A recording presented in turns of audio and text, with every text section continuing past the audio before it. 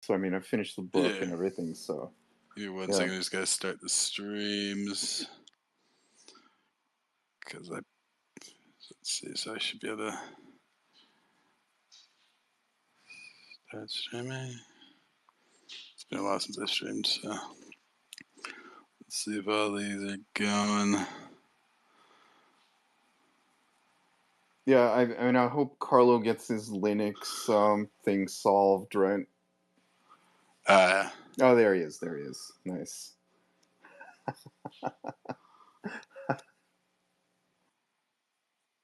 is it Hey, not? hey, Carlo, what's up? Okay, it's true. It's been a while since I've done it on Twitter, so how's it going? Let me add him up. Then let me put on.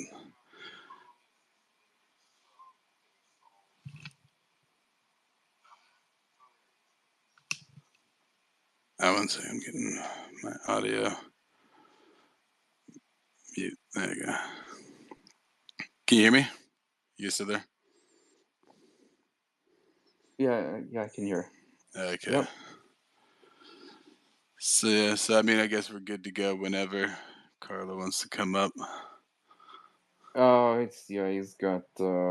I mean, I don't know if you saw in the DM group there. He's got some Linux issues or Oh, okay. something. I I don't know. wasn't looking yet. I'm trying to get these streams up. So such is life.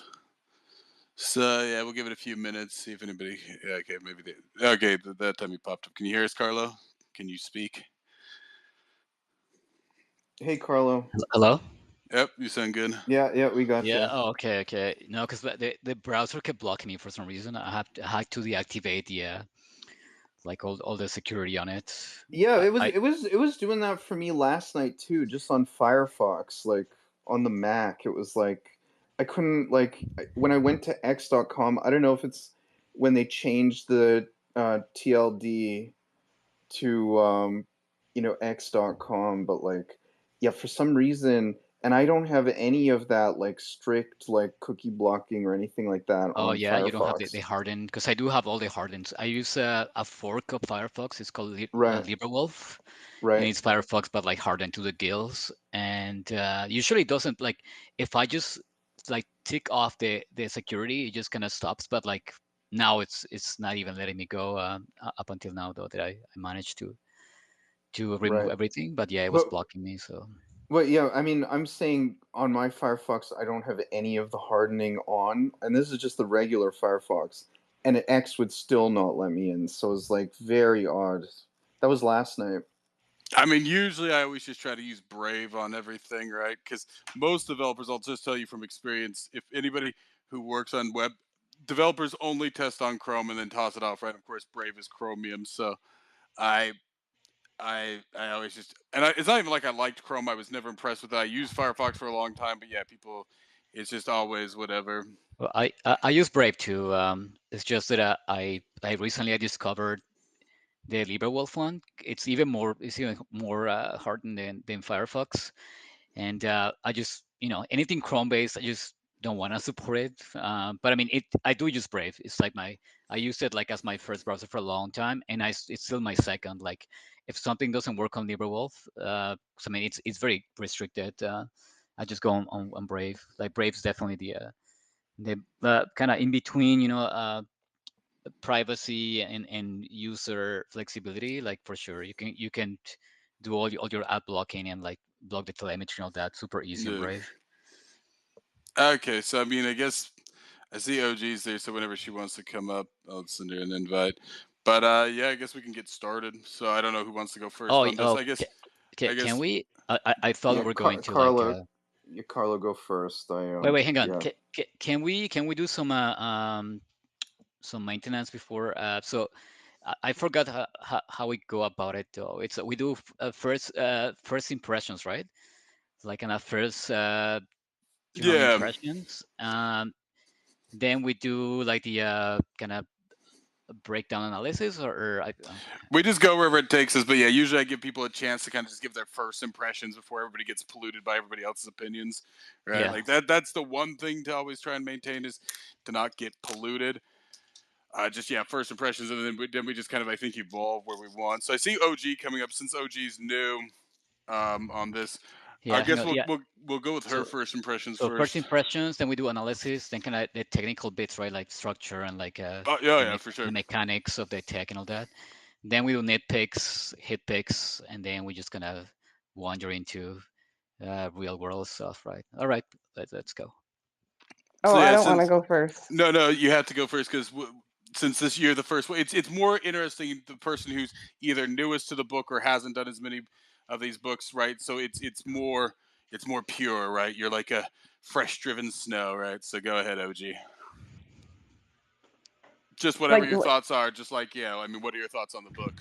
oh, I thought I liked the book. I mean, it was some. I mean, I kind of found it kind of near the end. It's like, okay, so they're going into the interstitial, or like the virtual world or whatever, right? So, and they're putting on these glasses or whatever, they're visiting that world.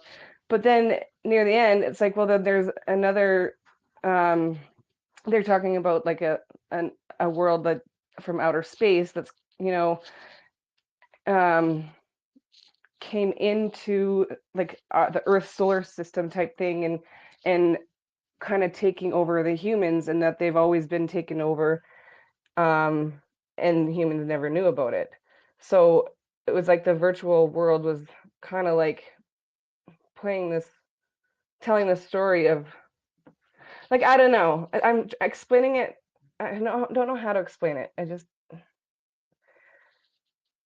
I no, don't no. I mean, know. we can discuss it a bit more. But any other thoughts on it? Like, did you enjoy it? Is it similar to Oh yeah, stuff you've yeah. done in the No, past? Like, I enjoyed it. No, I don't normally read sci-fi, so but yeah, I did enjoy the book.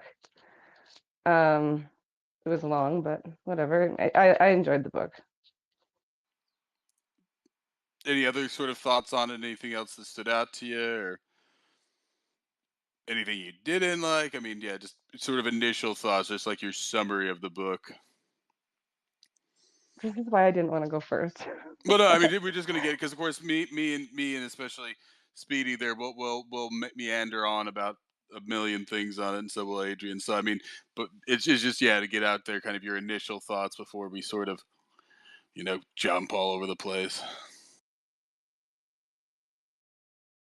Um, I don't know what you want me to say. Like, I I just don't know, like, if there I was anything just else that stood out to you. Like, was there anything else that you found compelling about it, or that you liked, or that you um found I kind of otherwise? like that. Like, what's her name? The one that her dad was killed or whatever, and she was the ended up working up on the. Yi Wen Yeah, Ji or Wenjie, something. Yeah, Yi Wen Winja. Ji. Yeah. Wenjie. Yeah, wait, yeah, her. And she ended up working up on the up for the Chinese government on Radar Hill or whatever it's called. And she was up there for so long that and then she ended up teaching or whatever, and then meeting up with uh that guy that was planting the trees. What's his name? Will Evans.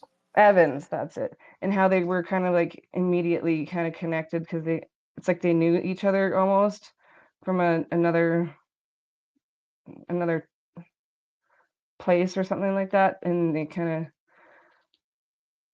of, I don't know. I thought that was kind of interesting. And then that's how she became like the was it the Cult leader leader. of, yeah, the leader of the Solarians? Is that what they called themselves? Not the Solarians. The Trisolaris. Yes, the Trisolarans. Trisolarans. Yes, the Trisolarians. Which that kind of threw me for a loop because I didn't realize that that they were an actual group of people, or that they were the leader of a group of people. I thought, this woman, this Wei, or whatever her name is, sorry, I'm terrible with these names, was just, a person that was working, that sent off these signals to outer space or wherever, right? And that I didn't realize that they were gonna like meet up and be in this whole other, you know, um, realm, I guess. That's of a supernatural world. Am I kind of getting that right?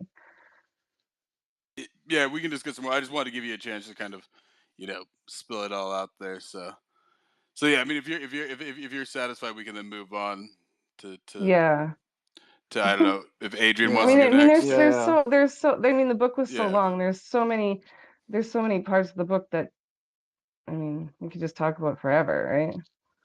for sure. Yeah. So, So yeah, go ahead, Adrian.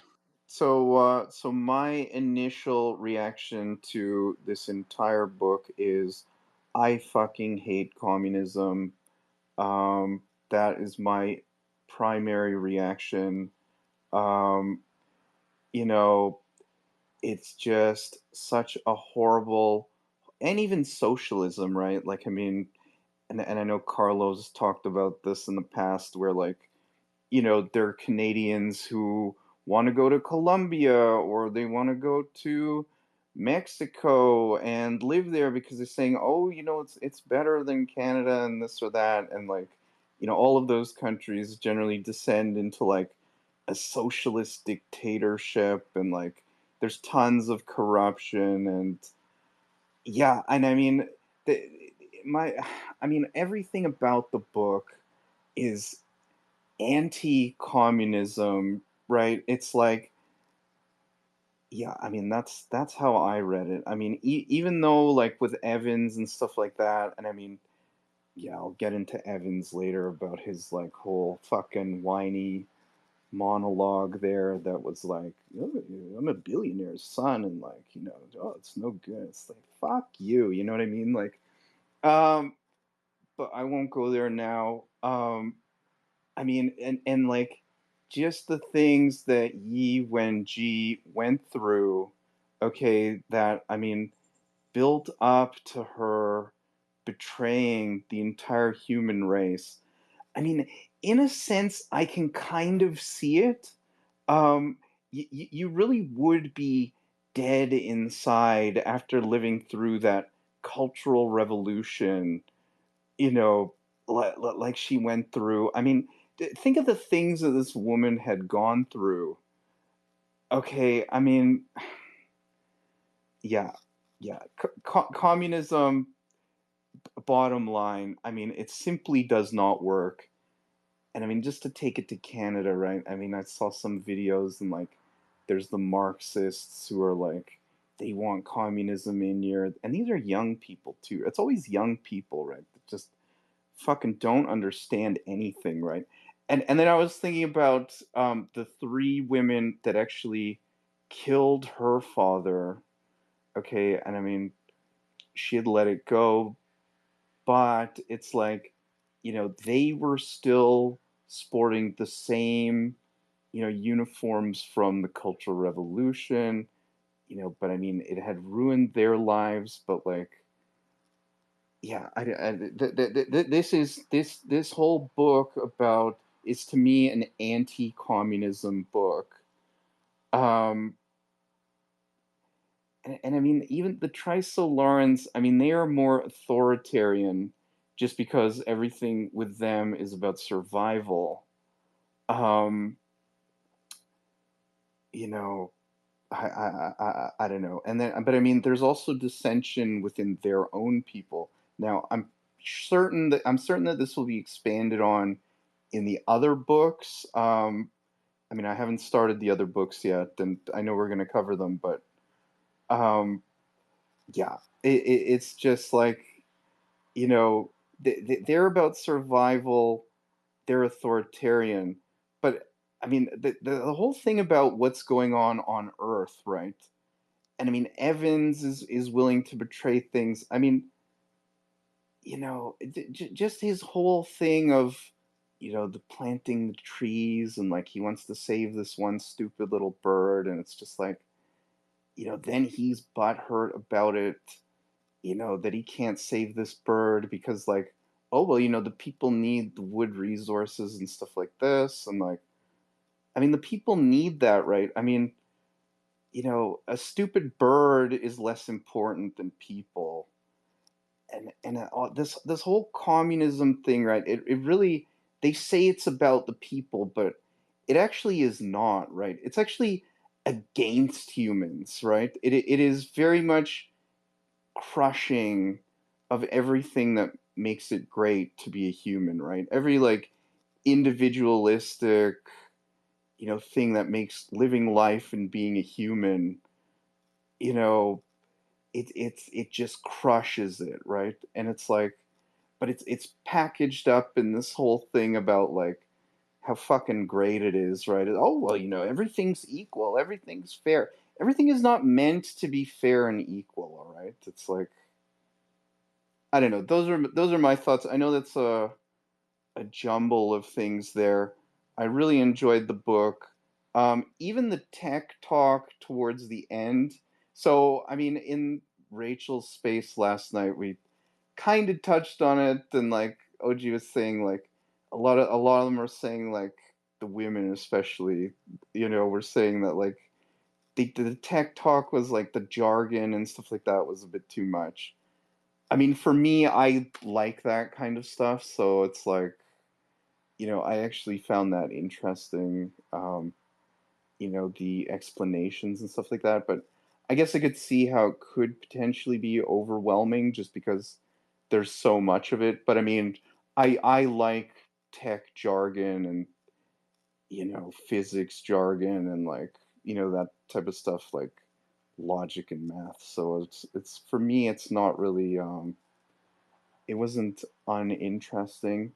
Um, I'm thinking like maybe for pacing reasons, they could have cut it down a bit, to like make it move a bit faster. But I mean, for me, that really was not an issue. Um, yeah. So I mean, those are my initial thoughts. Yes, I really enjoyed this one.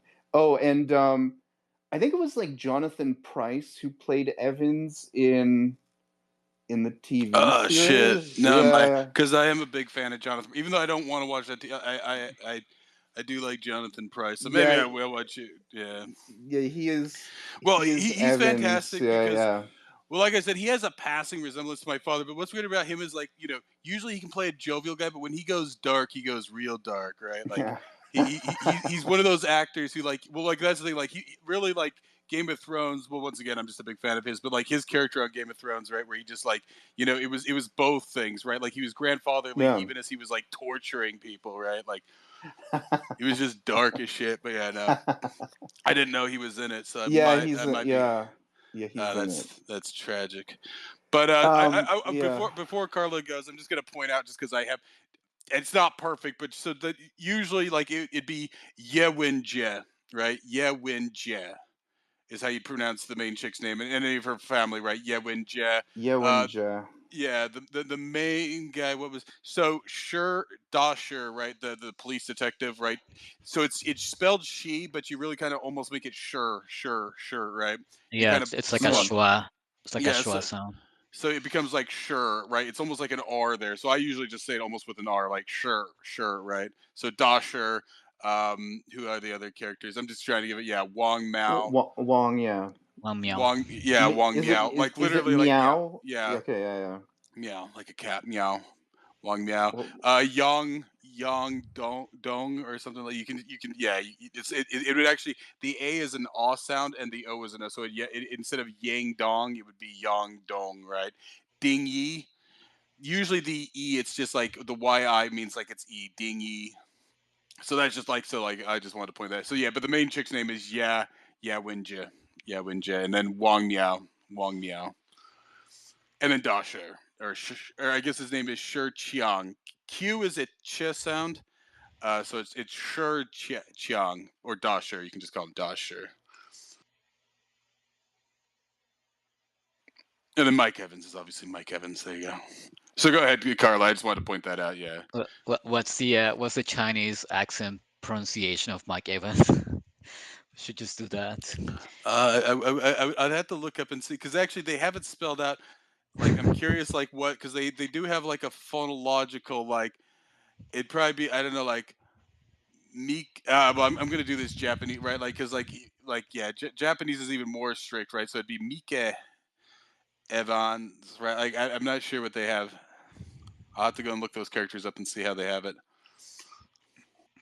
Anyway, so it wouldn't be my first impression because I read this before, but I feel like on reread because like the first time I read it, I kind of found that the book as a sci-fi book, like the sci was really good, but then the Fi was really lacking to me. um, you guys know I kind of prefer character driven stories, or at least in between.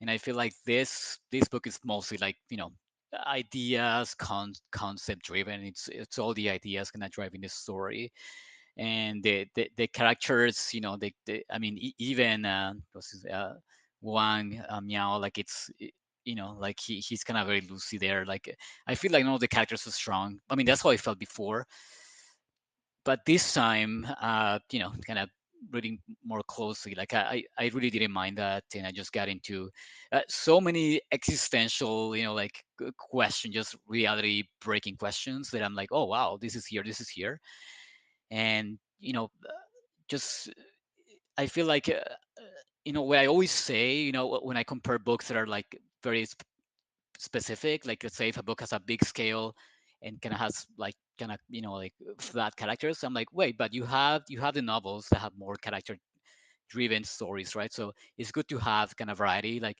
if I want to read something more like this, more kind of philosophical, it's good to have that option, right? Like if all books were just character driven, um, we'll eventually have this narrow, myopic literature kind of churning set of books, of novels. Whereas, like in this sense, like I appreciate it more that we can read a novel like this, that it's more open in terms of philosophy, and like kind of yeah, more toward like the place of like humanity in respect to the cosmos, and especially being like a first contact novel. It hit me more this time, right? It's a first contact novel. I'm like, oh yeah, like it's a story, first contact. Like the first time I read it, I feel like it's just so much thrown at you, but in essence it's really just kind of dissecting, like that idea of a first contact event, and what would be the consequences in culture and society. So I appreciated this time for it. I have some nitpicks that we'll probably do at the end, but you guys know I don't like thrillers for a specific reason. So I feel like there are some elements here that I feel like just besides on top of everything else, you have that I feel is superfluous. We'll get into the nitpicks at the end. Anyway, that's my first impression. Go ahead, Zing. Yeah, so I didn't get a chance to really review it as much as I'd wanted to.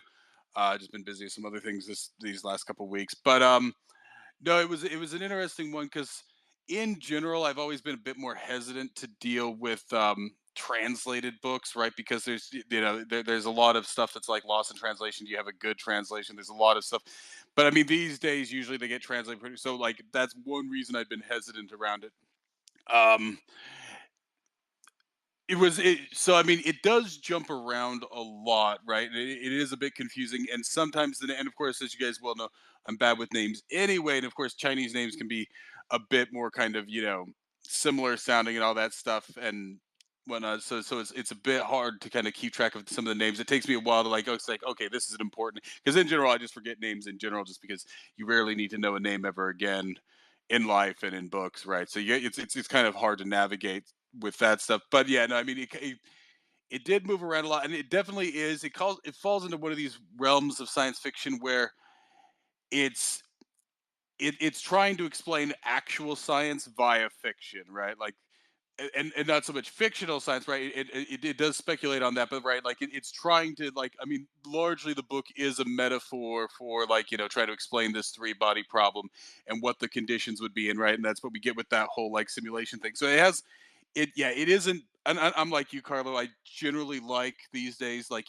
character driven science fiction and stuff like that. But it was interesting because yeah, like it's trying to kind of very much, kind of paint the situation of what kind of life could evolve in this sort of situation if these stars were able to kind of move around this line, like the whole dehydration and stuff. So it is Yeah, interesting on that that I level. that I found a bit corny, right? Like, What I do you mean?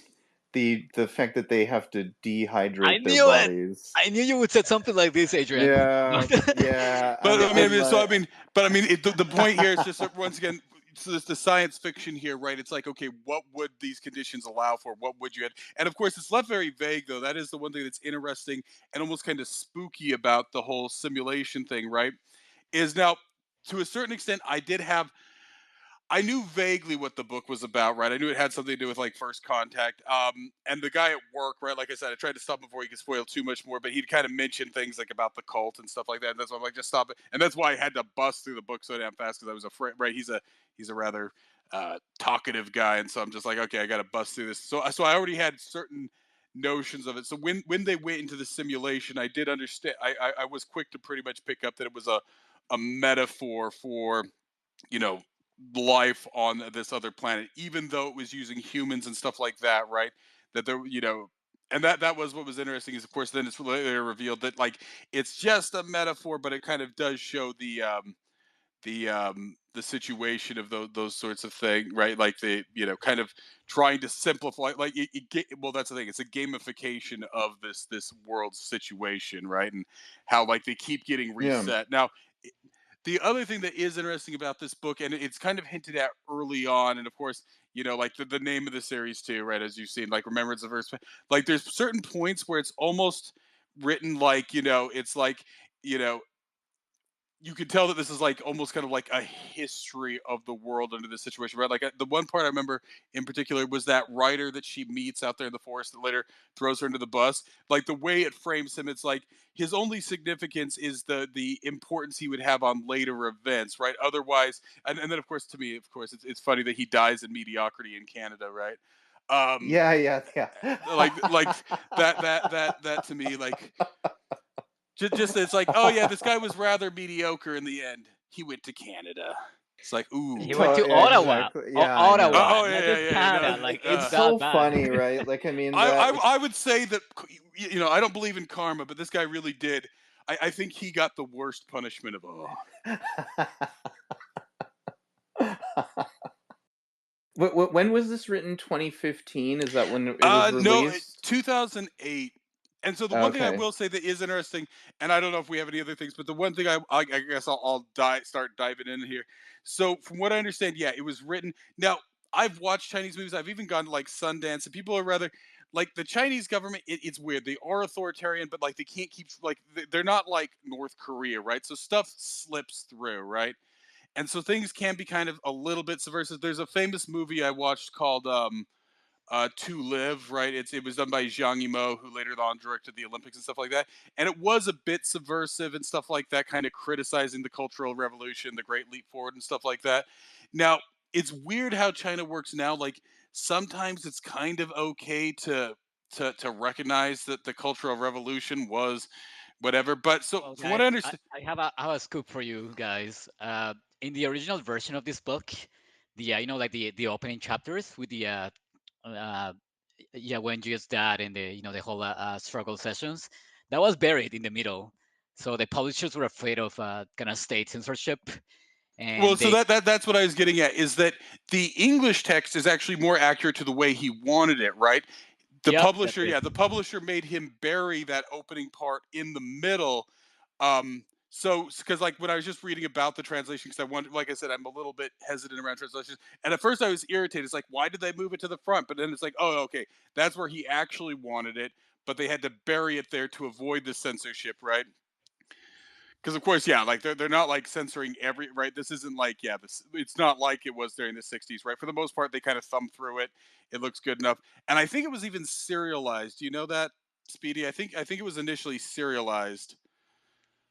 Yeah, like it was Yeah, yeah, right he here. The was not story was he originally died in serialized in 3. Science Fiction World in 2006 before it Yeah. was published as a standalone book in 2008. So yeah, when it was serialized, I guess he buried that in deeper, but then like or something like so yeah, so that's kind of so yeah, like they did change it, but actually I guess the American version, the English version is more correct to his intention. Because of course once it got big enough, of course the Chinese government didn't suppress it, right? Because I mean at the end, I mean it really is probably like the most important Chinese novel in the West in the Sci-fi. last It's the only Chinese novel having won a Hugo Award. well, that Uh, too, but like it's the only one I can think off the top of my head, right? The Chinese novels don't like some Japanese novels have crossed like we've talked about with what's his name and Murakami or whatever. Murakami, yeah. Yeah, but the Chinese have had a harder time breaking into the market, right? And I think it's because yeah, one they get censored, and then two, even the way some things kind of dance around there. Now it is weird, like because to a certain extent, there, like Adrian was saying, I think it is a bit anti-communist, but especially, and we won't get into the second book. Like it's a very strange sort of. I mean, you got to understand this is a Chinese guy, right? So like, trying to Yeah. understand his mind, like he's obviously critical of what happened in the Cultural Revolution, right?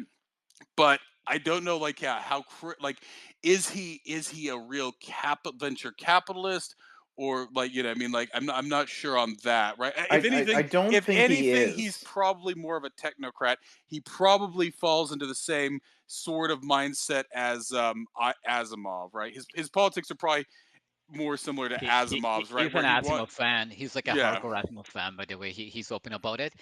And he studied like engineering. He ended up working at a power plant for a long time. So and he's kind of doing contracts for the government as well. So I think he's in between. Like, I mean, what Zink is saying, like Chinese people have a completely different worldview, like versus someone like us, who's like more Western, maybe libertarian or like yeah, like independent thinker base. It's, I mean, it's in their DNA, right? Like in their culture.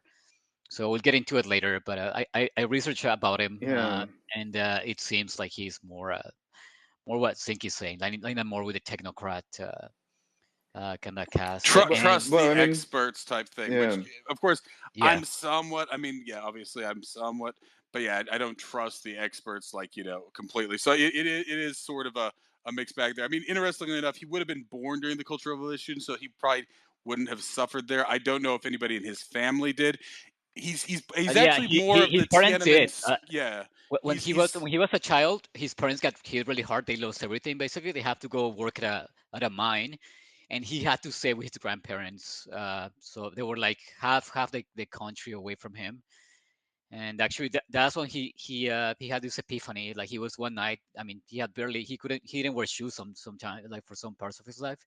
And one night he was just stargazing, and he saw the first Chinese space probe just kind of uh, like zipping by the sky, and that just had like a huge impact on his view of the world. But yeah, he got his parents mostly got hit by it, so he definitely has, he was marked by that too as well. Is that the author that you're talking about? yeah. Yeah, that is the author. So how do you say the author's name? It would Liu? be Leo Cixin. Liu Cixin. Cixin Liu. Like it's a So TSN. okay. It's like tsunami, So right? It's okay, yeah, yeah. Cixin. Wait, Liu so can Cixin. we? This book is massive and it's so much like in it. Can we just break this down kind of by not by chapters, but like kind of like There's the the character, because the like because I'm opening looking at the Wikipedia. and Yeah, so I mean, yeah, we could well, kind of like focus on the I different. have to say though, what a way to open a book though. I mean, if this is the way he intended to be, like there's tragedy, there's betrayals, like it's a pretty brutal opening. I mean, usually books, they kind of give you like a setup, like an opening image of the world or like the situation, whatever, where the characters are. But this is insane. Like we start with that struggle session, and I have to say I love how staunch and resolute like Yawenji Yashatai, like her dad is against the little communist gang there. Like he's basically refuting them by science, just all logic, like just and like just keeping his stance, just not giving into any emotional responses, just science facts back to them, and like that just hit me. I'm like, oh wow, what Adrian was saying though, like how crappy communism is. That like this idea that like like policy is dictated, like sorry, science is dictated by policy versus the opposite, like like ideally in an ideal world, like facts and like actual science would dictate policy.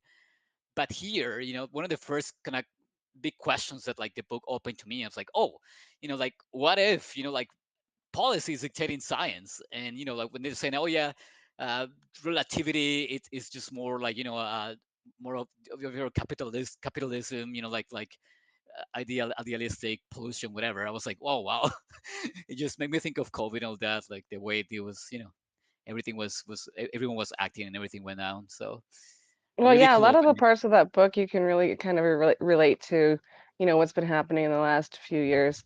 But I do like Carlos's idea. If we take parts of the, not by chapter, but like parts of the book, and then go from like kind of the beginning to the end, or is that not what you Yeah, want to do I here? think so too, because there's just way too much to cover. Yeah, So I there's think so much. we would like what you said, what you mentioned before. Like we'll just end up like like endless rambling if we don't kind of structure our talk. This is probably one of the books that I've done in this book club that has like the most kind of threads to pick up.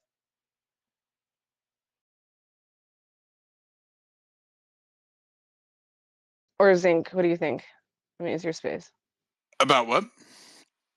So I mean, you guys can go. Carlos's suggestion.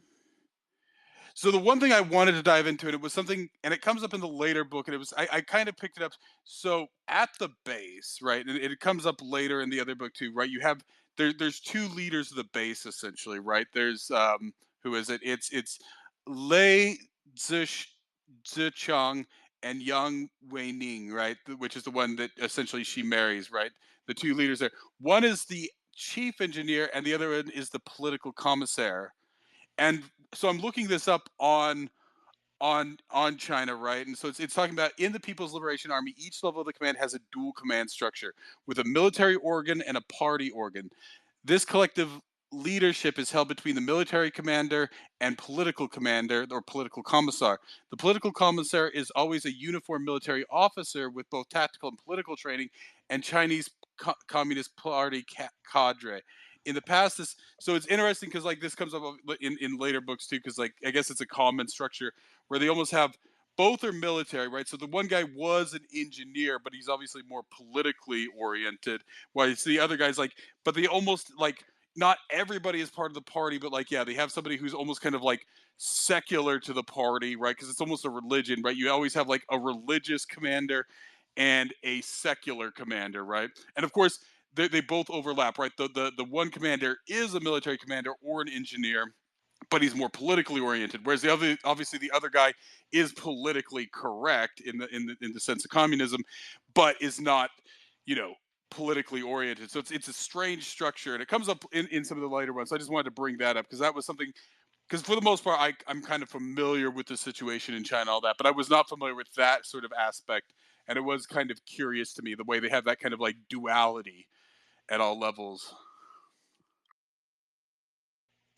No, it's funny. Like if you read enough Asian, even like not just Chinese but Japanese.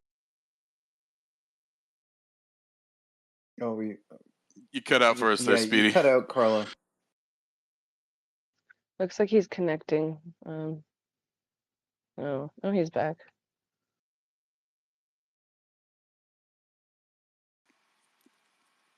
Once he's back, I guess I'll just continue. So like, yeah, so like usually the operational command organ has the military command as the highest decision maker, while the political commissar serves as the second in command. As the deputy political commissar are largely responsible for administration tasks, the party organs are chaired by the political commissar, while the military commanders serve as the deputy secretaries. So they kind of like play both roles.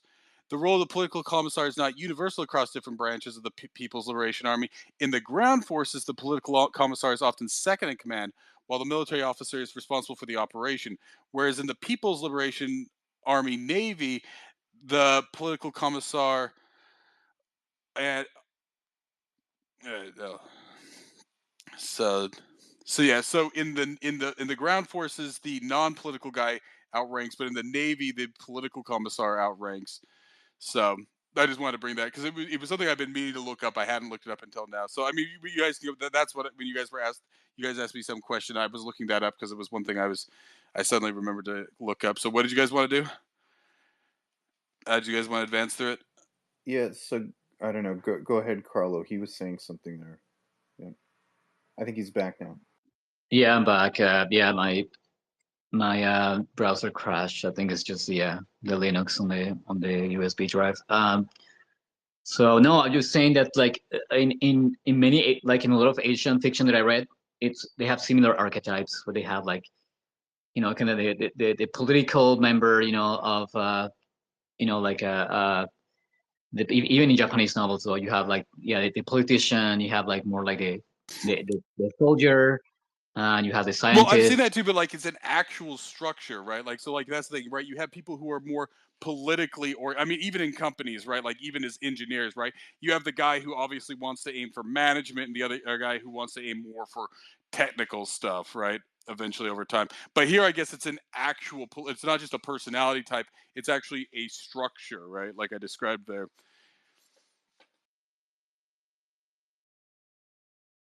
So I don't know if people in the very beginning, so I'll just start with some of my notes at the beginning there.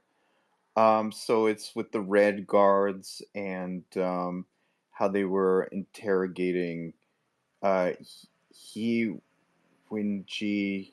I don't know. I forgot Yeah, how to say. Jetai, I think.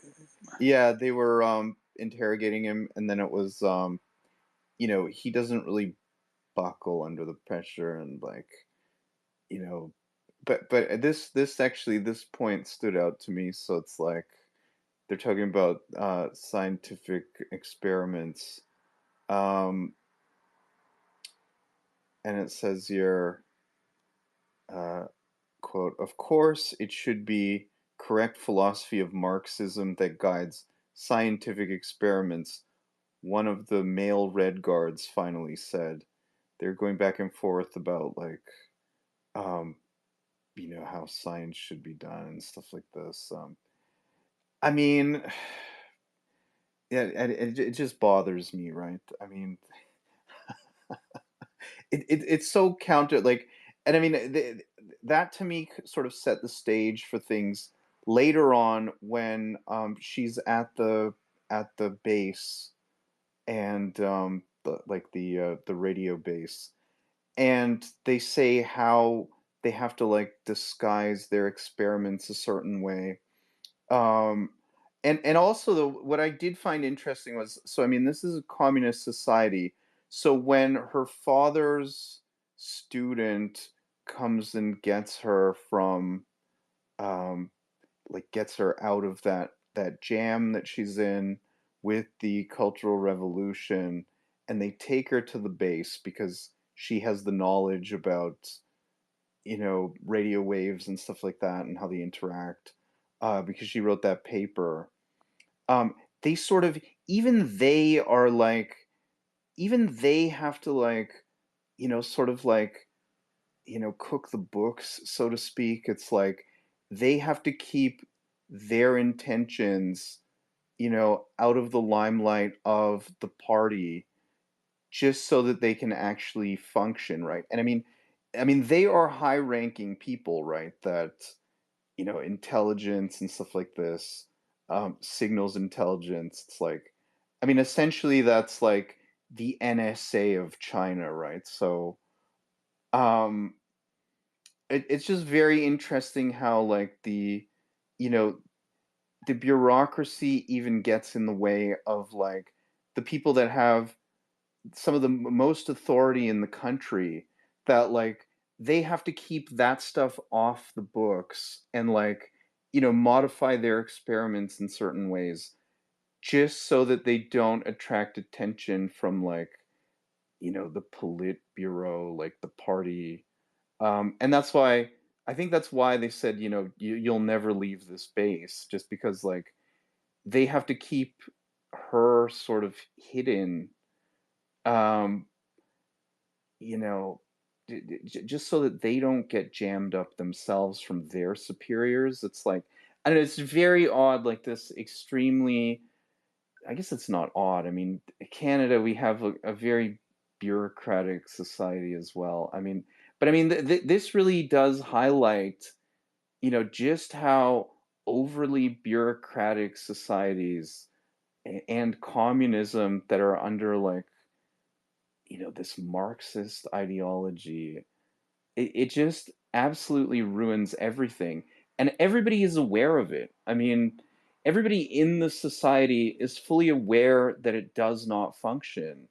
And I mean, maybe even if they're like brainwashed, but like, they still have like some of their own thoughts.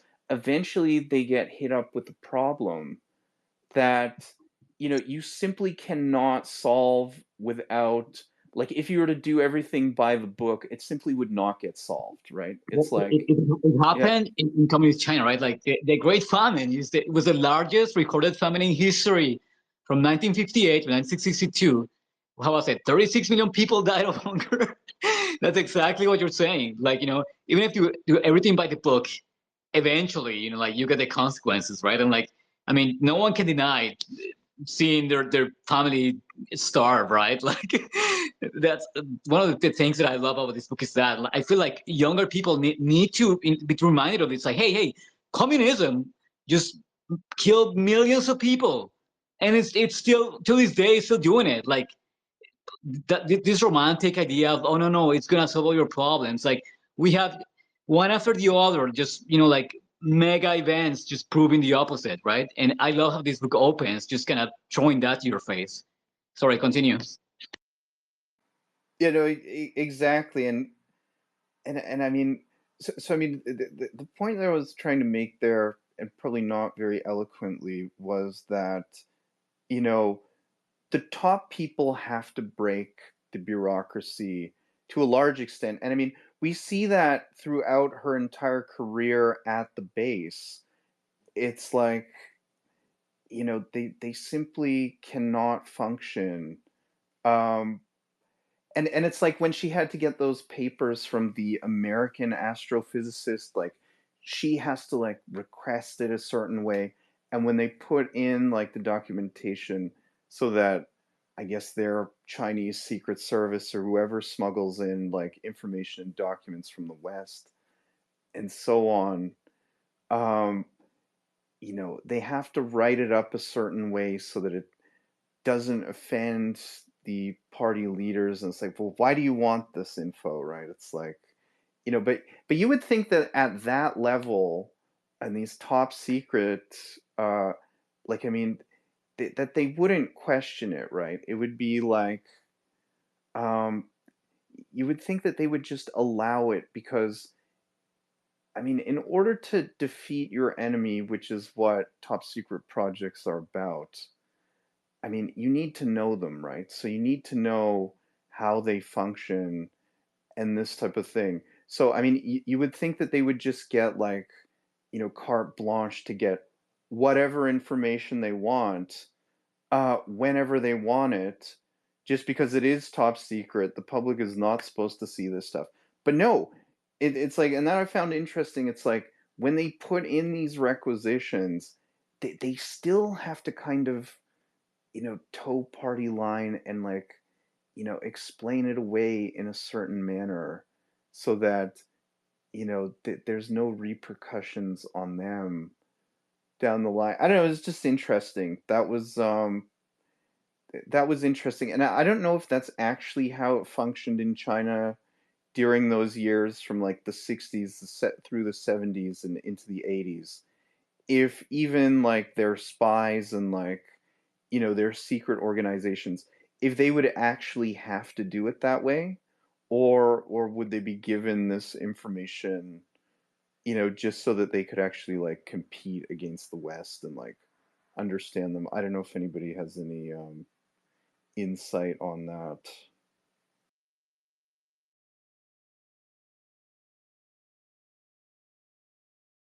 On what part? The just the whole thing of like when they were requesting information from the West, right? Like when she wants like, different magazines and stuff like that, and she wanted that like information from the American astronomer, about like how signals would bounce off Jupiter and stuff like that.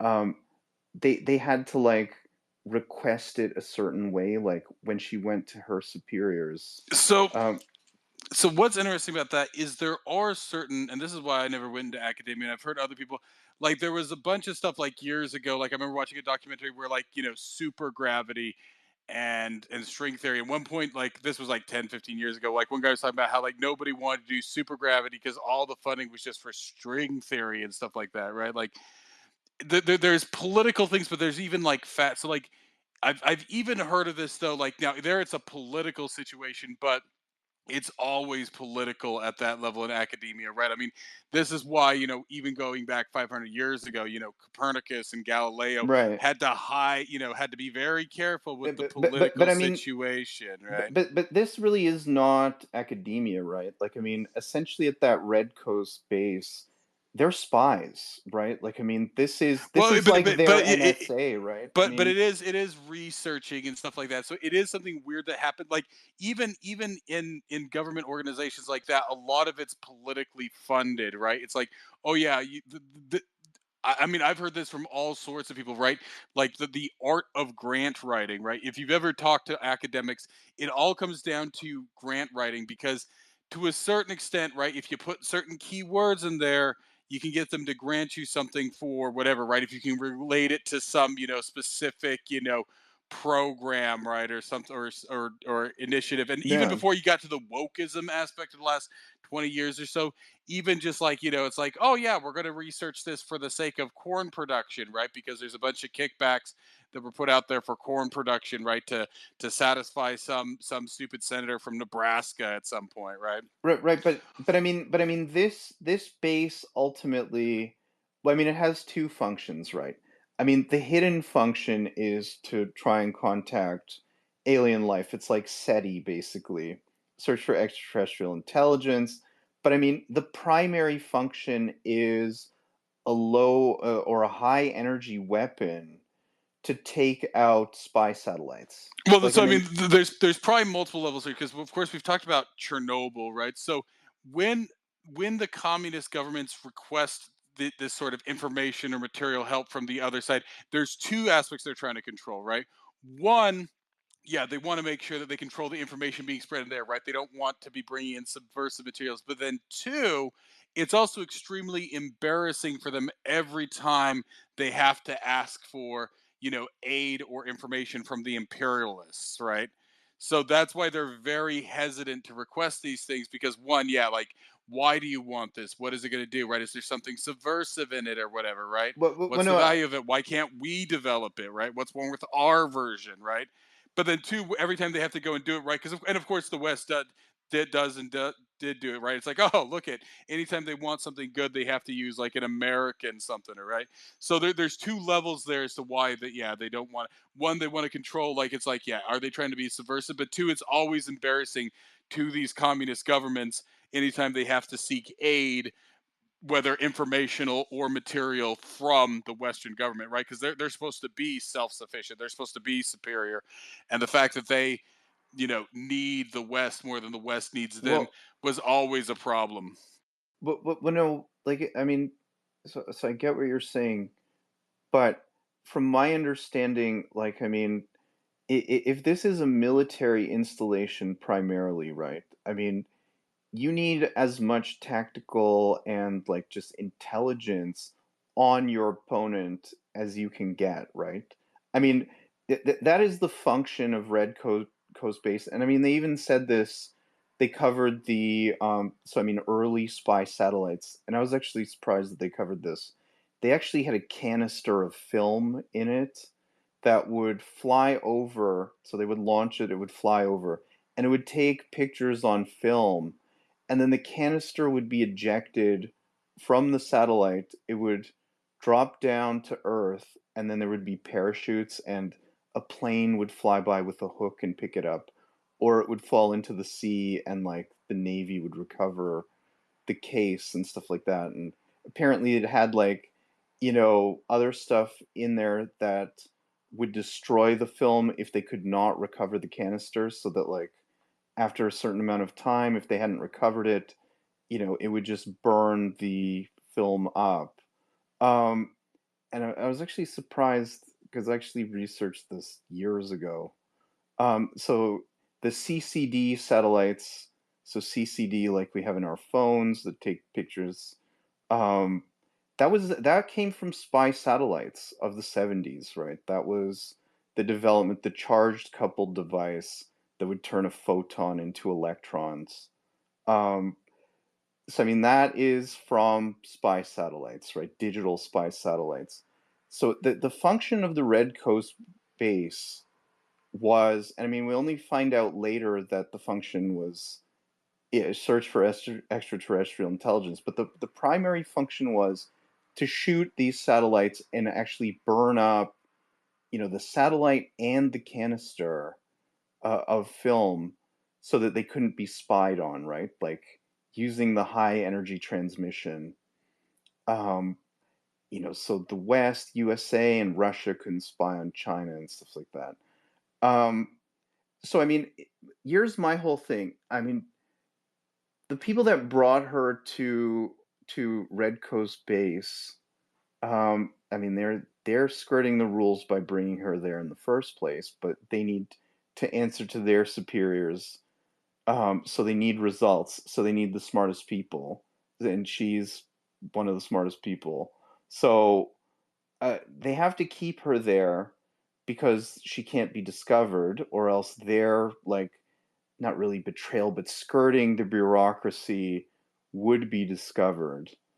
Um, but at the same time, like, the top people at the base, they have superiors that they answer to, and they have to request information about the West, and they still have to color it with like, communist or like bureaucratic type of stuff so that they can get access to the information, right?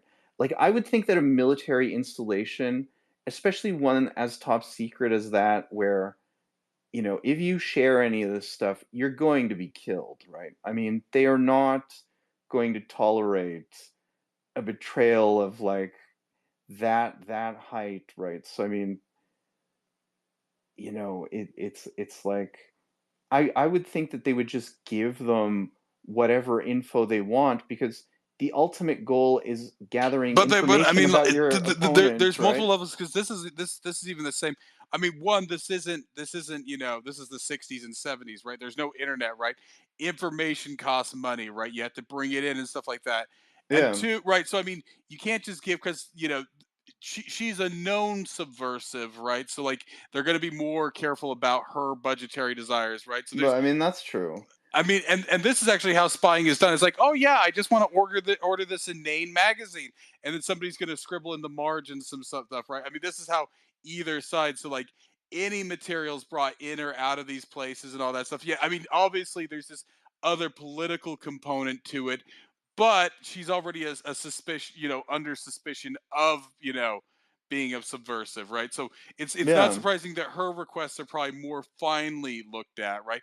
Other people can probably get But away with it more, but like but her but the thing requests. is, but her requests are like it's not it's her requesting it to her immediate superiors. But most people don't even know that she's at that base, right? It's like it's somewhat covered up because she's But not supposed to they be sort there, of do. right? But I mean, that's the point, right? She does use it. So I mean, the reason they restrict it is because she does actually use it for subversive purposes, right? She actually does, right? So I mean, the restriction. She wasn't yeah, but that is by chance though, right? That But she's, that's I the mean, problem, right? Like, I mean, that's why they have to be. It's like, what could they find out in this, right? So, I mean, I mean, yes, it's an overly restrictive regime, but it is rational, right? I mean, she does use it eventually, the information in the position she has to abuse it, right? She does take advantage, and then that's exactly now right. she gets very clever about it and does it very carefully. But that's why they do have to do it because of what I mean. It's chicken and the egg, right? Right. Somebody abused this in the past, and now I mean it's not uncommon. It's not even insensible. Now, of course, the motivation of their things, but there's lots of reasons, to restrict it, right? Like you can't just give because if you give people the other thing governments and even the So I Western mean, think governments about do on this. Snowden, right? Like, I mean, he was given complete access to every system, like the most sensitive information that the US government has, right? So I mean, and I mean, yeah, he did subvert the system and stuff like that, but I mean, generally people don't do that, and he was just given access to whatever he wanted, right? Because like there is a tactical advantage in having people that, I mean, generally speaking, I mean, he is a rare case, right? But generally speaking, somebody that's in his position is not going to do what he did, right? I mean, Well, I mean, yeah, his is probably more because the data they had at that time it was top secret, but they didn't. they probably didn't think about the sheer value of it, right? Like the damaging value of it, right? Like because it was just data collection, right? So they could run it through later. And so, I mean, but what a lot of these government things will do, there's actually it's a Canadian made movie. Did you guys ever see like what is it, Cube or the Cube? Yeah, The I think cube. so. A long time Yeah. ago, yeah. And like the guy in it, the main character in that, he talks about how like he even worked on a portion of it. He's like, I had no idea what it He was. works Like we in worked. the shell on the outside, and it's all Yeah. compartmentalized. So even someone can be working on the mechanical components. It have no idea what the unified purpose of these projects are.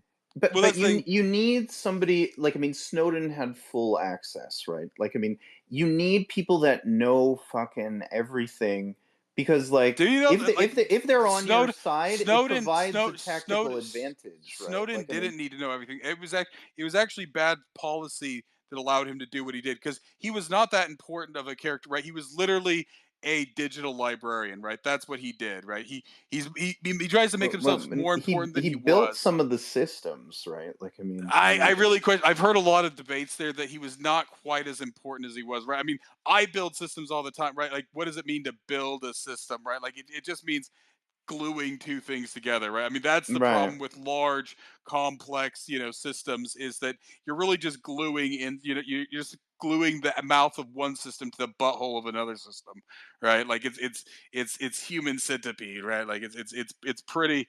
So I mean, I've always debated what his level. I think that it was just like, yeah, it just was not very well managed and whatnot. And yeah, he just kind of got in there. But I mean, this is the question, right? Like, if you let somebody who knows all the pieces, do they need to know all the pieces, and then how do you section those people away, right? Like Well, it be, generally, the point that I'm making is generally they are not going to turn on you because the consequences are so severe for their entire life, right? Like, I mean, he is an outlier in this, right? So, I mean, if you want to have a tactical advantage over another adversary, like, another country or something like that, like, you need people to know their information, right? Like, you need them to know, um, like, but what I the mean, other so country or the here's what I'm saying. opponent is doing, right? So, I mean, It's actually rather debatable. Why do you? So I mean, this is the basis of any sort of like system security, right?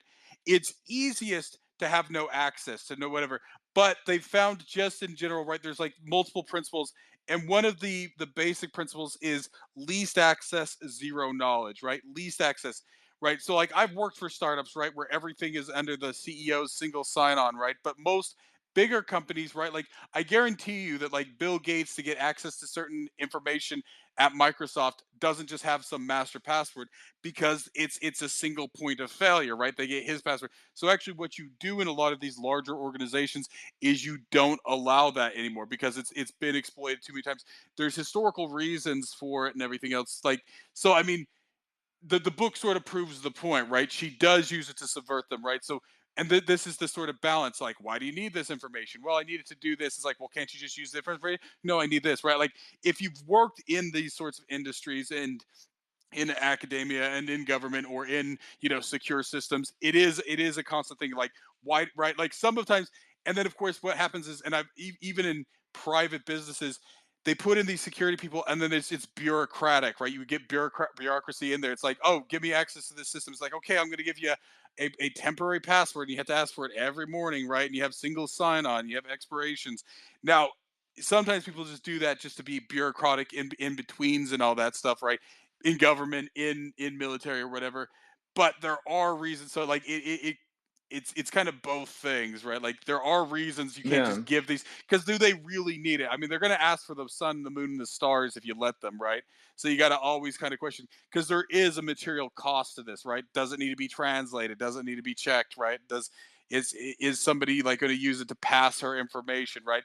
Because she is a suspicious person, right? Like, and it risks anybody who knows who she is and stuff like that, But, right? Like, but so but but there's almost like a level of complacency that they reached with her being at the base, right? It's like, yeah, she's suspicious at first, but then it's like, 2 years pass, 4 years, 6, 8, 10. It's like, okay, you're pretty much a fixture here, and you know, nothing has happened, right? And I mean, suppose she had not, you know, detected or like, figured out that she could amplify, via the sun, this radio signal.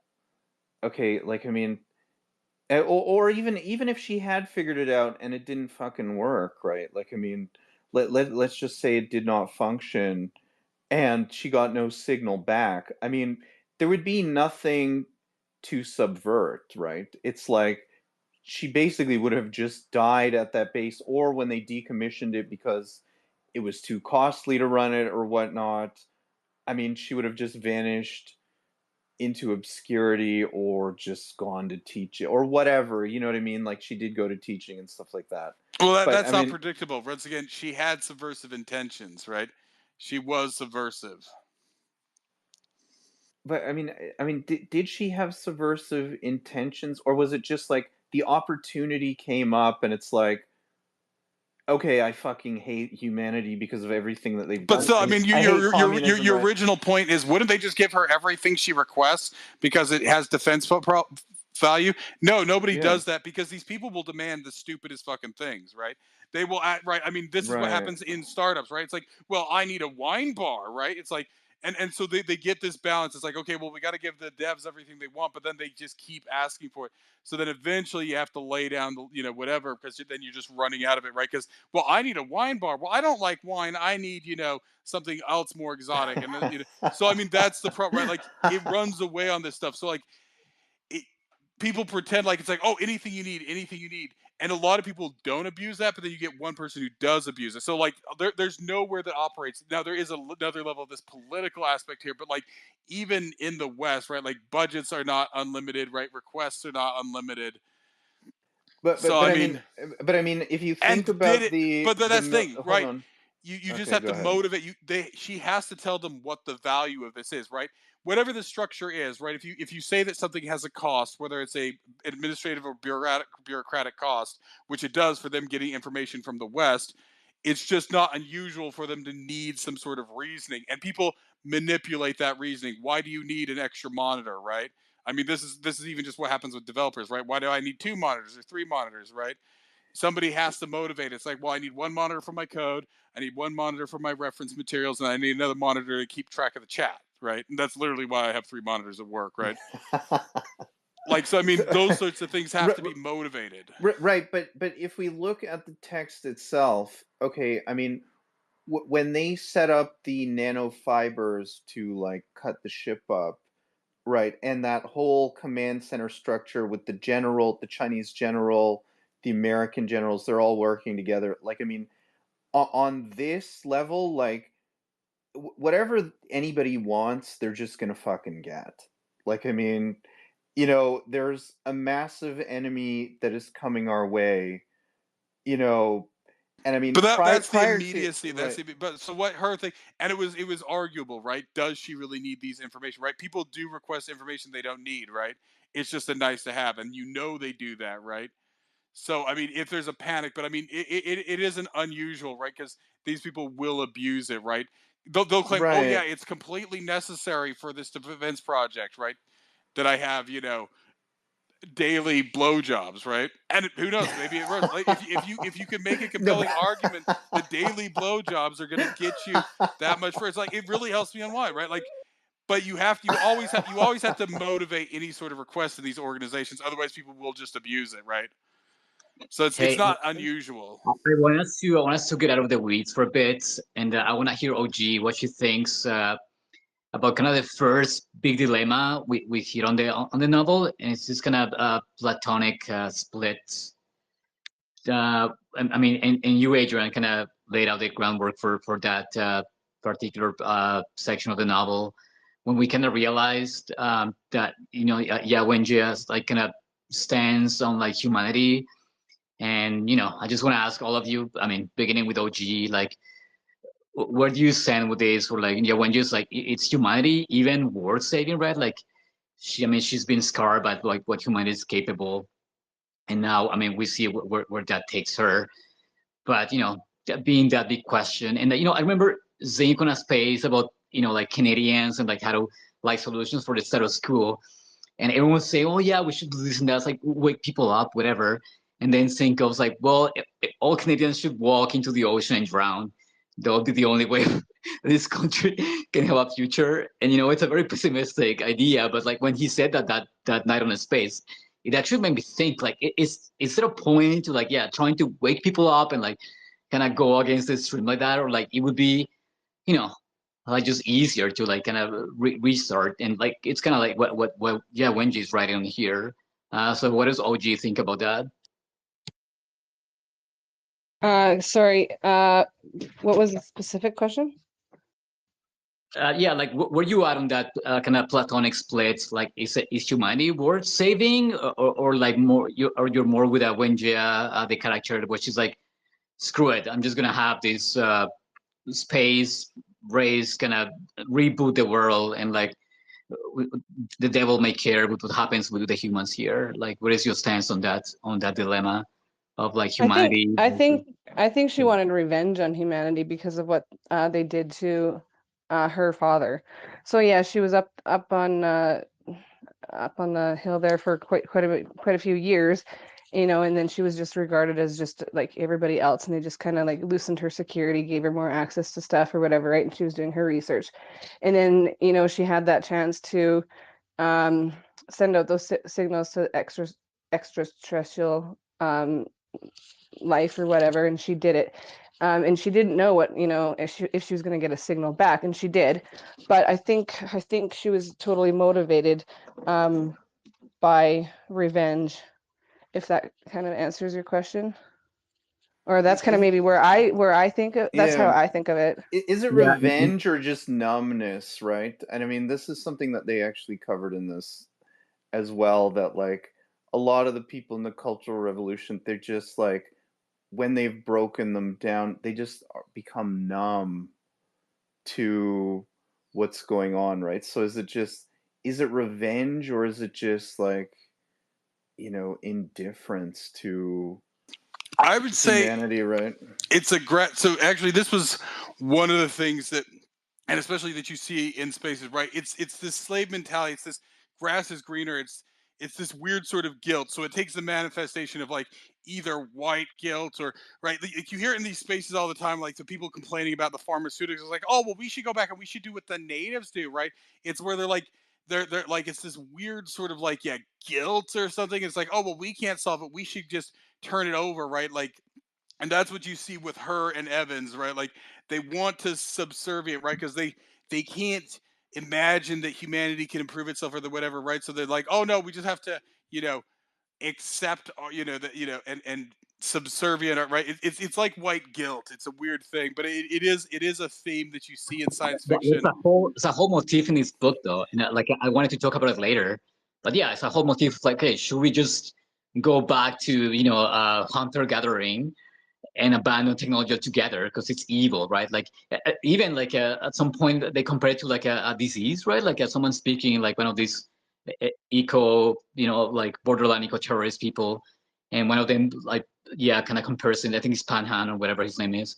He compares it to cancer, like tech, or like, oh yeah, like humans with their technology, like they pollute the environment until there's no resources left, right? So again, it's a repeated motif in this book, and I want eventually to go there. Not sure if you guys want to do that now, but yeah, like maybe where do you stand on that? Like on that spectrum, like okay, all tech, like a almost technocratic society, or like a in between. You guys remember from the book Diamond Age, Carl Hollywood? Like his dad was like they were kind of hunters. They live in they were kind of nomad. They live in these RVs, but they would know code. They would know coding, and they have like a high speed connection, right? But like they would get their food by hunting, but they know how to code, and they had like high speed internet connections, in their houses. So I'm more on that side, where like kind of half and half, right? Like kind of have some contact with nature, but like use technology for its, like all its advantages, right? And I mean, tech is what is tech? Like, a shovel, a spade, that's technology, right? Like, I mean, everything we do, the way we progress is technology, even from the first Yeah. tools we use. Okay, but Well, you like I guys said, there's two levels here. One, like I said, like literally the people who are supporting the Trisolarans, they're almost like the people who have white guilt, and that's why we have to get overrun by immigrants, right? They're the people. It's like, well, it's not fair that we live in such a stable society. It's not that we're special, right? We should just fling our doors open and let the Trisolarans come. And then it's like, and if anything, they're probably more aware of things, right? They're deeply spiritual, right? Oh, they're deeply like, well, I'm talking more about immigrants here at this point. It's like, oh no, if anything, right? And so, I mean, we've heard of the last several days. I'm not going to say the names of people, but like, oh yeah, no, immigrants are much better, right? Like, I like to hire the immigrants because they'll just do all the stupid shit, and they're just so Ha. hardworking, and they have stronger family values and stuff. It's like, then why is their country a piece of shit? Exactly. If their values Exactly. are so wonderful and amazing, why is their country a failing piece of shit? Oh, well, it's because we were unfair. No, no, no. It's because their values obviously aren't very effective, right? So I mean that's what you're seeing with this on a kind of global scale. It's like, oh no, we should let the Trisolarans come and take over, right? We should let them. It's not fair. We don't deserve our world. See, they're unified. They're unified. We should be so lucky, right? Like, so it's this. I mean, there were two factions that developed there. It was the Aventists and what was the other side? They were yeah, the Aventists were more like the purists, right? They were like, no, they want these Trisolarans to come and destroy humanity. And then the other faction, I forget the name now. Yeah, I forget.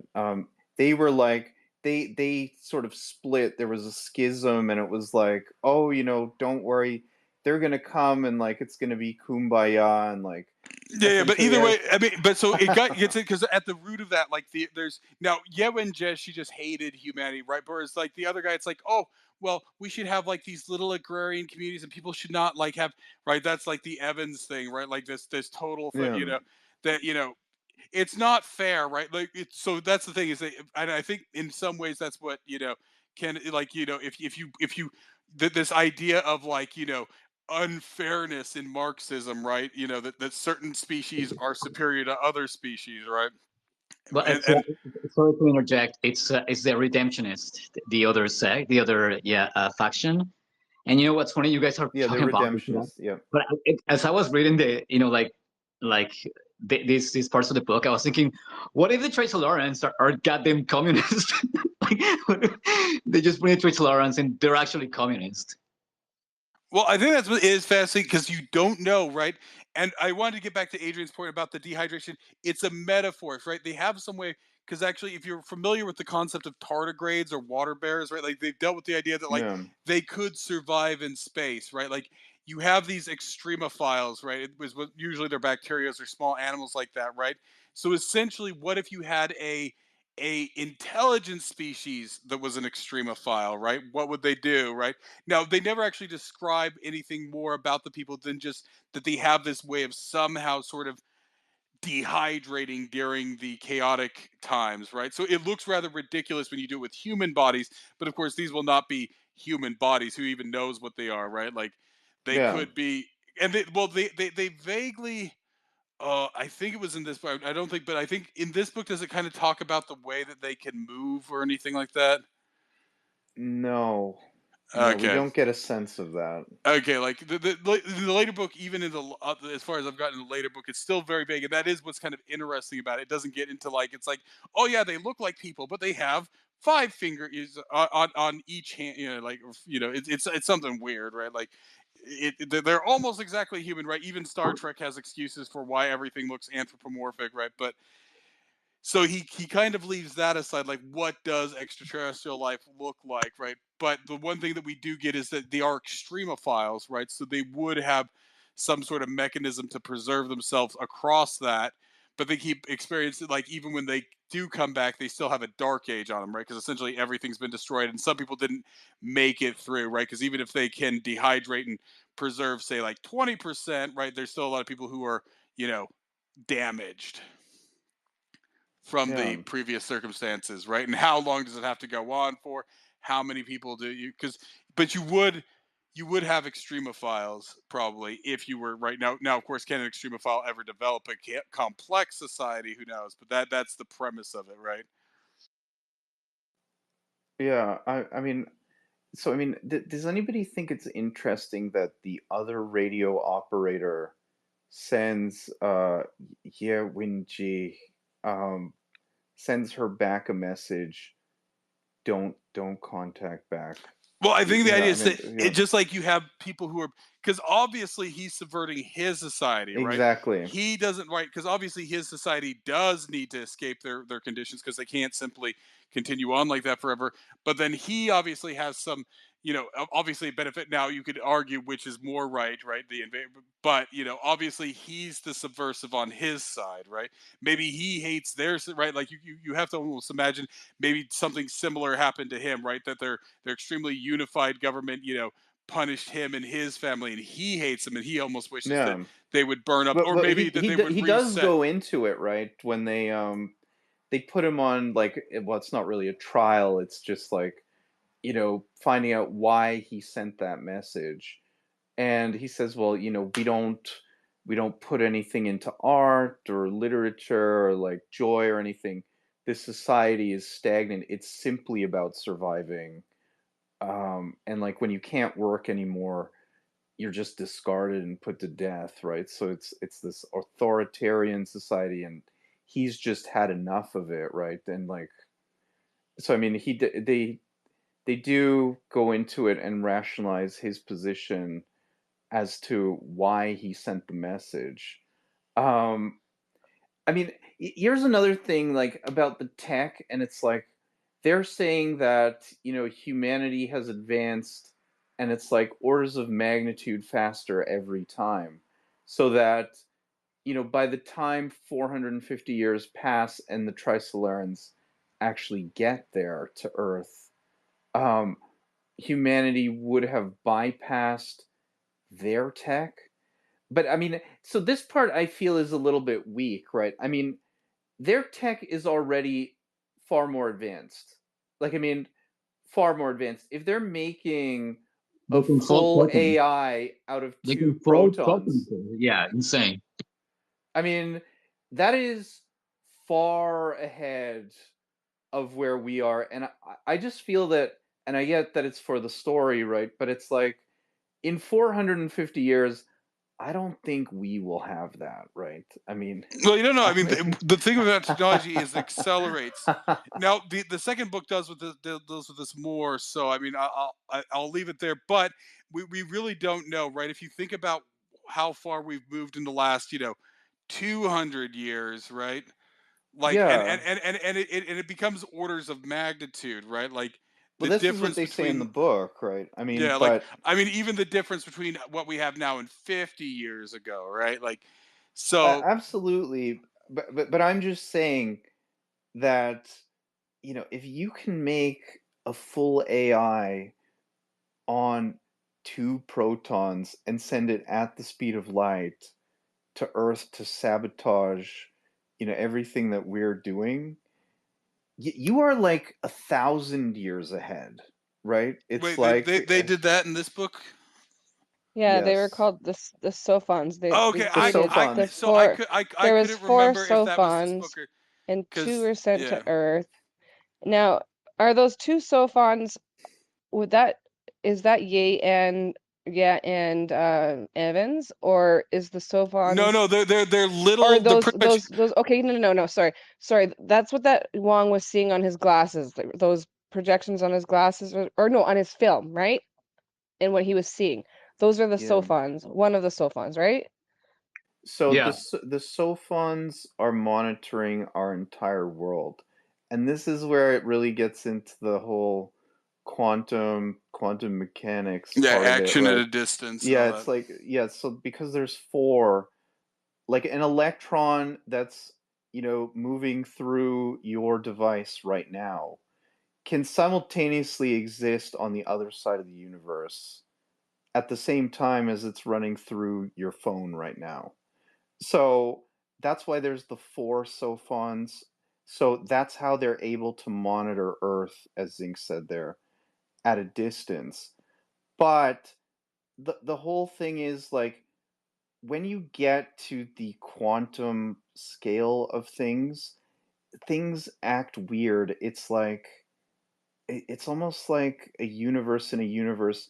Scale, the way that humans look at scale in our physical world, it doesn't matter, right? It doesn't matter that these are two protons that have been sent to Earth because they're able to manipulate things, um, because like the scale doesn't matter. I don't know if I'm explaining this right. I mean, they even kind of cover it when they were testing the Sophons on their own homeworld, and they could actually make the sky, um, change and like have different like projections on the sky.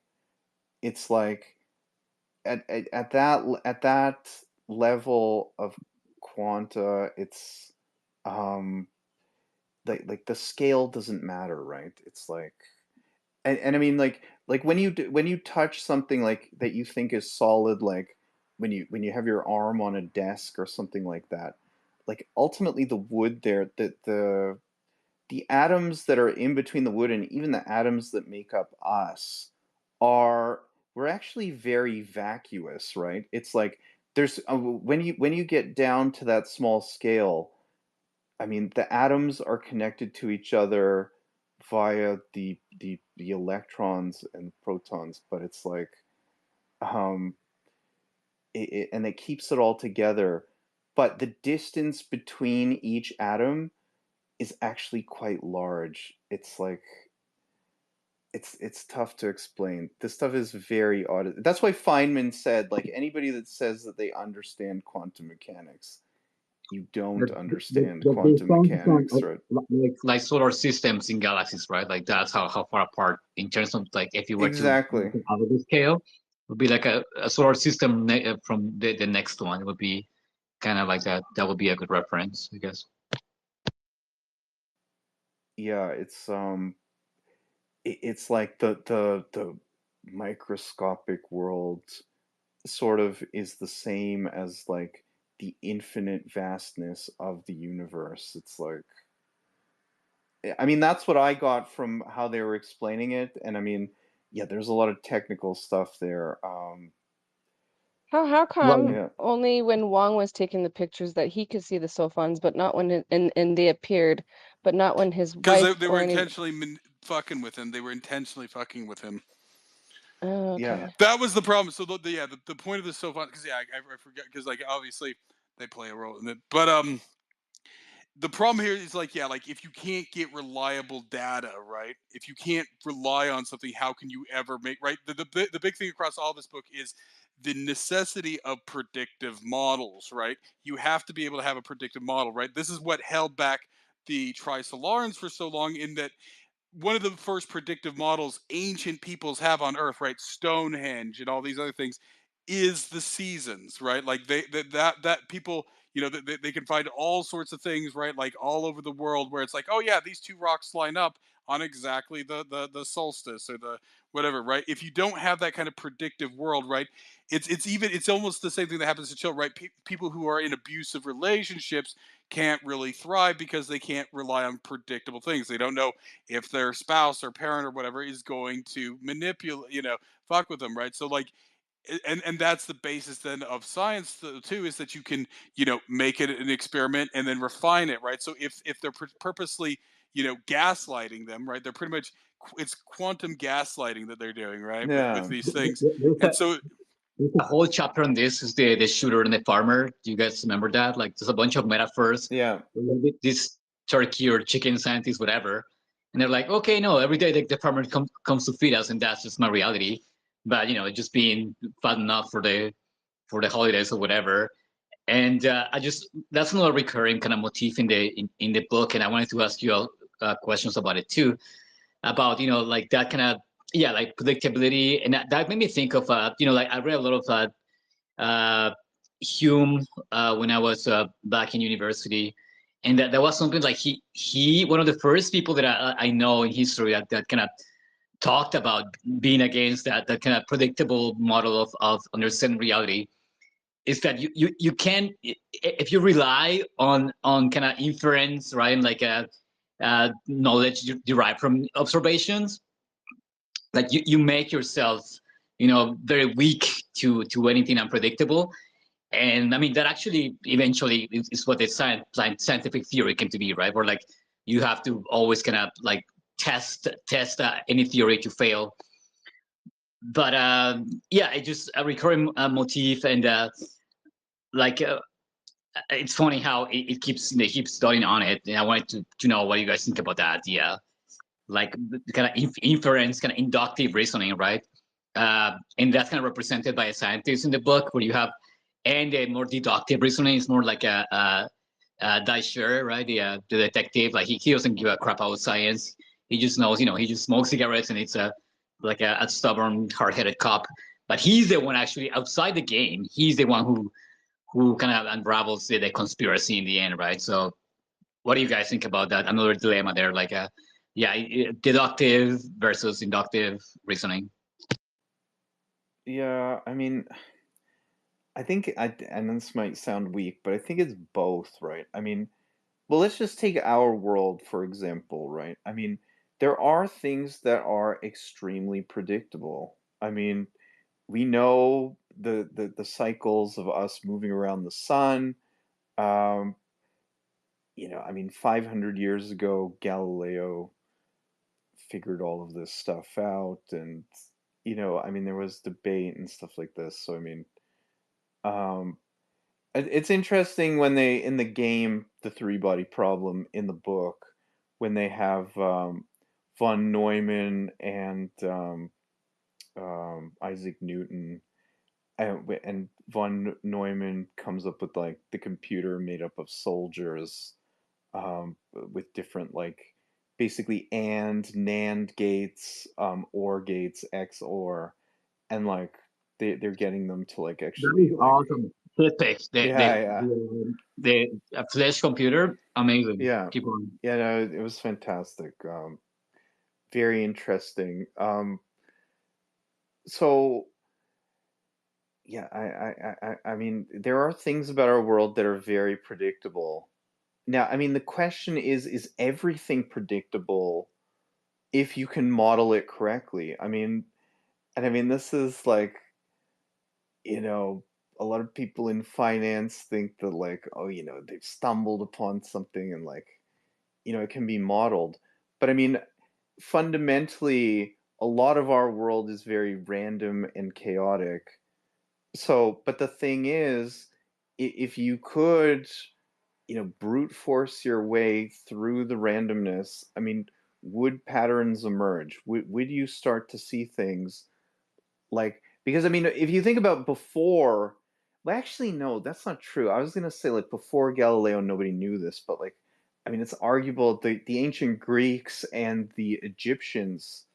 I mean, because of that Antikythera wheel that they say that who is it? Ptolemy? They think that Ptolemy or like Archimedes designed it to actually keep track of the motions of the Earth and the planets. So like, I mean, that actually proves that much, much before, like 1500 years before, um, people had an idea of the motions of the stars, the Earth around the sun and stuff like this, and that they had actual machines to be able to keep track of this stuff, um, before Galileo. But I mean, in knowledge can be lost. I mean, if you think about the flat earthers that we deal with on this dumbass platform, and I mean, they themselves are fucking dumbasses. It's like, oh, we've got to question everything, right? And it's like, well, it's flat. It's a conspiracy and this type of stuff. And it's like, I mean, you can see how the information actually can be lost, right? Especially when this stuff starts to get traction with these absolute fucking dumbasses. You know what I mean? It's like, well, you have to question everything that they teach you in like university and stuff like this. No, you don't. Okay, like, I mean, yes, the gender shit and like going against biology and that kind of stuff. Yes, I mean, that stuff should be questioned. That stuff's bullshit. And that stuff actually weakens the actual research that is being done, that is actually coming to the truth, that is like deriving the truth, based on observation and testing and stuff like this. So I mean, you really can see how information can be lost, right? Um, just from people being idiots. I mean, if the narrative in this book and the Trisolarans, I mean, if they were looking at Earth right now, like our actual Earth, and like, I mean, they wouldn't even need to create these sophons and stuff like this to send it to Earth. I mean, with the movement of the flat earthers and like all this other bullshit, they could just be like, oh, well, you know what? Like, I mean, most of this knowledge is going to be lost anyways because majority of humans are fucking dummies, right? Like, I mean, we don't even need to do anything because they're probably going to lose most of the knowledge that they've acquired over time just from idiots, right? Like, I mean, I don't know where you guys land on that, right? I mean, Well, I mean, I'll do my mechanical for Leibowitz reading suggestion if you want to dive into that concept. yeah. I mean, I don't think other people here have read Canticle, right? Except for us. Sorry, go ahead, OG. No. I just missed the last, like, just before you said where we want to go with that. But I was just had a phone call from the school. So, what were you asking? Sorry. Well, I'm just asking, like, I mean, the Sophons were sent to Earth in this book to sabotage, valid results that we get from our particle accelerators so that we can't.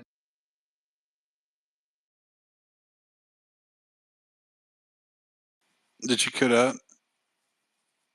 Oh, Yeah, sorry. he's Yeah. gone. I don't know. I didn't touch it. It just cut me off. I don't know why. So yeah, I mean, so they developed the sophons to sabotage any research that we have done with particle accelerators so that we can't get valid results, so that it will hinder our progression forward. But I was saying, if this was a real scenario and the Trisolarans were actually looking at the Earth that we have right now, with the flat earthers and stuff like this, I mean, they wouldn't even need to send the sophons just because, like, humans sabotage themselves and they want to lose the information under the guise of, well, we should always question everything. Is the Earth actually a globe? Like, I mean, or is it a disc? Like, I mean, is there the firmament? And I actually noticed that the firmament was like mentioned a couple of times in this. I think it was in a different context, but that actually did show up in the text. I forget where. I don't think Well, I wrote it's it. the other side of the people, right? And maybe that's the difference between the redemptionists and the Adventists, right? One side it's guilt, oh, we need to be punished. The other side, and this is something I bring up often in these spaces, right? People almost want like a weird revolution, whether it's like something retarded like communism or whatever. They want some sort of revolution because if everything gets shook up, right? Instead of just doing the long course of things to get educated, get wealthy, right? Like this, like I always say, this is the fantasy of the zombie apocalypse. That somehow my weird set of skills from being a Pokemon card collector and a barista at Starbucks is going to propel me to the top of warlord Okay, status whoa, in stop. You were a barista at Starbucks? No. I would say these people. That's the point, right? Like I have a good job. I don't. I mean, I'd be fine if everything did collapse. I got plenty of guns, but that's what this fantasy is, right? These people are very deeply um, dissatisfied with their life. Now they're not making any real efforts to improve it, so they're hoping for that, either the rise of communism or the the next civil war or Yeah. solar flares or something, right? They want war, alien invasion, because then because when you have something earth shattering like that, no matter if you're a king or you're just a peasant, right? Like everything's just kind of thrown to the dice and you don't know, your odds are almost kind of 50-50 for everybody, right? So that's why these people, engage, I think, in that stuff because it's like, oh no, guys, it turns out that everybody else was wrong about this thing and we're now at the cutting edge. They're all set back to zero and now we're, 2 steps ahead of them. So that I think that's So, the so, appeal of these things for so some people. essentially, it's like a doom drive that they have, right? Absolutely. Yeah, yeah, that's interesting. Well, I mean, it's the same for the kind of They have nothing to lose and everything to gain. but the rapture religious fanatics to have the same idea, right? Like it's the great leveler, right? I mean, it would be that like communism or like like the Judgment Day, whatever. Like it's a really destructive mentality that I cannot understand. I mean, I think you said it best, Zink. It's just like when people feel stuck and they feel powerless, it's this these are power fantasies, right? Like I mean, it's just like your last resort to kind of cope with your misery.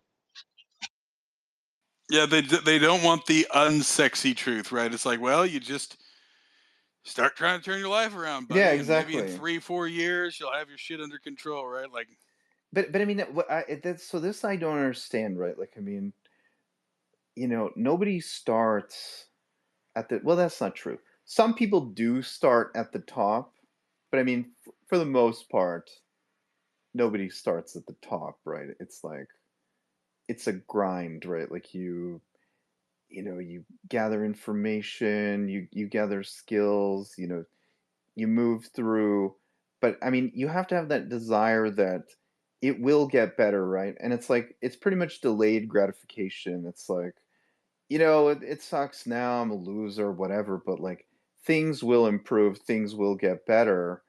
Um, I just have to keep here's the thing. plugging I'll be away, quite right? honest. Half my desire, I really do hope that Bitcoin collapses, right? Because obviously I don't have any money in it, right? But now, Yeah, to my defense, that's because I never believed in it because I still don't trust it. I still don't think it has any future. And of course, my underestimation was people buying the hype. But so, I mean, that's where I am with that, right? Obviously, I don't want it to take off because I got in too late. Now, of course, there's going to be both sides of that, right? There's going to be the doomers who are going to say like, and you can motivate both sides, right? The people who tell you not to invest in something because they didn't invest in it, right? You have one motivation. The people who tell you to invest in something because they invested in it, they also have a motivation, right? Because that's how a pyramid scheme works. Now, obviously, society has collapsed at various times, right? And some people probably do feel a bit put out, right? Like back in the Great Depression, people who were just dumping their money into, the stock market, and then they lost it all, right? So, you know, th- there is motivation there, right? But you have to yeah, be realistic. Like, but I mean, what's the probability of it, right? So, like, it's a level playing field, right? Anybody can lose it all at any point in time, right? well, So I that's the thing. mean, So, like, sometimes some people don't want you to like get ahead, right? They want you to wallow in misery with them, or other people do want you to invest with them. That way, if they go down, you go down too, right? So people want both sides of things, right? And of course, I that's mean, why in both there's a life and third finances, you yeah. you have a balanced portfolio, right? You plan for you hope for the best, you plan for the worst, right? But I mean, You know, there's the third option there. There's a lot of people that just don't give a fuck and are doing their own thing, and like, they want to be left no, alone, right? Like, somewhat. I mean, I to mean, some extent, everybody has certain things, right? Like when somebody comes and asks your advice on things, you're going to give them based on your worldview, right? You're going to tell them of it's like, oh yeah, course, go to church every day because it doesn't matter, you're going to die, right? Or you're going to tell them, well, go and get a job and get educated, or like put it in this stock because I actually think it's going to take off. I hope it's going to take off. But then there's some people who are also malicious in those things. It's like, and I'll be quite honest, right? Like to some extent, right? Some people want everybody else to go get married and have kids because they hate their children, right? I've genuinely met people like this. yeah, I They're agree. bitter and they're angry. Well, I'm just going to say it. Reed, right? Who is bitter and angry that I can do what I can Yeah, do, right? So I mean, that's yeah, that. That's that's a little no. bit I'm of not saying ever. Yeah, that's I'm a not bit of saying. inside baseball there. So I mean, Well, he just kept going on yesterday, like that. But and I hate saying names, but like I mean, it was just something like that. yeah, Like I it mean, was and all for it, fucking right? Like, ridiculous. and it's funny because like I don't usually bring it up on the other side of that stuff, but yeah, then he brings it up, so I had to bring it up. But I mean that's where we were at there, right? Like, and so that's the thing, right? Everybody, you got to figure out what's best for your own life and all that stuff, which is always what I tell people in there. But that's sort of the point with this, right? Is that there's some people who just want it all to burn down because. Or to go the way they want, and that's what you get with the flat earthers, right? Is that They want to. It's like, oh no, eventually they're going to discover the world's flat, and then we're going to be ahead of them. We're not going to be the fools, right? But they don't want to actually have to go and do the long troll of 12 years of learning all this stuff to then be able to contribute in any useful way to the field as it is. It's like, no, I have some charts and I have some Rumble videos, right? Yeah. I'm an academic. I'm a citizen scientist. Yeah, I'm not gonna not mention names. So I mean, yeah. Yeah, you know No, who, movie citizen no. scientist. I think we all know Yeah. who we're talking about. It's pretty clear. Yeah. So I mean, It's actually about 5 different people that come off the top of my head, but yeah. yeah. And actually, that was one thing. Once again, I mean, obviously, like the Christ-like figure of these books is what's his name? Jatai, right? Because even more interestingly, there comes up the part where somebody asks him, it's like about the Big Bang, and of course he doesn't say no, because this is no, he doesn't. He actually in that moment, it even says in that moment he absolutely thought there was no God, but is he certain it's the Big Bang? But what is his answer? Well, it's the best model we have right now, right? Is it perfect? No, but we don't really have a better model, right? And that was the most right because and so in some ways, even though he is obviously a bit of a technocrat, like obviously he has an ideal, right? Obviously, Yezhatai is the idealized form of the scientific technocrat there, right? He's very clear in what he right. It's not just all trust the science and trust the experts, right? He only really is propping up an expert in this case, Yezhatai, who is willing to admit that they don't know absolutely, but it's offering the best model right now, right? Yeah. So I mean, actually, you took my mind somewhere. What did you guys think of when they had to go over and repair the grounding wire on the side of the mountain at Red Coast Base, and Yi Ah, Jin-ji, he's such an when idiot. He should have waited. He should have waited for the next cable, because obviously she had a plan to kill yeah, the one guy that was down, and Well, he's but he like, didn't and know he that. went, he didn't. oh, Yeah. oh, So that's so but I think oh, the point there that's was the yeah. extreme is. So I think that's yeah. the point, right? Like she didn't want to kill him, but she was so set on what her goal was. Yeah. Because actually, in the end, her decisions kills her own daughter, right? So that's the thing. Her Yeah. hatred for humanity is so fueled that she kills her okay. husband. Okay, okay. We'll get back to her daughter. Okay, finish up. But yeah, her daughter thing that kind of confused me because she went to like a different community after. But yeah, sorry, and we'll get into that in a second here. Well, I think that's just the point, right? Like she was so singular minded in this. Like actually, it reminds me of there was a character from Tale of Two Cities. It was the woman who was always knitting the list of names, and she was just overly focused on getting revenge on the one guy's family, right? Because they had right like these people who are so like singular minded, right? So she was so singularly minded in accomplishing this that yeah, she didn't want to kill him, but she did it anyway, right? And in the end, right, when her daughter pretty much dies by her the things that she's done, she doesn't seem to show any remorse. She just No. genuinely doesn't care. Like, and Yeah, it's not and, like and I don't think she she cared about the husband there well, no, either. I no, mean, she does sort No, of care, but she's almost she double does. mind. She it's like uh, But no, she wanted to kill the other guy that was on the same cable. oh no, That was I get that that. was her, she wanted to kill him No, because no, no, no, but she the almost has a split opportunity mind. would, he was gonna rat her yeah, out. right, but Well, the that's what I'm saying. She opportunity didn't want came, and there would not be another opportunity. So it was like it was a very decisive action. It's like I have Well, to do this, if right? you think of her plan, though, maybe her husband will be a liability in the future. So I don't think I don't think she wanted to. Yeah, She tried to stop him, right? But once he made his decision, he got in the way, and so she whatever got in the way of her goal, right? Like she didn't want to. She seemed but to like the guy; they got along well, right? no, But no. she That was was a so broken that she. unidirectional. That was a unidirectional relationship. He adored her more than she, Well, she adored was just him, numb. right? She was incapable of loving anything, right? She seems Yeah. to have been a relatively good mother, affectionate. She raised her daughter well, but when her daughter dies, she doesn't seem overly broken up about it, right? Like she's kind of a husk of a person, right? she's unable to feel anything, right? So she goes through these things, she does all those actions, but in the end, she has this one goal, right, of destroying humanity, right? She doesn't Yeah. want to kill her husband. She tries to stop him, but once he's made it clear and it's going to risk her overall goal, she lets him die, right? She's and the same with her daughter, right? Once her daughter, die, right? She doesn't feel any remorse for the fact that, her actions killed her daughter. Okay, yeah. It's So indifference. her daughter. So they went to this other community or whatever, and then it was time for them to leave.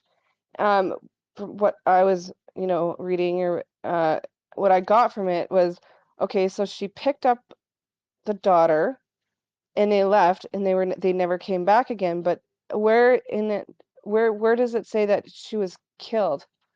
That's kind of where it got confusing. She And was then that's and how we then it met was her, like, was her daughter. I think she commits She suicide, I commits think, because she's suicide. driven Yeah. mad by the Sophons. She's one of, so that's how Wong meets Yewenje, is because like he knew, he like indirectly knew the daughter. I think he'd worked with her a little bit, and so then he goes and then the fiance tells him, oh yeah, go talk to her mother, she's a weird old lady, right? And so then that's when he goes and he talks to Yewenje, right? Is after her daughter commits suicide because she's been driven, right? Because the world seems to be chaos, right? Her right, she's such a like, in some ways she almost, what is it, like Munchausen by proxy, she almost picks up her mother's psychosis, right? She's overly, almost a little autistic, right? Overly so focused on her research. And so when her research starts to go sideways, right, her entire belief in the universe is shattered because the Sophons are messing with her, so she commits suicide. And that's, how Wong ends up meeting, Wong Miao meets Wenjie. Because Yang Dong Yeah. is the fiance.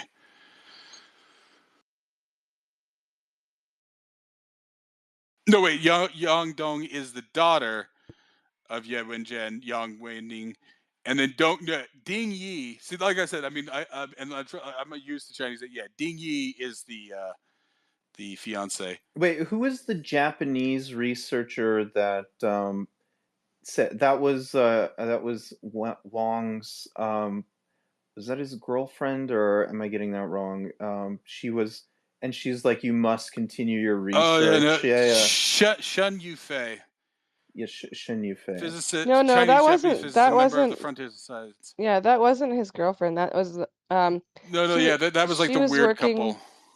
Oh yeah. Yeah, I think she was working with the police or whatever that was trying to like get him to stop what he was doing at the university or with his nanoparticle research or whatever to join up with their group. What was their group called? But the The Adventists. frontiers of science. The frontiers of science. Oh yeah. Yeah, but then they ended up killing her, right? Well, because she said that you must continue the research. And remember, she held a gun to the guy, and then was it the redemptionists that the Yeah, one it's the guy, Tom yeah, Hand. Tom he Hand. Yeah. killed her, and he Yeah. admits it that he did it. Yeah. Yeah, that's when Um, the contention between the redemptionists and the Adventists like comes to a head there when Panhan he's supposed to I think like kill Wei Chang, the math prodigy recluse guy, but no, he ends up killing Shan Yufei, not sure if by accident or just kind of like eliminating all the variables or like taking advantage of that. But yeah, that was interesting. Um, what do you guys think of that guy though? Wei Chang, the math, like he goes into this monastery and like it's such a weird story. Like he somehow uh, makes this abstraction, like concept in his head of the three-body problem. Like he kind of embodies it. I just found that really strange. Like I yeah, that couldn't. was interesting.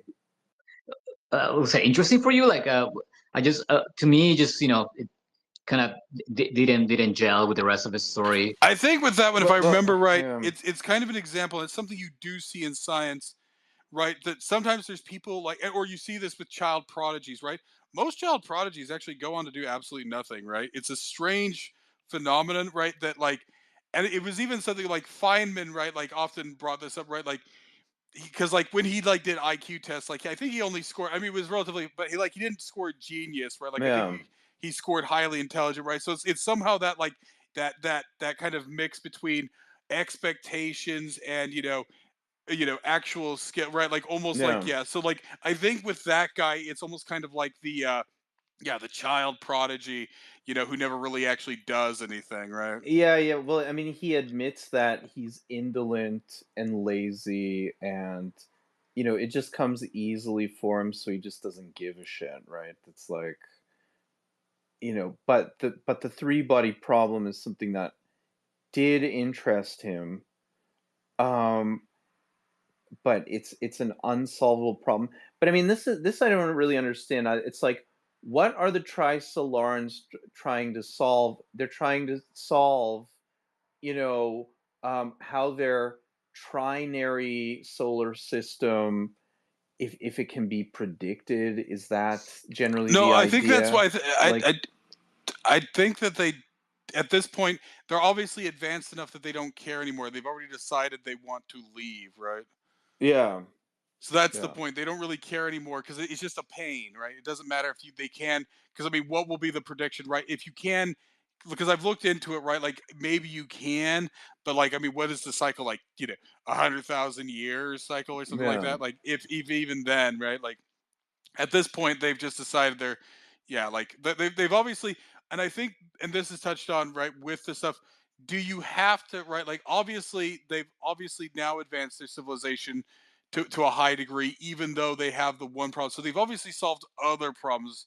You can, it's a weird thing where like you can solve a lot of problems and not solve other problems, right? Like so the biggest thing here is pre-Columbian contact, right? Like you had like the Incas who had highly developed agriculture, but were still rather behind in metallurgy, right? Like do you actually have to pass through all these phases to get to another phase, or can you circumvent it somehow, right? But I mean, how do you iterate when you don't know whether the trinary solar system is going to come up and fry you, right? It's like I would Do they think have a that, good enough yeah, model? Like, do they? Maybe they they can't don't predict it. though. They No, no. don't. It sounds like they do because, like, actually, there's an example where somebody does come in and make a prediction, and it is, but it's not. So, like, is it good? Do you need to have like a full, like, so say you have this situation? Do you need a 10,000 year prediction, or can't? Do you just need enough of a prediction to say, okay, we're going up on a chaotic age in 50 years, right? Like, is it a good enough model, right? But I mean, to make strides, you have to iterate, right? It's like, um, and you need stability. I mean, you need. I mean, why do people who live in the suburbs generally do something, right? It's just like, You need enough you, stability, right? Like, you or you need can calm, compensate. like you can't be ducking bullets or something like this, right? Like you can't have your stress levels high all the time and expect to be able to do something. Like you need periods of calm where things are stable and predictable and you can actually do something, right? It's Or like, you usually have contingency plans, right? So people still live in hurricane paths, right? And yeah, it does disrupt some people, but very quickly, like the fundamental industries in those places, they have contingencies, right? They have hurricane plans and all that, right? So they can yeah. bounce back if they need to.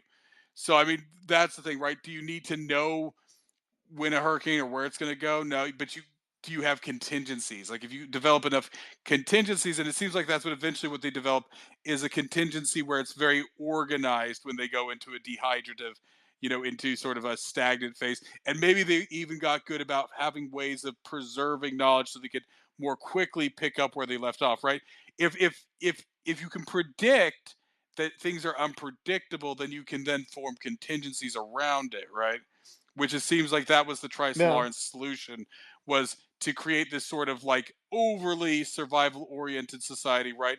They probably dehydrate, preserve knowledge, and then they pick up and they probably have like very clear protocols. It's like, okay, we've been asleep for 1,000 years, so here's what you're going to do to rebuild society.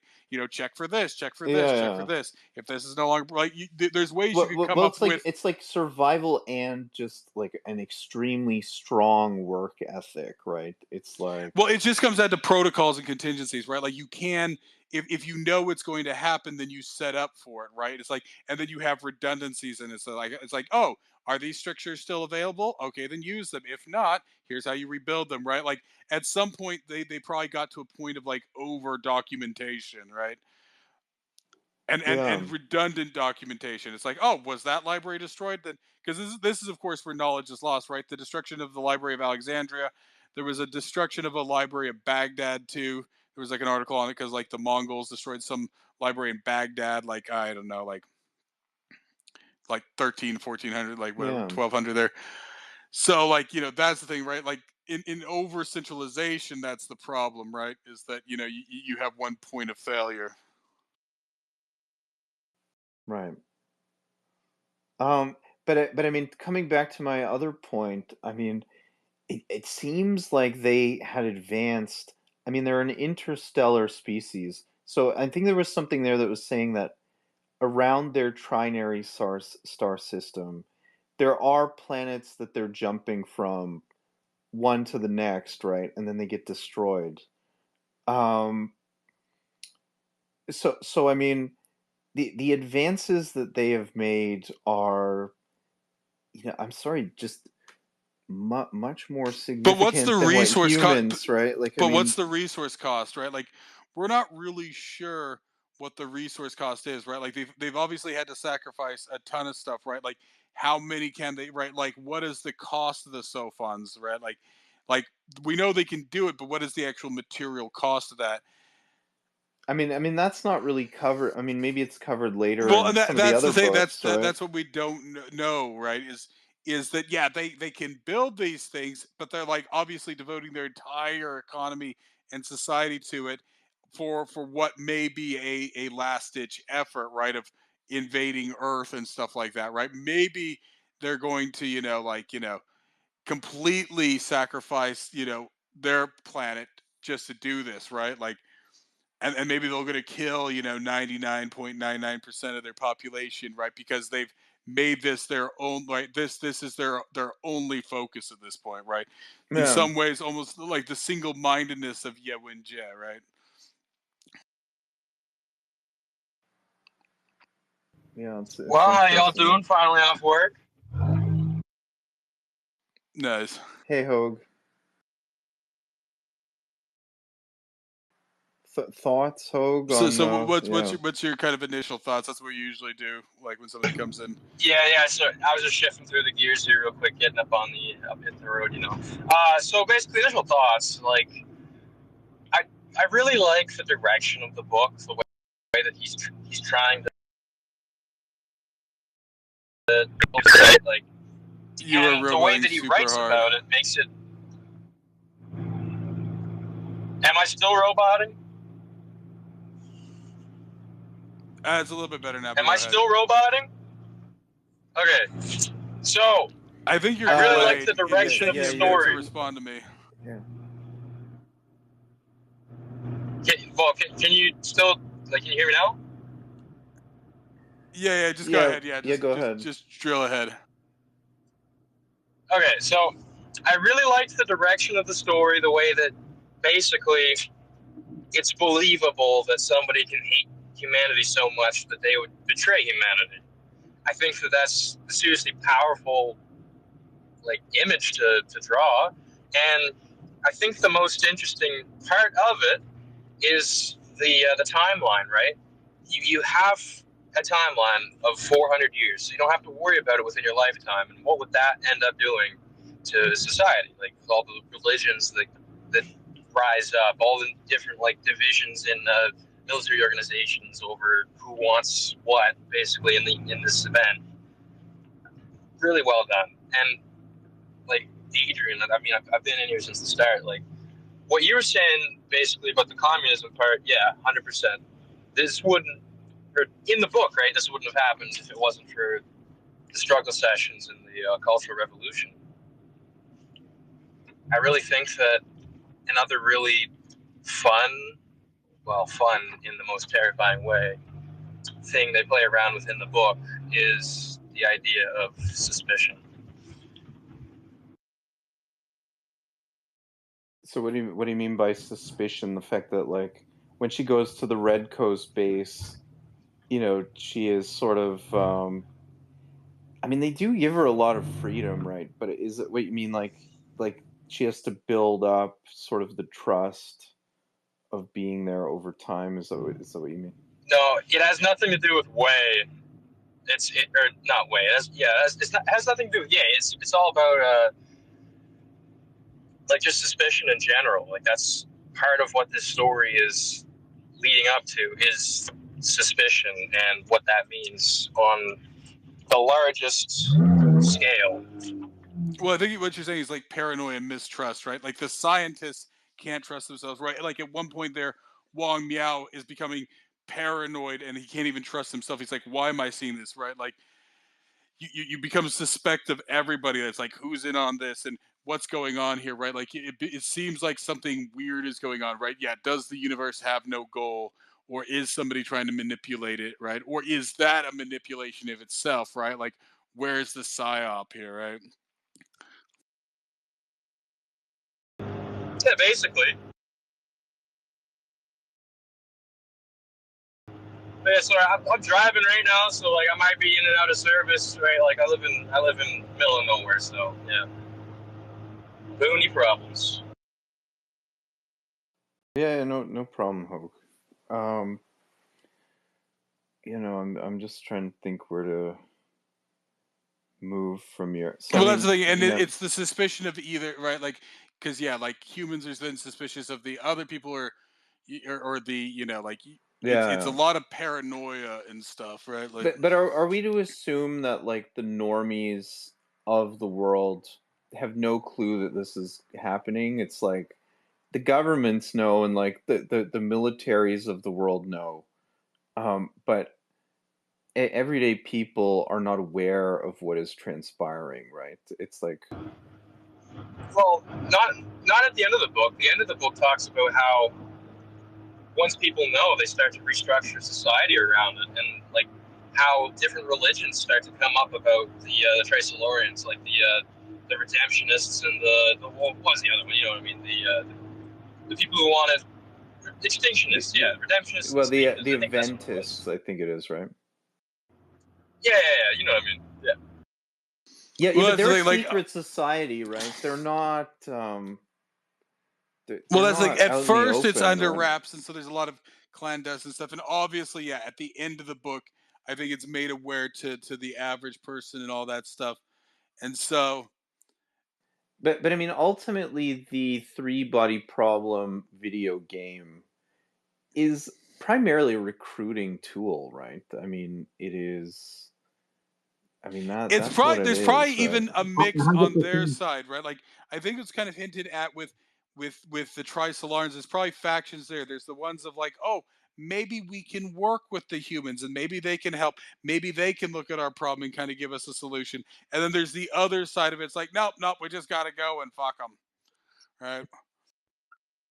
I have it on my notes actually. What Adrian mentioned that the video game it's kind of like a recruiting tool, and it got me thinking of like, oh, what about like using video games to kind of sneak libertarian ideas into the younger population? Like I was Well, formulating all of these.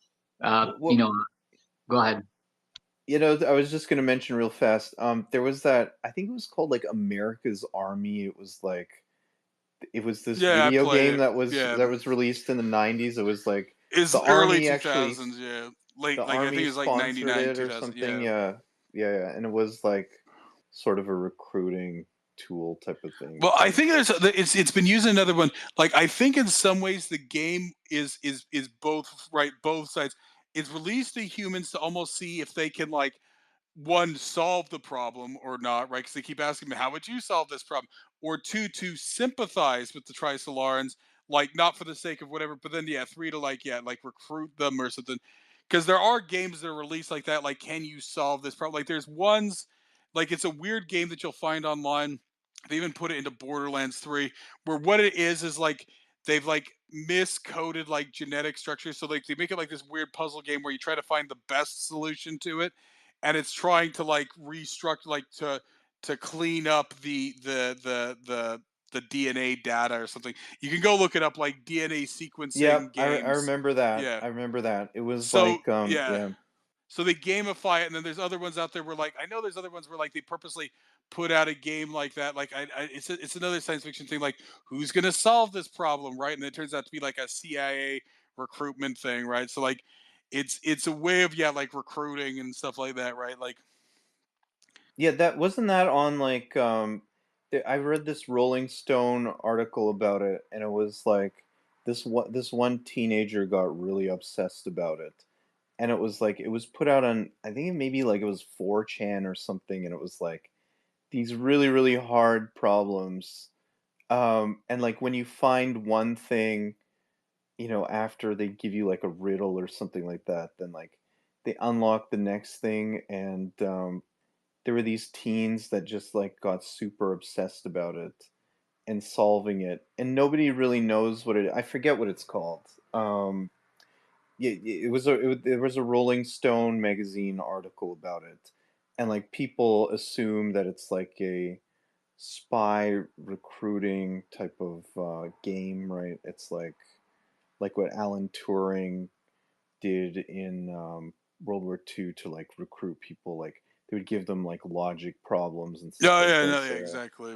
Yeah, I know. It's a common sort of pattern, right? Like, can you solve this? It's like, okay, well, like it. Yeah.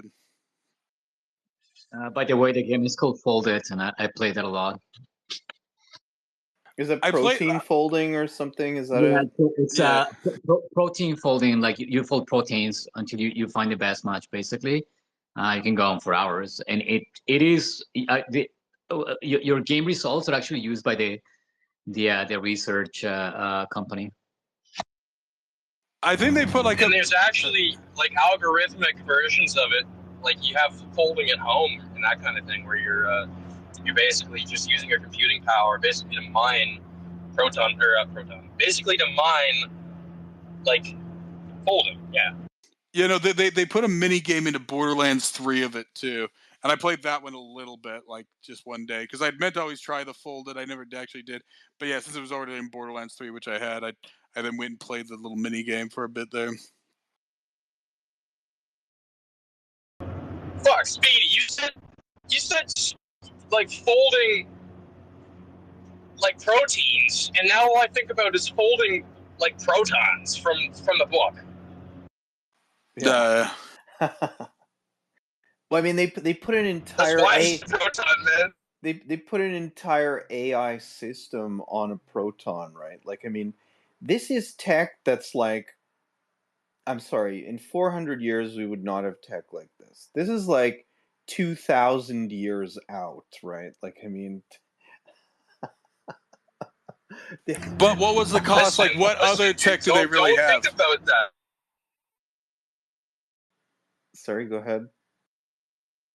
So here's the one thing you'll learn from like all the history of guns that I've done.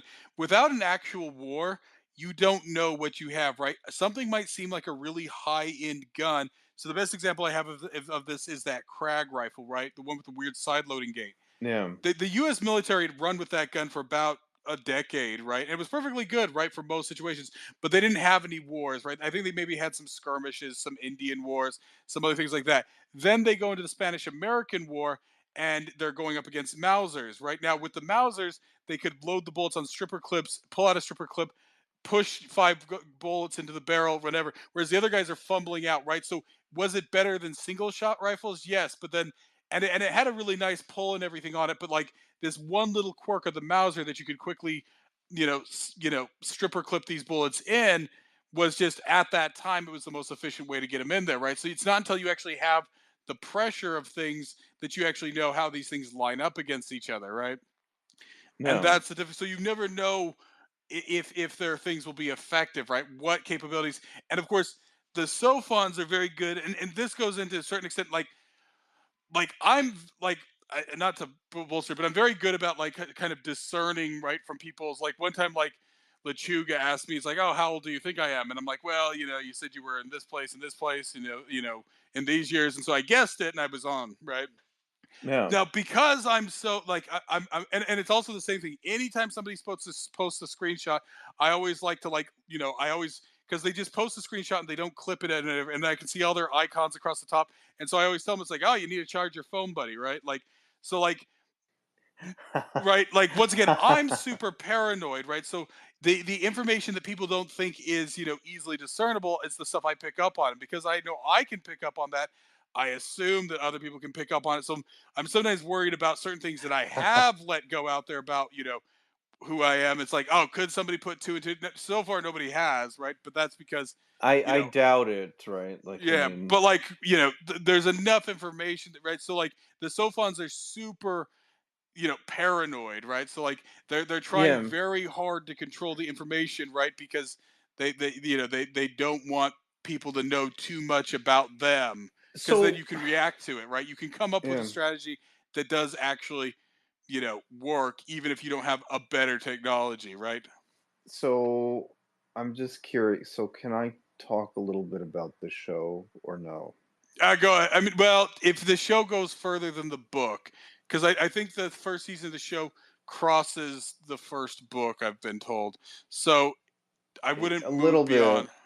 I mean, I've started the second book. I don't know how much they line up, so I'm not sure.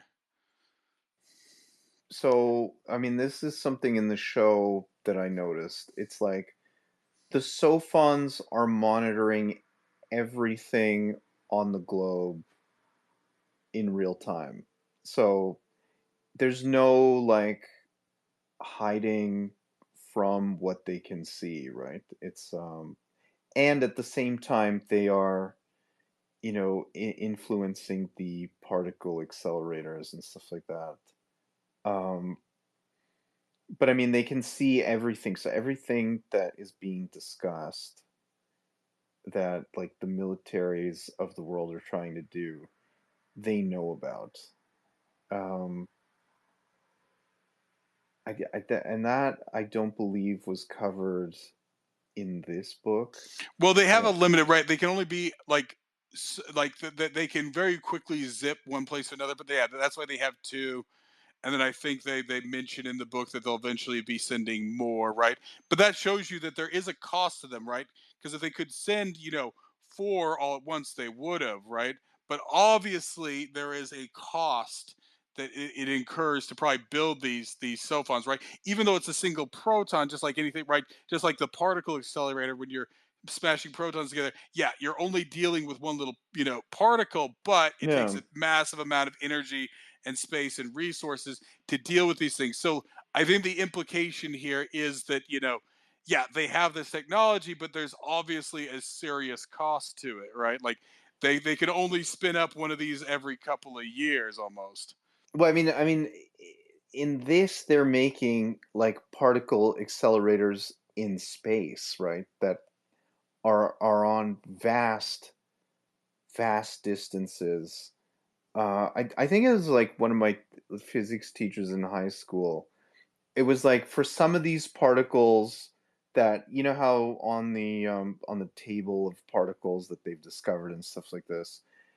It's like there's a whole bunch of them that they assume are there because the math checks out, but they don't actually know that they're there based on like experimental physics, right?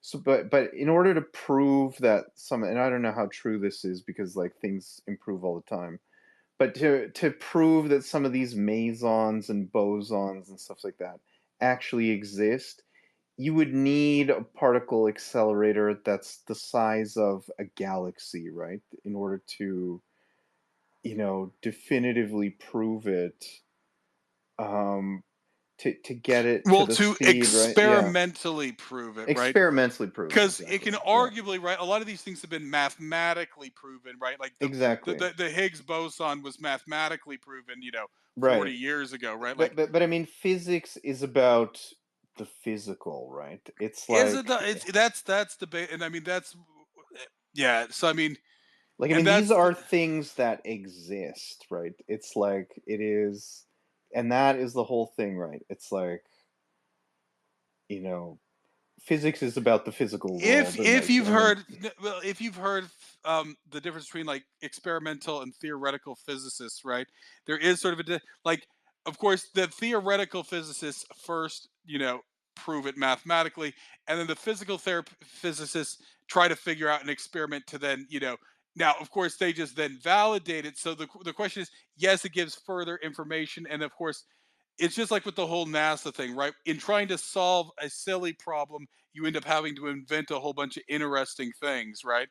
Like that's the nature of like what World War One and World War Two gave us, and what NASA gave us, like with Velcro and stuff like that. When you have to solve these sort of stupid problems, even though they don't actually have a real, impact, you end up inventing a bunch of useful shit, right?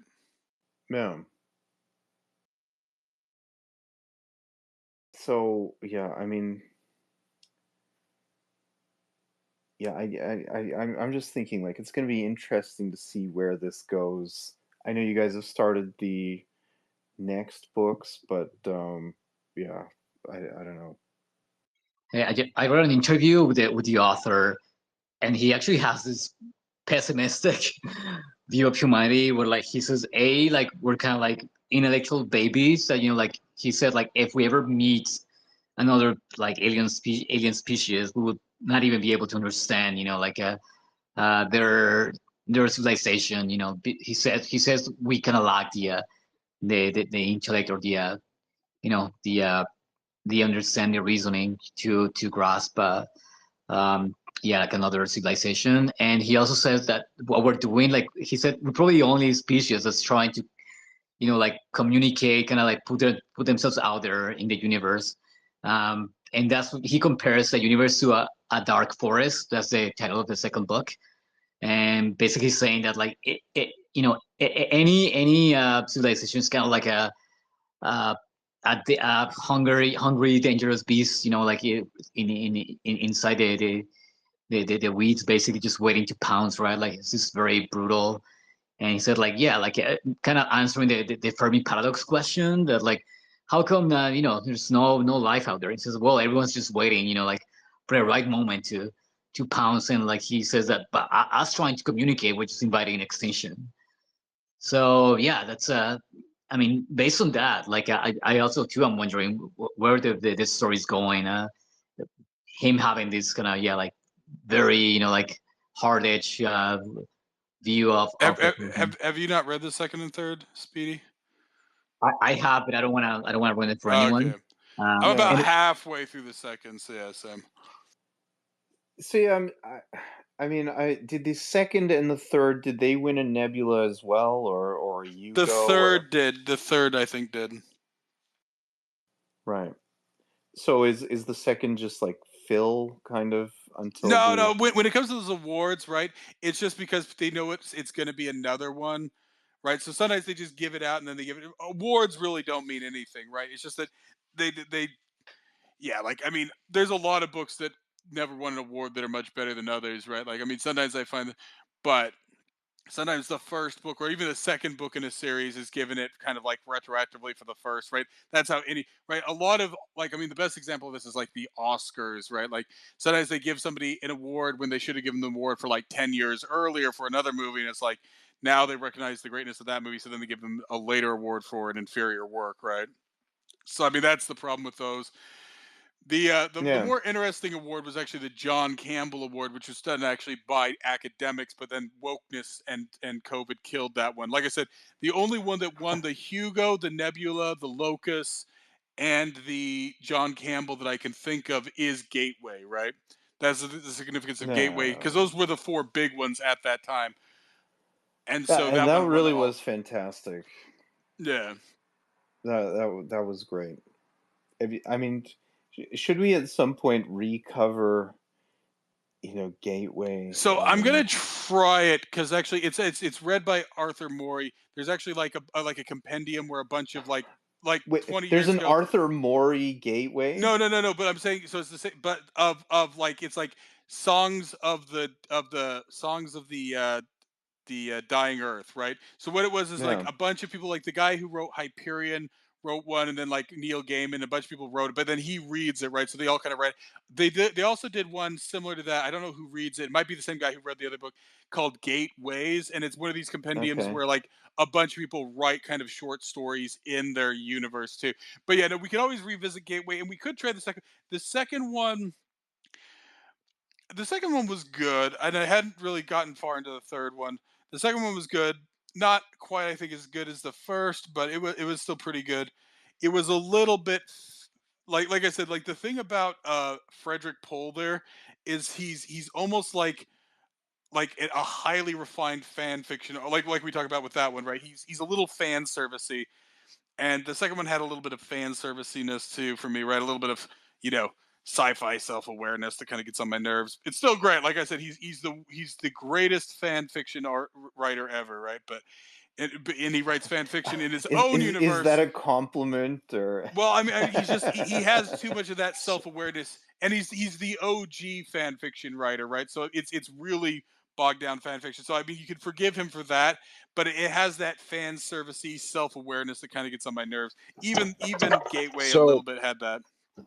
Speedy, now that you've broken the ice on what I didn't want to say because I didn't know if you were going to cover it in this space, how about we talk about how fucking terrifying that is? The game theory on extraterrestrials, light speed communication, the Dark Forest.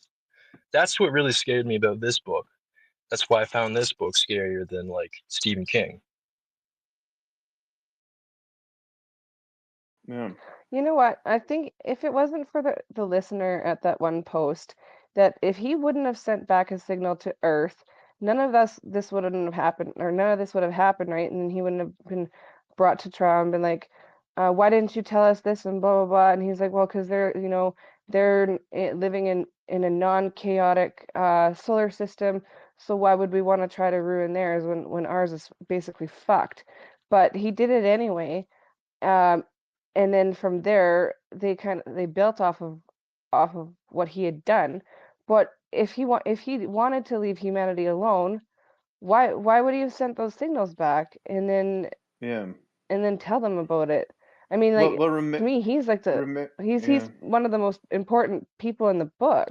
Well, I Well, think he I was think other lonely, people right? I I think mean, other people have yeah, received it too, right? Like I think that's the problem is that like it shows that I think it's to show that there's factionalism there as well too, right? Like that is the problem with this game theory of this is that like especially across time and space, right? Like and some of this is like and I've never read it, but there's like the forever war, right? Like when you're dealing with not like Star Trek where you have warp drives and all that stuff, but like if you didn't have like warp drives and all that, you were actually having to move across space, right? Like wars could take centuries, right? So like that's what they're talking about with this one is that it's going to take them centuries, right, to kind of pan this out. And there's like moves that happen and all of that stuff. And so it's a game theory of distance, right? Because like yeah, like the Trisolarians realize that information is key, and this is a fact to any war, right? Like information is invaluable, right? So them having more information, but are they disadvantaged, right? Like there's an example out of what was it? It's a joke out of Hitchhiker's Guide to the Universe. It's talking about how like one of the messages that was sent out, right, like crossed time and space and reached another planet where it was like highly insulted. So then like that, civilization built up everything and then they launched out, but due to a quirk of, space and time, they turned out that their entire civilization and fleet was like the size of a dog biscuit and got swallowed, right? Like it's so like that's the thing. Like maybe the Trisolarans have some advances, but maybe they also know that they have a disadvantage, right? That they're frightened by something, right? Like that's the biggest problem with this is you know they know like they've given very little information about themselves. While Earth has given so much information about itself, and then now they've of course developed the Sophons, but maybe the game theory of this could be that maybe they're bluffing, right? Maybe they're and like I said, I'm not even doing this like based on whether it's actually something I've been wondering the whole time, like throughout all the maybe they're bluffing, right? Maybe they're doing all this stuff so that Earth will then want to like. There's the famous case. There was like two Canadian guys in like World War II who like made it seem like they were an entire unit and got like 1,000 Germans to surrender to them, right? Because they just bluffed them, and the Germans were so on edge at that point because they were losing that they just outright surrendered to two Canadian guys, right? You can look it up, like, yeah, two Canadians, like, taking down a whole regiment of German soldiers. And so bluffing can often do it, right? So, like, that's the problem with the game theory of this, is that, yeah, you have to assume, right? It's the whole prisoner's dilemma, right? Like, or all those, like, sort of game theory dilemmas, right? Like, if somebody's lying, and who's the actual truth teller, and what can you do even under those situations? Like, even if they are lying, then what will be the solution, right? Can you just still find a solution even if they are lying, or the best solution? Yeah. It's interesting you mentioned that. I don't know where I heard this, but apparently, like, Vladimir Putin, you know how he was a KGB agent. So when things started really, this is like, I think, in late 80s, early 90s in Russia, a whole bunch of people tried to storm the KGB, like one of the headquarters, and he went outside and he basically bluffed them. He said, there's a whole bunch of armed people in there. It's like, you can break through here, and like, but I mean, a lot of you are going to get shot. And apparently there was nobody there, right? It was like him and like maybe like three or four other people. And I mean, the mob would have got through, and like a whole bunch of secrets about the KGB would have come out, but it's like he just completely bluffed them, saying that, like, you can try, but I mean, a whole bunch of you are going to lose your life, right? So I mean, and he was so convincing at bluffing them that they actually like stood down, right? It's just it doesn't relate to the book. It's just what you mentioned there, Zinc, reminded me of that. No, exactly. I mean, and that's a big thing with a lot of, like, to Hoag's poem there, right? Like, yeah, you really don't know. You don't know.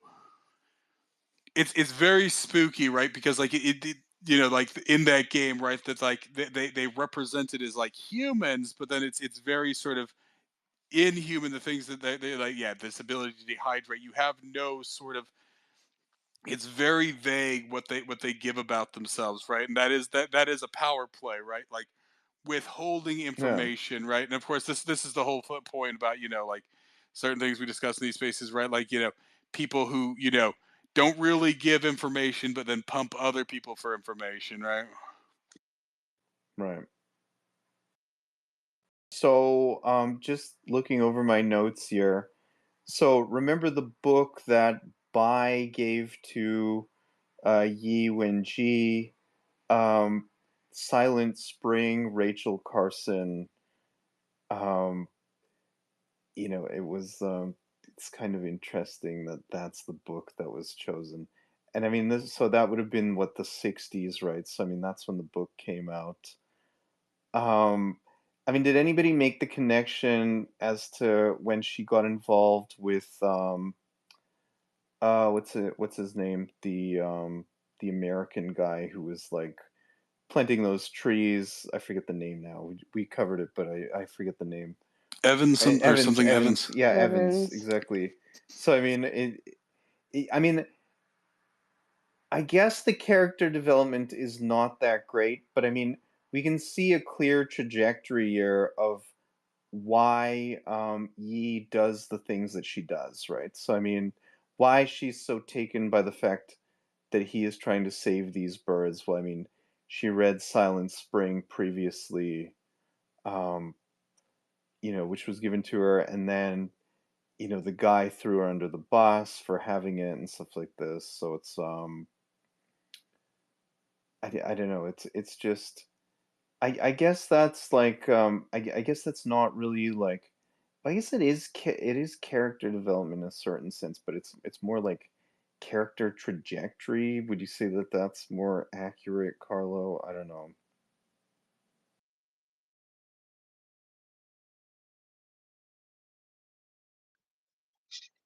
Hey, sorry, I dropped for a bit. What was the question?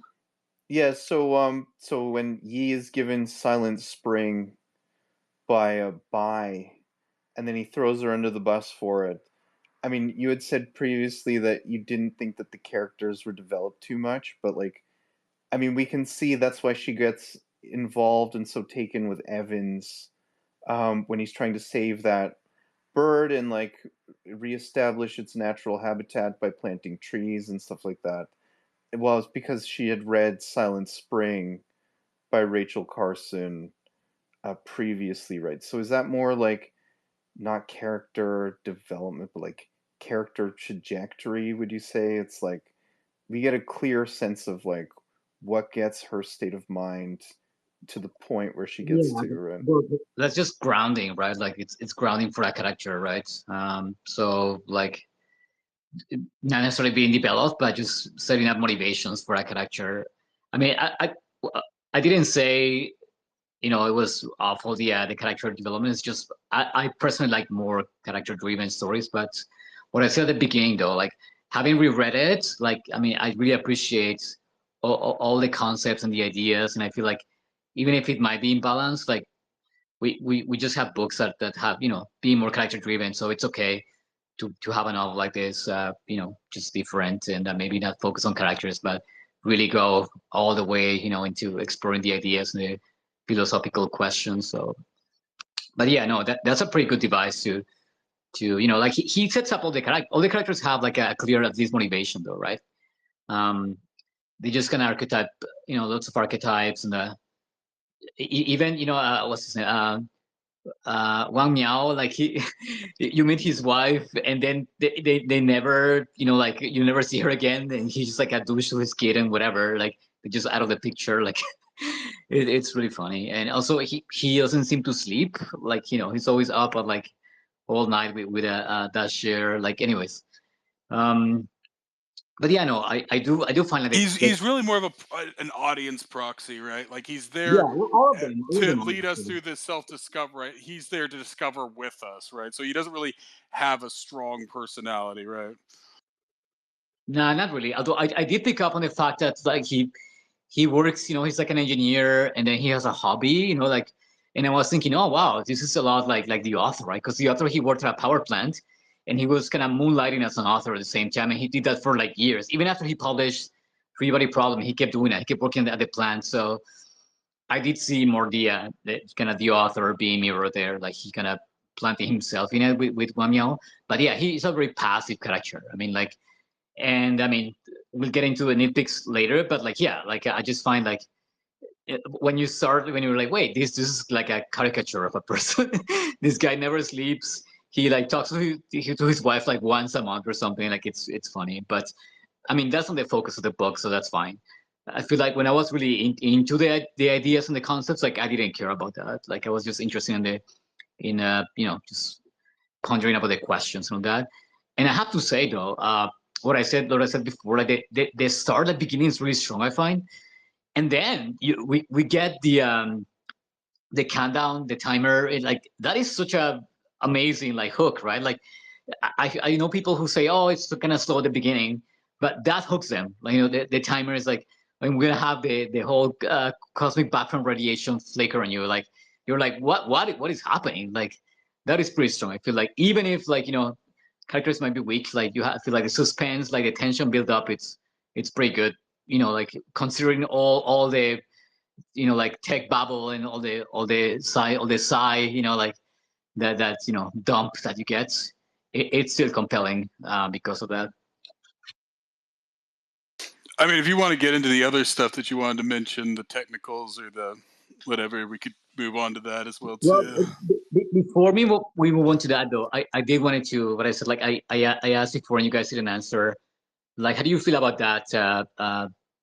I think Hogs brought up too about the game theory dark forest hypothesis, kind of answering the Fermi paradox question. Like, is that negative? Is that realistic?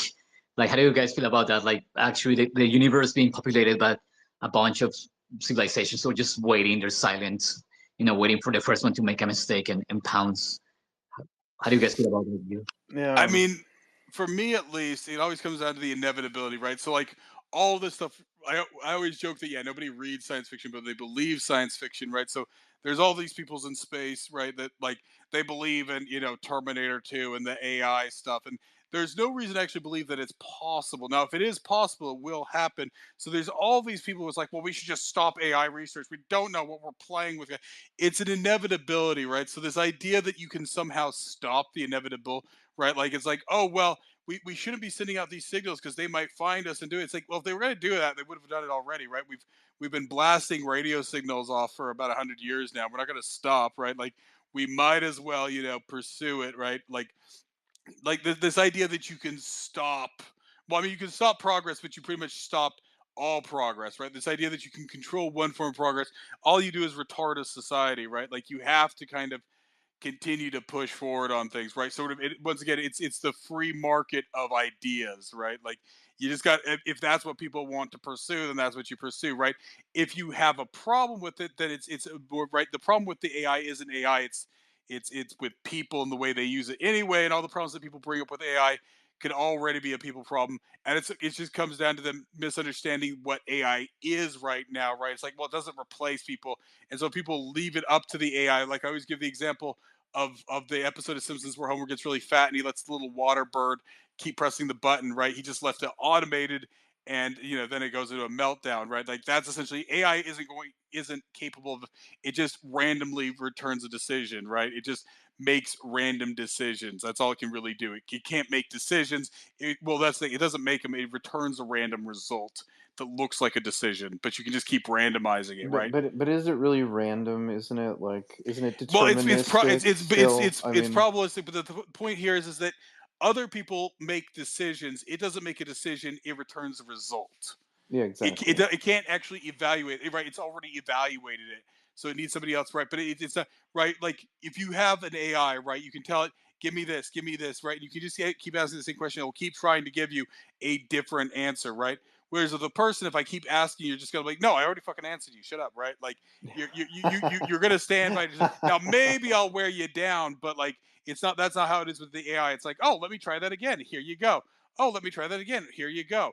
Oh, let me try that again. Like I can't remember. Somebody sent me something. No, it was a guy from work. The guy I was shooting with, and he was like showing me something. The AI, like he'd asked it. I think he'd asked it a gun-related question, and it just, like I said, the thing with ChatGPT is it just gives a very fast response. It's conversational, right? Which means it will just BS just to keep the conversation going, right? And that's what people don't understand about it. But so like this idea of it's like, well, we don't know what we're playing with, guys. It's like, well, I guess we should play with it some more, right? Like, unless we know it's actually dangerous, right? Like, you can do the theoretical, but like all these what ifs, it's like, oh no, it will definitely do this, right? Like, oh no, if we do this, then we're gonna, right? Like all the people like, and there was no proof of it, right? Like people who were like, oh no, setting off one nuclear bomb will then cause a chain reaction, and the entire atmosphere will explode, right? Like people were just pulling stuff out of their butt. It's like, Um, once again, people have to remember that the planet is about, I don't know, 3 4 billion years old, has been bombarded by cosmic radiation, meteors come through, right? Like if any of these things were going to happen, they would have happened, right? Like people don't understand how much background, right? All the people afraid of like 4G and stuff, like, do you realize how much background radioactive, or radio waves are happening all the time, right? It's microwaves and all that stuff. It's like microwaves fill the universe, right? It's everywhere. so so to answer Carlos' question for me, so remember the trisolarans, they were talking about it and they actually did consider what it would be like to share Earth with the humans, but they concluded that because humans were too warlike, that eventually the humans would just turn on them, and and then their tech would be exposed. Like the humans would take their tech and like use it against them and stuff like this. So like the main thing was that they had to do a preemptive strike, and they had made the decision that no, this is war. Like we're gonna take them out, right? So I mean, Now it's funny you bring that. Last night, just because I was looking through all the different books they had on Spotify, and I found Julius Caesar's Gaul Wars, right? And that was pretty much his excuse. Now, most people think that he was just making an excuse. He just wanted to invade Gaul, but he was using the excuse that, well, they're getting ready to invade us, right? And that's pretty much the premise of it at the beginning. It's like, well, the hell, the Helvetii or whatever are like, look at they're warlike and they're going to do this. And so it's funny that you bring that up because that was literally like the excuse that he made for invading Gaul, right? When what he really wanted was to increase his prestige, right? Yeah. So people project, right? So they're too warlike. Yeah, but I mean, Julius Caesar is not living in that type of a society where survival is everything, right? I mean, there was some decadence there. I mean, it's like his own hubris Well, coming we through and like stuff like the that. main thing is that Yeah. all we know about the Trisolarans is what they tell us, right? Well, that's true. Like Yeah. like they could be leading along all that stuff anyway. Like, are they that united? Are they right? Or they could be playing off like manipulating people, and this is what you do. It's like, oh no, we're much better. You guys don't have our secrets, right? So we gotta right. It's that's the nature of the game theory. They could be right. Everything could be a lie, right? Like. Yeah. Yeah, I mean it's possible, but I mean, if they're projecting, countdowns and stuff on people's retinas and, on photographic equipment and stuff like this, and I mean, yes, they could still be bluffing, but clearly they have some tech that is rather advanced, right? So I mean, the threat is real. I mean, or I guess I might be jumping to a conclusion there. The threat still might not be real. That like kind of what you were But saying is that actually, it's like even yeah. the Fermi paradox, like the guy who wrote that and all the people who talk about it, they're all the like I said, this human guilt, white guilt thing. It's like, oh, well, guys, we're just too warlike, right? Like the Fermi paradox is just that like we won't last long enough because we're just too immature. It's like, well, are we special in that regard? Probably not, right? Chances are any other species that is going to advance out into a space is expansionistic, right? And actually, this is actually what was touched briefly in Starship Troopers there, right? Where he's talking about like a species that isn't willing to expand is not worth surviving, right?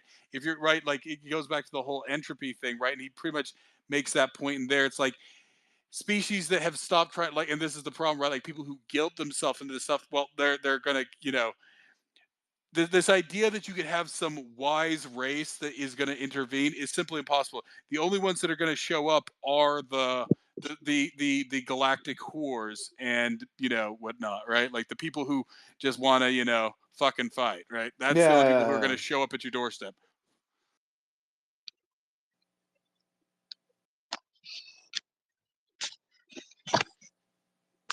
You guys there? Carlo. Yeah, we can hear you. Well, I mean, a counter argument to that is a civilization who's lasted a long time. Maybe they have found out some like concept of peace.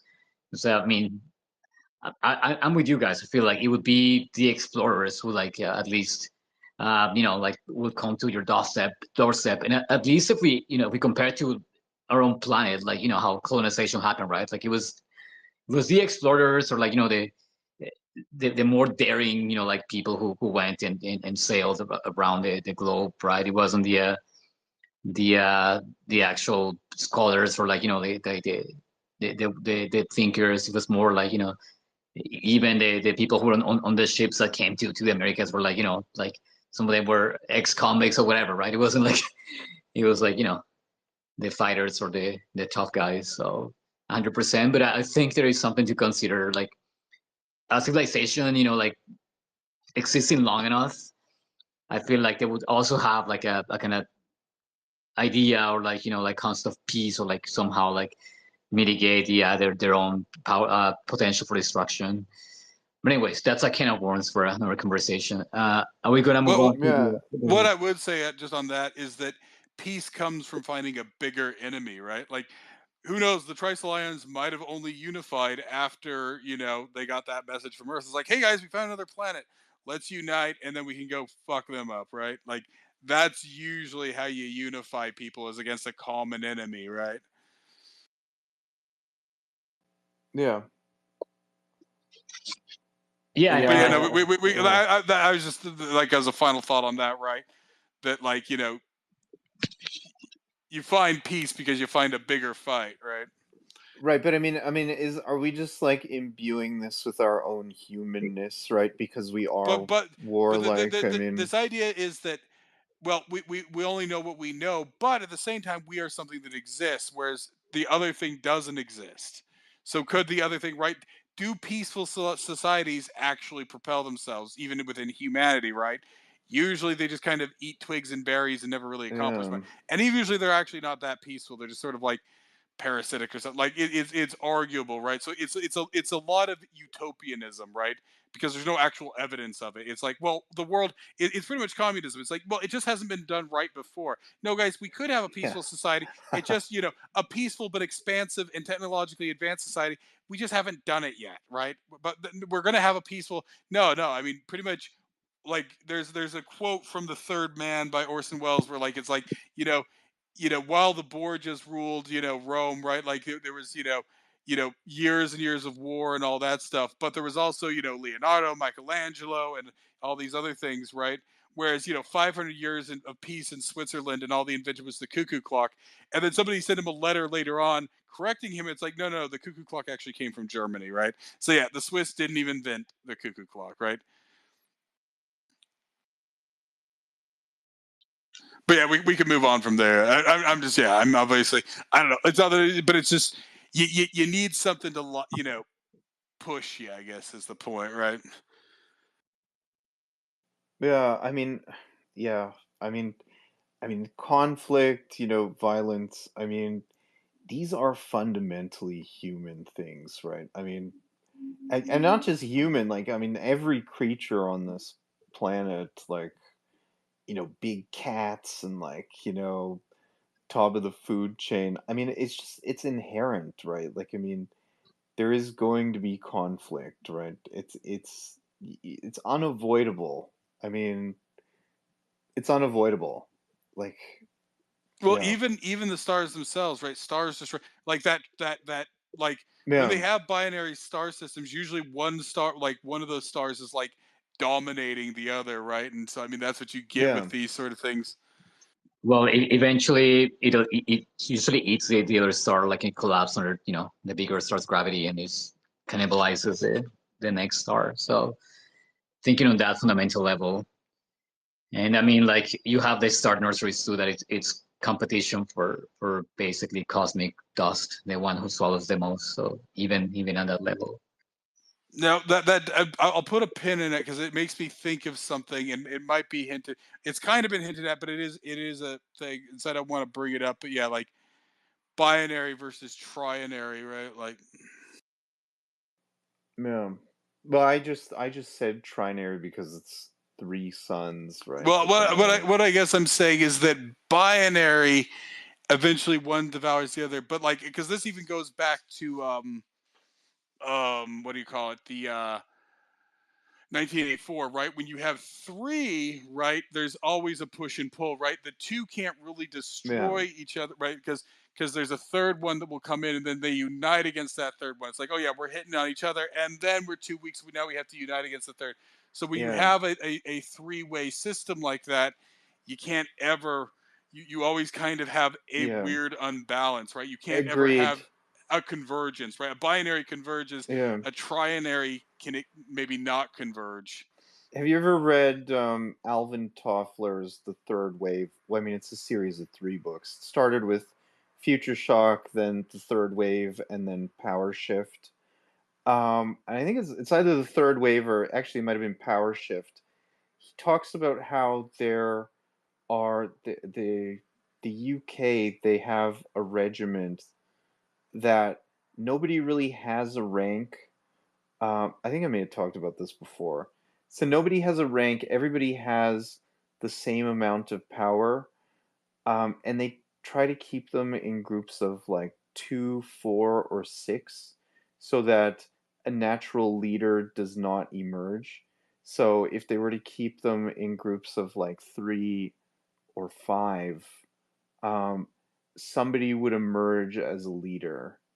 So, and then there would be like kind of a rank, but the idea is that they want these specialized military operations command to not have any rank, because they found that like in like very detailed like intelligence operations and stuff like this, it was more advantageous to have everybody working in parallel on problems than to have a command structure where you have three people, and or like a leader who is then delegating tasks and like different things to subordinates, right? So yeah, it's kind of interesting.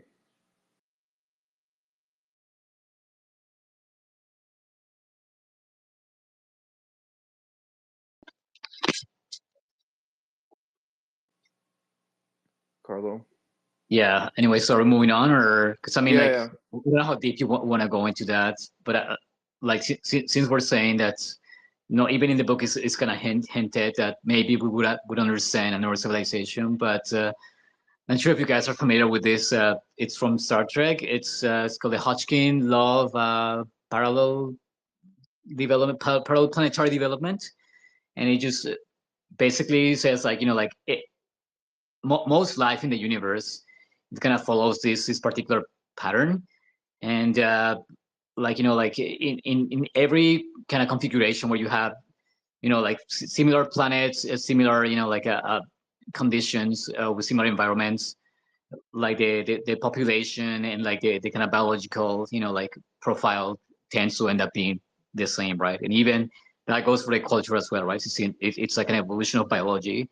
So that's an interesting theory. I was thinking about it while reading this book, because I mean, like, he and not just him, but many authors, or like even just people, scholars, hint at like, okay, well, like, we will be way too different, or like the aliens will be a completely different like way of thinking. It's even, they might even have like actual brains, but like something akin or the like.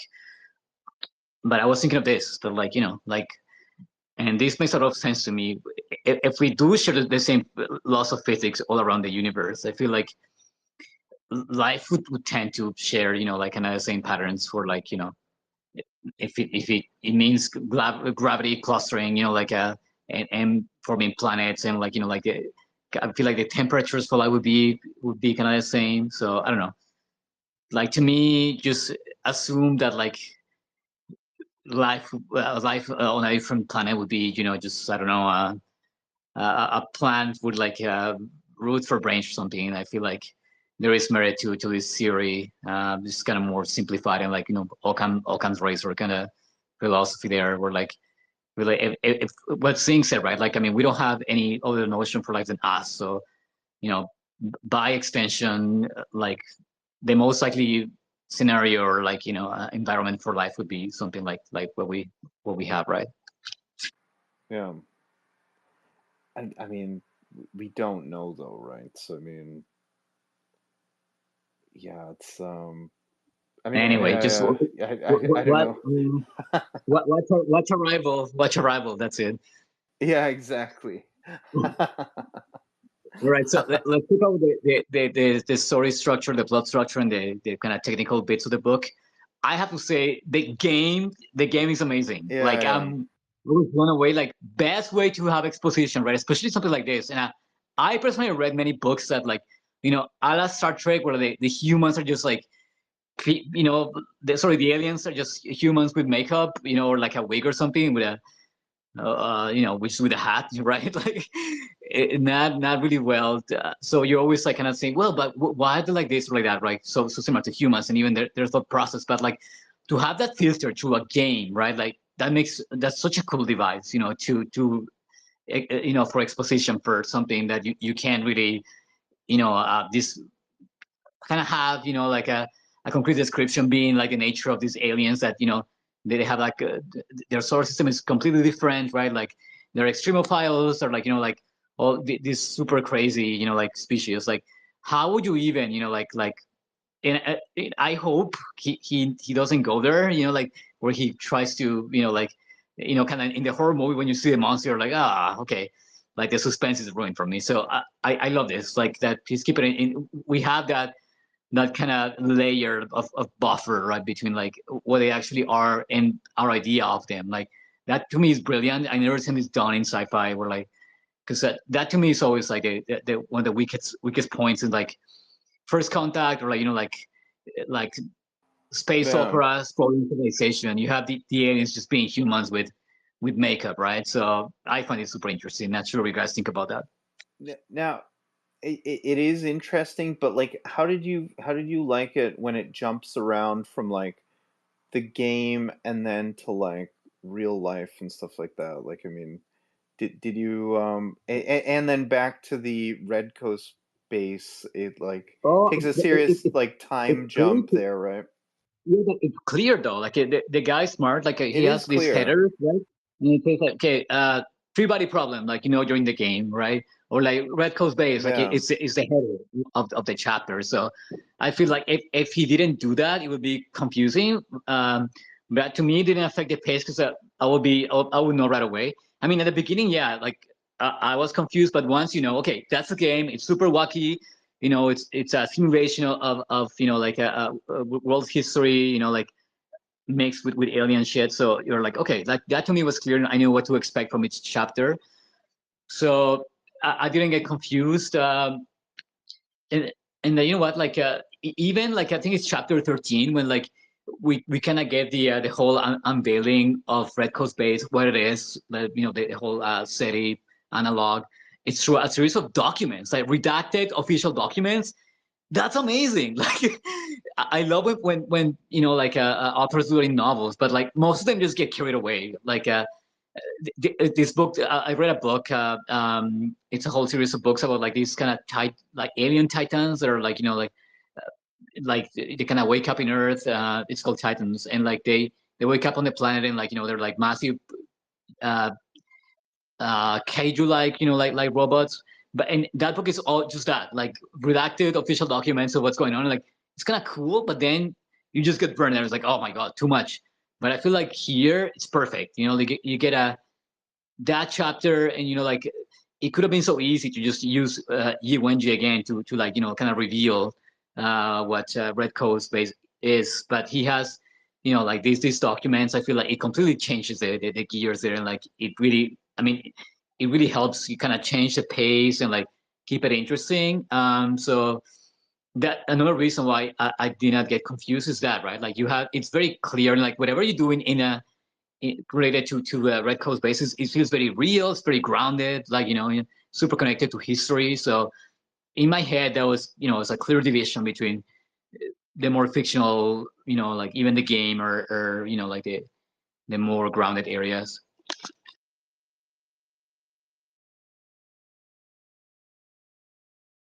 Yeah, I would also agree with that. Now, I mean, you didn't think that it affected the pace somewhat?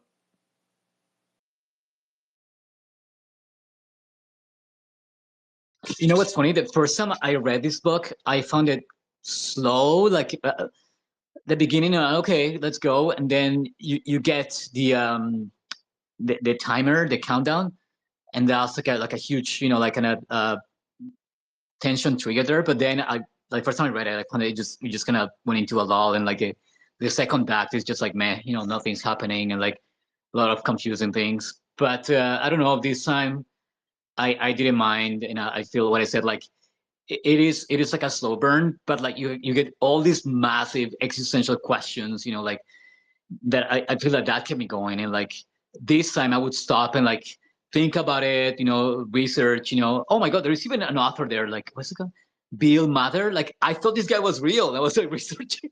I'm like, what is this guy? And like, I just keep researching, like I can't find anything, and like then I found out it was just a character. But um yeah, he is in the story. um Anyways, he's one of the Yeah. one of the SETI's society people that does arguing about, yeah, like the dark forest theory, whatever. No, he's saying that the type of contact doesn't matter. Like the knowledge can throw out humanity in like disarray or something. But anyways, like I just saw that guy was like a real person. So no, this time was a different experience for me. I just kept researching and like um I didn't find the pace. And like I think just accepting that okay, this novel is not character driven, like not even plot driven, like it's not Well, it's written almost kind of like a narrative history, I yeah, think, right? 100%. But what I said, and like what I said, like I just said, like this guy, I just thought he was real. This fictional scholar, like it's so geared that way that my brain is just assuming, okay, it has a lot, like it's picking up from a lot of like actual history, and it's gonna give me a history lesson. So I actually mistook some fictional, like meta fiction elements for something real. So 100% would think like it is like a like a hard like root history novel, almost like a embellished Well, like a it's a narrative history. It's a you know what I'm talking nonfiction. about. There's a genre called narrative history Yeah, where you yeah. write history, but you try to make it more And, story-like, right? embellished, yeah, like a with a plot kind of. Yeah, there's a ton of like mostly biography, or like biography There was one I was section. listening to. It was like the Devils of Ladone or something. You familiar with that one? Yeah, Or yeah, it's a famous one. It's about like 100. I know it was written by what's his name, the guy who did Brave New Aldous Huxley. yeah. And so it's about like this crazy priest who pretty much like seduced all these nuns and stuff, but he writes it kind of in a narrative format, right? And so it's not historical fiction; it's real, and he tries to write it as a history, but he writes it narratively, right? Well, yeah, it has never. What I said, a bunch of authors do this, by the way. Most of biographies. Jared Diamond, he writes about like socio evolutionary theory in a sociological kind of milieu. Like he just writes like that. I mean, so many, like a lot of these Janet Walls, the White Castle biography, like super famous words. Like it's written in that kind of prose fiction style. A bunch of like books of Middle East history, it's like that too. I read so many about like Palestine versus Israel. It's oh, do you guys know about the Confessions of an Economic Hitman? Another like book exposing like the globalism and and the kind of agenda that's been going with this. What's it called? Confessions of an Economic Hitman. That's also written in like a. I've heard of that one. I don't know if you brought it up or I think somebody else had brought it up years ago. But Also, I've heard do you about it Wait, a is lot. it Klaus Schwab or No, no? no, it's a guy who used to work for NGOs, and like he would Okay. mask himself as like an investor, and he would go to like like poor countries, and like they would like invest in infrastructure, and they would loan a ridiculous amount of money to the country, and then the country would be indebted to like a multinational, and then they would slowly like kind of take over the infrastructure and like slowly like um infiltrate like the governments on that. But anyways, it's a history of globalism, and it's written in that kind of like fictional. Also, the creature of Jekyll Island. You guys know this, right? Like the history of the Federal Reserve. You guys know this book, right? Yeah, this was somebody was talking about this in a space the other night. Yeah, so Yeah. it's basically the book explains how the Federal Reserve came to be and like how nefarious and noxious it is, and Actually, how it might how have been big. you, Carlo, that was talking about it. No, Now I don't that think so. I know about this book. No, I haven't read it before. oh, okay. But anyway, this is like a Bible on like the whole like scam economic system we have, and it is like a novel. Like if you were to pick this up without context, you're like, oh, it's a novel. Like it starts with like like the members from the Meteoro Jekyll Island, whatever, like the bankers, they board this train, and like like it starts with them kind of getting together, and they go on a train, and it feels like a novel. So, anyways, just to say like it's not uncommon to have nonfiction written as, I mean, it's probably the most prolific way to disseminate a story, because like usually dry history or like dry nonfiction books they don't sell too well, right? Like people don't get invested. But yeah, like most of the biographies that I read is that it's like it reads like a novel. It's just just someone kind of epistolary journaling, a novel style their life. But anyway, I kind of digressed. But Yeah. so you do find the pace suffers from all the kind of jumping from different formats there. Like what's your So take on I that? mean, so I think it does, but at the same time, because it is so clearly demarcated, I'm able to like, put the bookmark there, put it down, and then come back and continue on quite easily.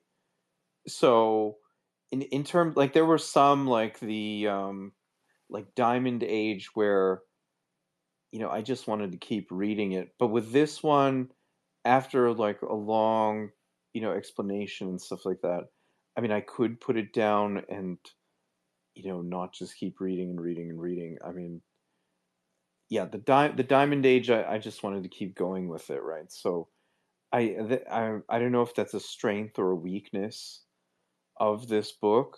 Um, but I was able to put it down and then come back, and it's like I didn't have to go back because, like I said, everything is clearly demarcated. Okay, this is Red Coast base. This is the game and stuff like that. So I don't know if that's the pace suffering or not, because I was breaking it up into chunks. I will say though, I mean, the end part there with the Trisolarans, and they're going into all the physics of how they created this AI and computer system on protons, so to make the sophons. I mean, I can see why.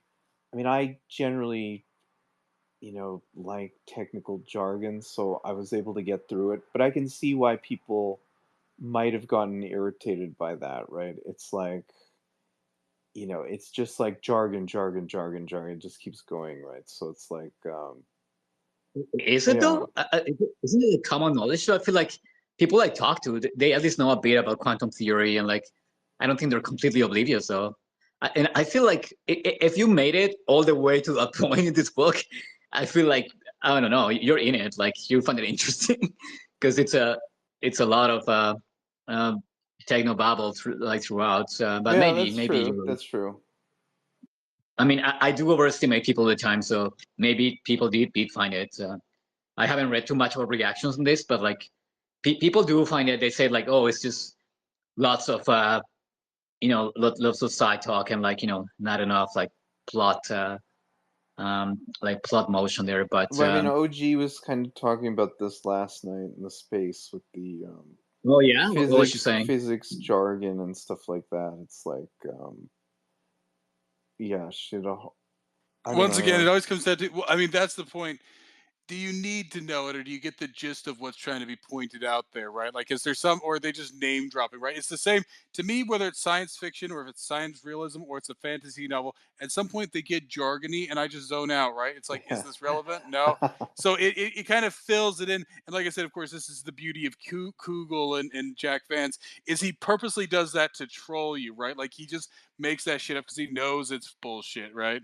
And that's why it's funny because he knows that it's jargon. It's like, oh, well, you need the third triune of fandangles, whatever, right? Like he purposely makes fun of jargon and stupid stuff like that.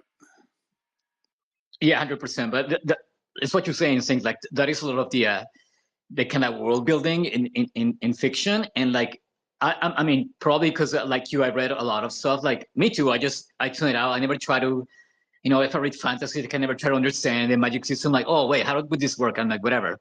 It's just part of it. And if it's sci-fi too, like I mean, unless it's something that more kind of more regarding to uh, software and like coding, like I do like to think about that. But if it's something like it's that I feel like it's just out of my understanding, I don't even question. I just keep going. Yeah, and it kind of works like negative world building. Like this advanced text or like magic systems, because like it kind of gives rules, kind of physics rules to the world, like like other like laws of kind of laws of physics to the world that you kind of helps prop the fictional world. And if you start poking at everything, right, like you just want to enjoy your fiction story for sure. And I think that's a huge difference that experience really have, and like kind of less, like less more casual readers have, like they tend to question everything, right? And like I feel like a long time reader, they know exactly, like kind of where to what to focus on, and like what is just kind of propping the world building. Yeah. It just having worked at a bookstore and talking to people, like the ones who read the most, kind of, it was like we would kind of know that intuitively, like things that, okay, this is just a prop in the world building, it's not even worth you trying to like break it Yeah. down and analyze it, So do or you? like the things Oh, sorry. go Go ahead. ahead. No, go ahead. No, I was just gonna ask you. So, I mean, do you find the world building of the Three Body Problem game that's outlined in the novel better than the ending where they're building the world of the Trisolarans?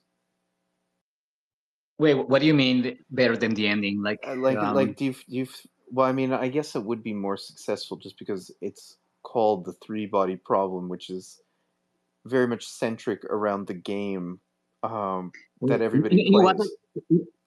at the end we get the info dump of like how Yeah, to yeah, the info dump. Yeah. like, do all of the do the stuff and some of that. Like I didn't like that. I wish that was in game. Like I wish we would saw all of that in game. I get it's Okay. Yeah, the yeah. book, and like it has to kind of like move to a resolution, but like I did not like that. Like having most of the Trissolarian Well, worlds like explore in game, like it should have been that in game. Like I feel like imagine you trying to like you as a player trying to helping, like the same thing as with the flash computer, like having a hand in that, like like folding the protons on that. It would have been way more awesome. I feel like it's cool, but like to me it failed taking advantage of what he himself put in there, the game as a way to like as an exposition box, right? Like I was a bit disappointed with that.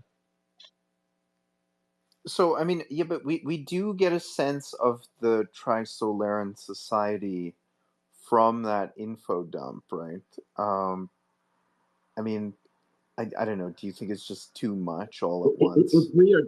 It's too much, and like at some point they hint that like there is this kind of like fat in Tres Solaris that like people just some of them want to mingle with the Earthers, and like, oh yeah, some of them are like sympathizing, and like at some point they say, oh yeah, there might be factions. I'm like, too much, too much. This is Yeah, too human, but I too mean, human. but I mean, it's told through the princeps, right? It's like Yeah. it's told through who I assume is like what their king or like their Yeah, the princess. And I think what's being said, right? Like, I mean, we don't know if it's just a like a long information game, or like you're just kind of trying to trick like the receiver, the recipient of the right. information. So we don't know that, but I still just the way it was told, like like and the kind of mechanics of the way it was told, like I don't like it. I wish it was in game. All of this, like someone Yeah, had to, okay, we cannot break through our information in game. Like I mean, like he set it up so well, having like we being exposed to information in game, and for him to do that at the end, it felt like incongruous to me, and like missed opportunity to me, like, or like even have like the game kind of ramp up to a goal, and the goal would be to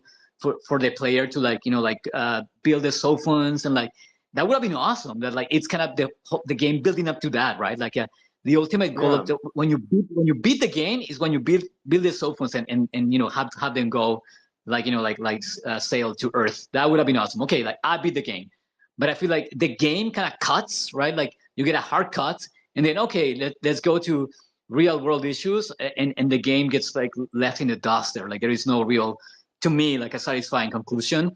Especially me, I'm a gamer too, like Zink. Like I do Yeah. games, so it doesn't feel like a logical progression for a game, and to have it cut like that, especially being set up so strongly, right? Like Well, I mean, it was right because like the point was to weed out the worthy, and then it was about the meetups, right? So the different players who recognize different things in the game, and like, okay, this one is worthy to know the location of the meetup, right? So it's like, um, I mean, it is that's pretty much that was primarily the function of the game, right? It was to yeah, recruit but more. Aventus and Just again to reiterate, like we get all of the exposition from them, from the two Solarians, it's through the game. So I feel like why not keep it? Like he ran with the whole novel. Like he just one of those things. I mean, I'm kind of nitpicking here, but like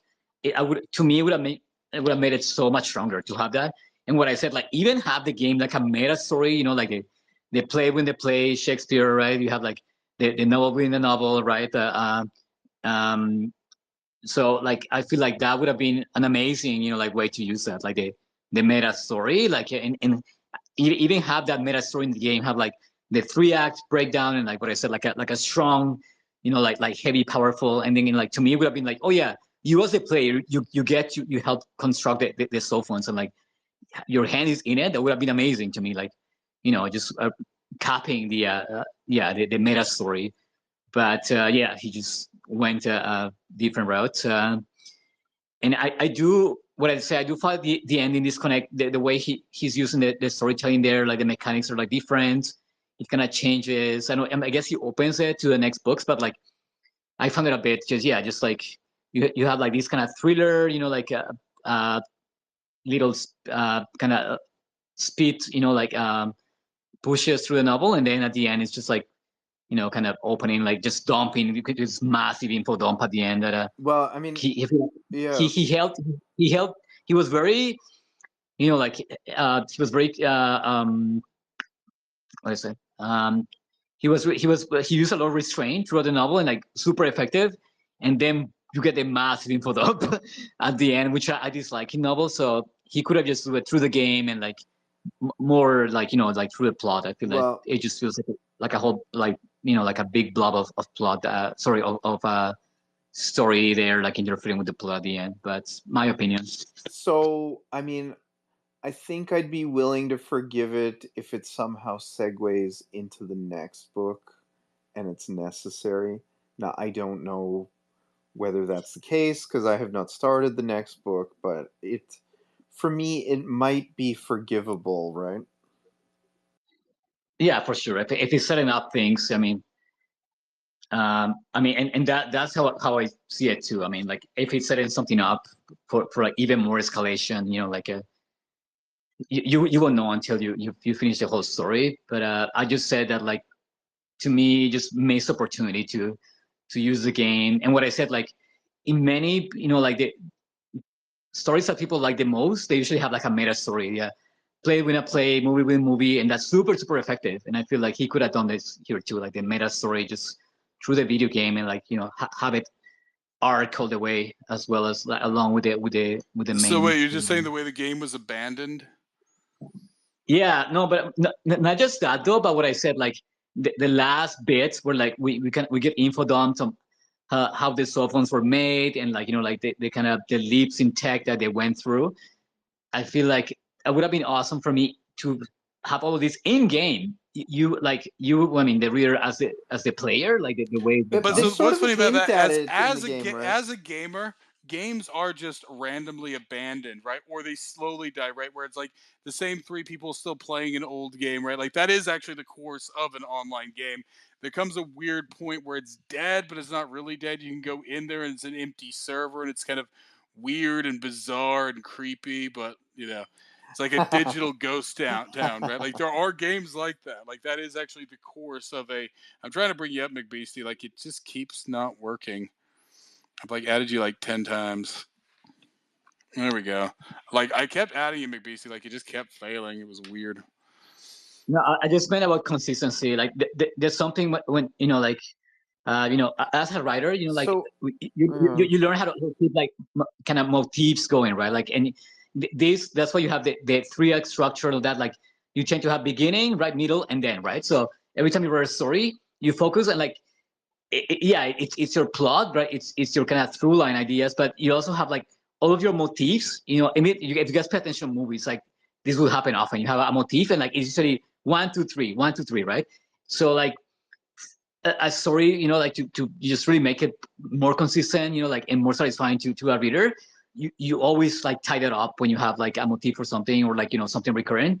You do you do a 3 or like 6 or 9, right? Like you do a 3 intervals, and like beginning, middle, end. So that's the point. Kind of the angle that Yeah. I'm doing this. So I That's it. mean, would you? Once again, I don't mind that sort of asymmetry, right? Like, is it necessary anymore, right? Like, it serves its purpose, and then you move on. Like, do you really? I mean, of course, this is something we've gone into it before, right? Like, and especially if we take it as he's writing a narrative history, right? Like, is it relevant? Do they really know, right? I mean, it's just kind of like, I don't know. Yeah, I'm curious if you would be more forgiving of it, Carlo, if they had given like, subtle hints or like not so subtle hints in the game as to like all of the tech that the Trisolarans have to like kind of No, ease not, you into not it, really, to be or honest. No, not really. It's just what I said. Like, for the sake of consistency, having studied writing for so long, like that's something you kind of get drilled to it. But once you start writing, you realize, okay, no, yeah, it actually makes sense for me to have consistency. Like with everything I'm setting up to having like beginning, middle, end. So it's just like like the kind of mechanics that I learned from writing, and what I Go ahead. expect from reading too, from being a reader. But yeah, I mean, like what I said before, I'm just kind of nitpicking. I just feel like it would have been much stronger.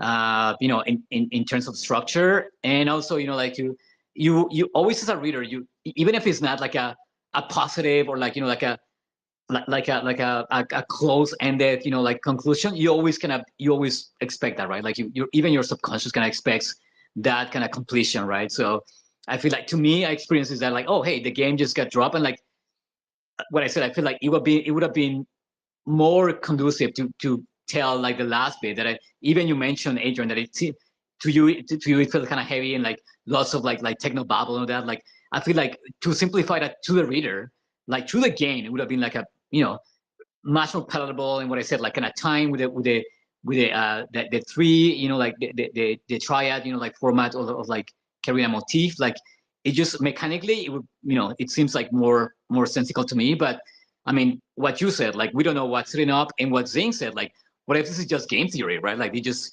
using that to manipulate, like whoever is receiving the information. So yeah, Well, just here's the thing: the whole game, it's a modern take on like a vision, right? So like somebody having a dream, right? So normally in these things, when you're having something, somebody will have a dream or a spirit journey, or they'll go to like the land of the fairies, and then they'll try to go back to it, and it won't be there, right? Like this is kind of a modern version of that, right? It's something he kind of stumbles into it. It almost kind of takes him over for a bit there, and then it's kind of gone, right? Like whether he doesn't look for it, it just seems to be abandoned, right? It's like going and dancing with the fairies one night in the woods and then going back the next morning and it's all gone, right? yeah, It's sort of a modern version of that, right? It's almost like a fever dream. And a yeah. fever dream never has a satisfactory ending. So it's That's what in she said. it's somehow interesting the treatment of the game in the TV series, right? It's like in the TV series, it's just like these virtual reality glasses, but like it's tech from the aliens, and um, you can feel heat and like all kinds of different stuff, right? But it's more like, I guess, tapping to your brain or something. Whereas in this, it's like an actual suit that gives you biofeedback, right? Which I assume in this world is like something that is commercially available, or like it's a consumer product. That's what Because he said. yeah, He made yeah, it yeah, sound like it'd been around for a couple of yeah, years, he right? had, or like, yeah, Wang actually he went and bought himself a suit, they say. So I mean, the well, the, the he treatment in said the that show there's is one. very different, right? I mean, yeah, There's one line around like where he works, right, at his company. There's just one line around there, so that implies that they've been around. It's like yeah. it's like a common, like uh piece of hardware, Oh like yeah. Did, whatever did you he did he computers. just get it from his company? He didn't buy a suit, Yeah, really? Okay, yeah, there's one is like sitting there, like in the computer room or whatever.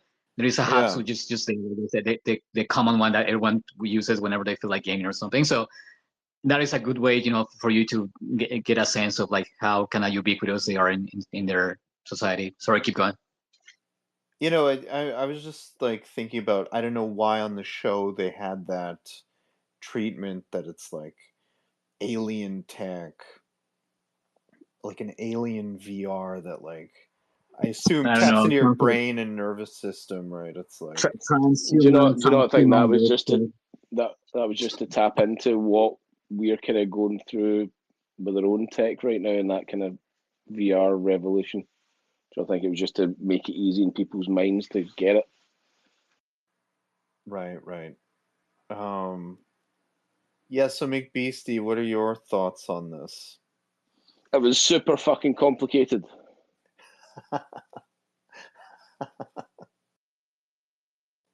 So beyond that, I mean, do you make it through the complexity? Yeah, nah, I think having watched the TV show before I read the book definitely helped because it is quite a heavy piece into just to being able to visualize the Trisolaris without, and understand it visually before you start reading about it is probably a bit easier. But yeah, it's a it's a mission to get through all the stuff. But no, I really enjoyed the first one so far. I've not started the second one yet, but you guys are been going into it way deeper than I've even thought about yet. But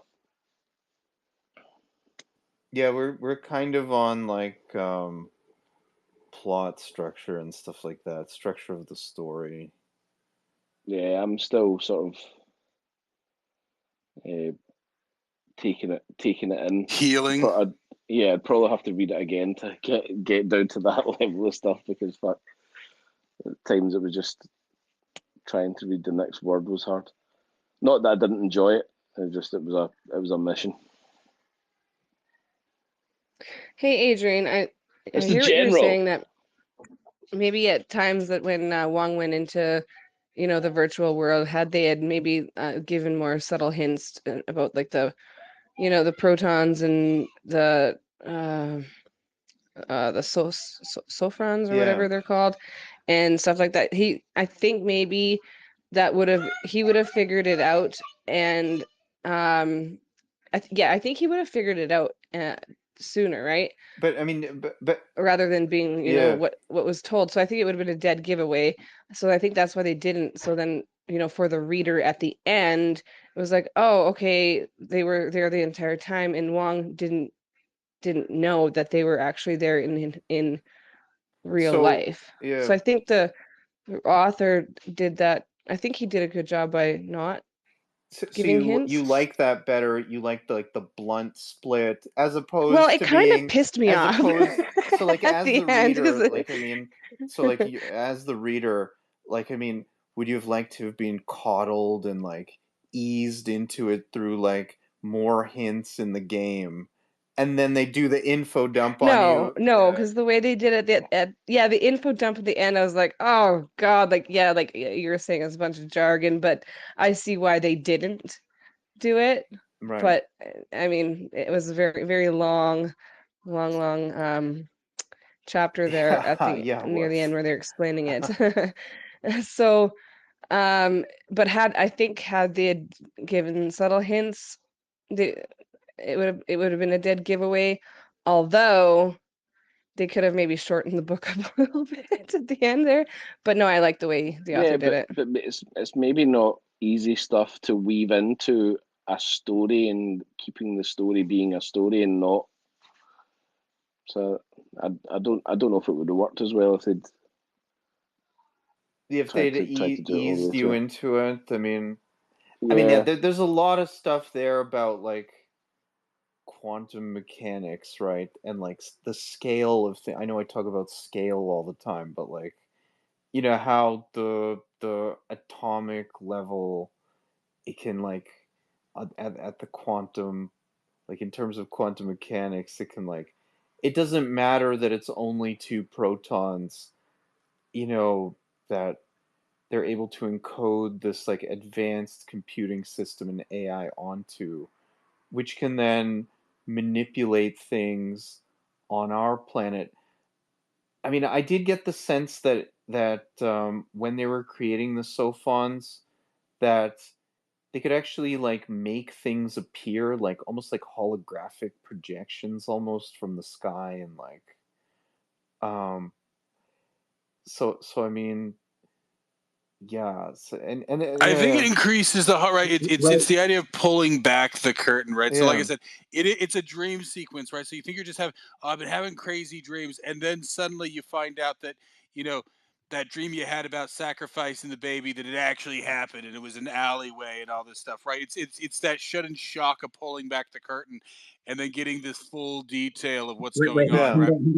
you guys found that confusing though, like the how the protons work, like because it's No, I found it super well explained, like like they just go into higher dimensions and they yeah, talk about the exactly. complexity of a system, like with more and more complex dimensions. Like if you have something simple in one dimension, Yeah. in the higher dimension it will be like super complex. I feel like that's it's a pretty simple concept. I wasn't confused at all. Well, I it's a wasn't familiar. confused, but I could see how other people could be confused by it. Quite For honestly. people used to science fiction, right? Like, because like this is even a premise of some of Lovecraft, like Dreams in the Witch House deals with the concept of projections in higher dimensions, right? Like, Yeah.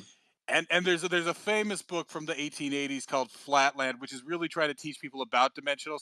And so it's like literally like this like anthropomorphic square and this anthropomorphic circle or sphere, and the way that you perceive things from a lower dimension. All that, it was like written by a math teacher in the 1880s. So it's kind of like a weird, it's like a romance, like it's a weird little book. Um, what was my point with that? Yeah. Well, I mean, So yeah. I mean that's the thing. So like this idea of projections at higher and lower dimensions, right? It's physics, like yeah, it's true in physics, but it's actually become a very common sort of theme in science fiction over the last 130, 40 years even. But I mean, can you see how people can be, this could be off-putting to people I can though. that are not I can. See, interested once again, in for me, sci-fi, right? so I mean, and this is a constant conversation we have, right? Like, obviously, I have a higher preference and threshold for ambiguity than other people do, right? Like, it just don't bore me, right? So for me, like, do I get the gist of it, right? Do I need to understand? Like, some people, it's like, well, I don't understand what this word say. Yeah, but you get the gist of it, right? So But I this think is some more people than the have a gist, right? It's not really ambiguous. I mean, I think it's well explained. I think it's pretty No, clearly explained, right? It just comes down to that's what like I'm people saying, yeah. not but like that, but you get the gist of it, right? Do you need to understand every word? No, but do you need to understand that things can be taken from higher dimensions to lower dimensions and complexity changes? That's all it's trying to say, right? yeah, no, that I mean, I think the fact that it's well explained, but it still doesn't make it easy concepts. And I think if you're used to reading sci-fi and you like sci-fi stuff, then I think you'll quite enjoy that. I think some people who like to know, you know, how be able to understand literally every single fucking word that they read in a book is. You can go back and read Jane Austen or something like that. They're not going to enjoy reading this, that's for sure.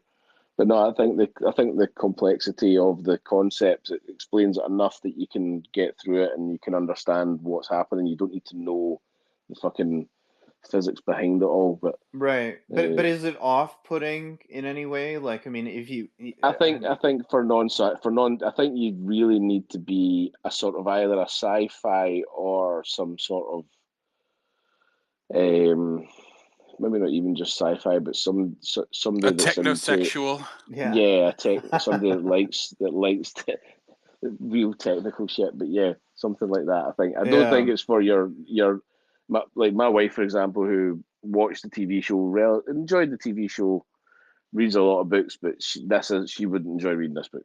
Like it just wouldn't be up her street at all.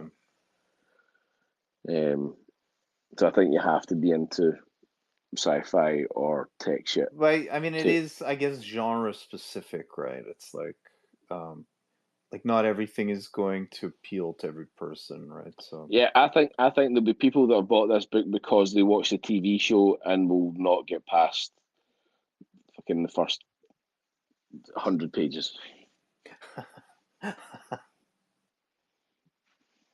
but I mean, the TV show really departs, right? I mean, there's a whole bunch of new characters that are added in.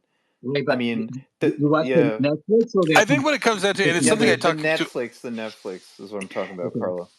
I think it's a skill. It's that some people they don't like it because they don't know how to prioritize information, right? If you and it's something that I talk about in a bigger scope in these spaces and stuff, right? For people who are new to this stuff, right? Like they don't know how to prioritize, so everything is a conspiracy theory and everything, right? Like they cannot prioritize things, right? They get overloaded, right? It's like an autistic baby, right? They get sensory overload, and it comes down to being a skill of how much, and it goes outside the book. It goes whatever, right? Like it's people. It's like, well, what do you think about this headline? I don't care. I don't know. I don't care. I heard something vaguely about it, and I'm not going to. It doesn't look like it's anything relevant, right? Yeah. It comes down to like, and of course, Filtering. well, so I mean, that's the thing. Like, the question is, did the book include too much or too little of it? It seemed like it was enough. Now, did I filter it out? Like, it didn't. It didn't, because there is sometimes when it's too much, where they're like really just digging. It's like, yeah, I got the point. Okay, we don't need to go another 40 pages on this, right? Like, that's the question. Like, did they explain it adequately without just circle jerking? Like, are they throwing formulae up there and dropping some, Yeah. other things? Like, no. Like, are they explaining the Well, bigger concepts and hang, making the point and then hang moving on, on, right? But no, but I'm hang saying, on.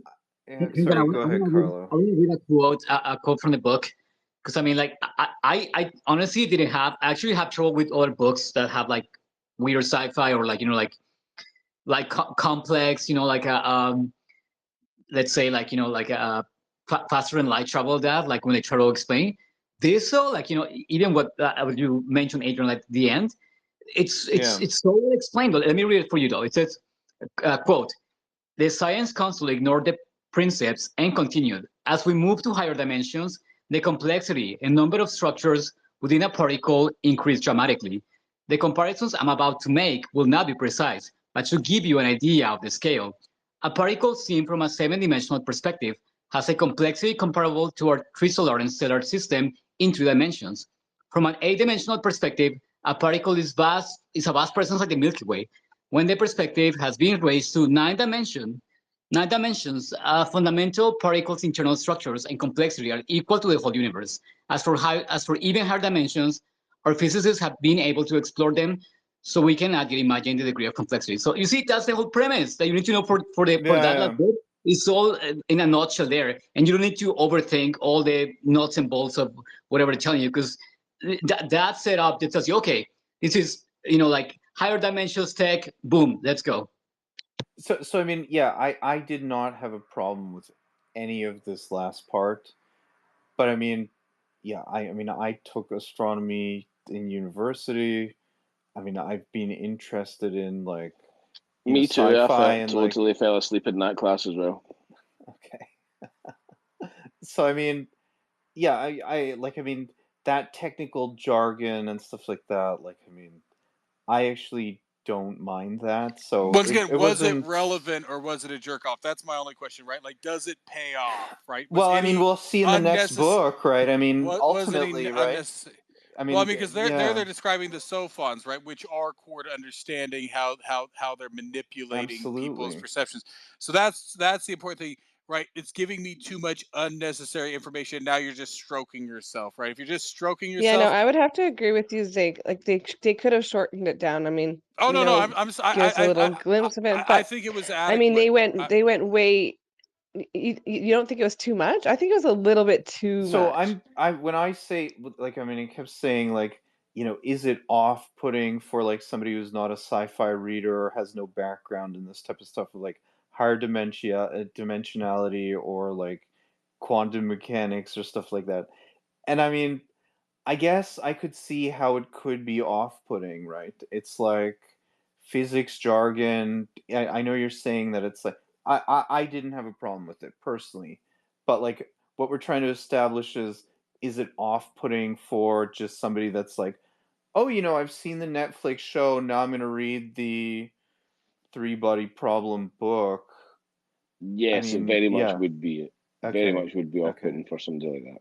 Well, no, because no, I mean, I'm not a big, I don't do sci-fi. I don't watch sci-fi. I don't read sci-fi. But did I manage to get through it? Yes. Would I do it again? Yes. So I don't think it would be off-putting. right. And I plan on doing all the rest of your sci-fi books. But it seems that you're starting to like sci-fi, OG. I will never admit it.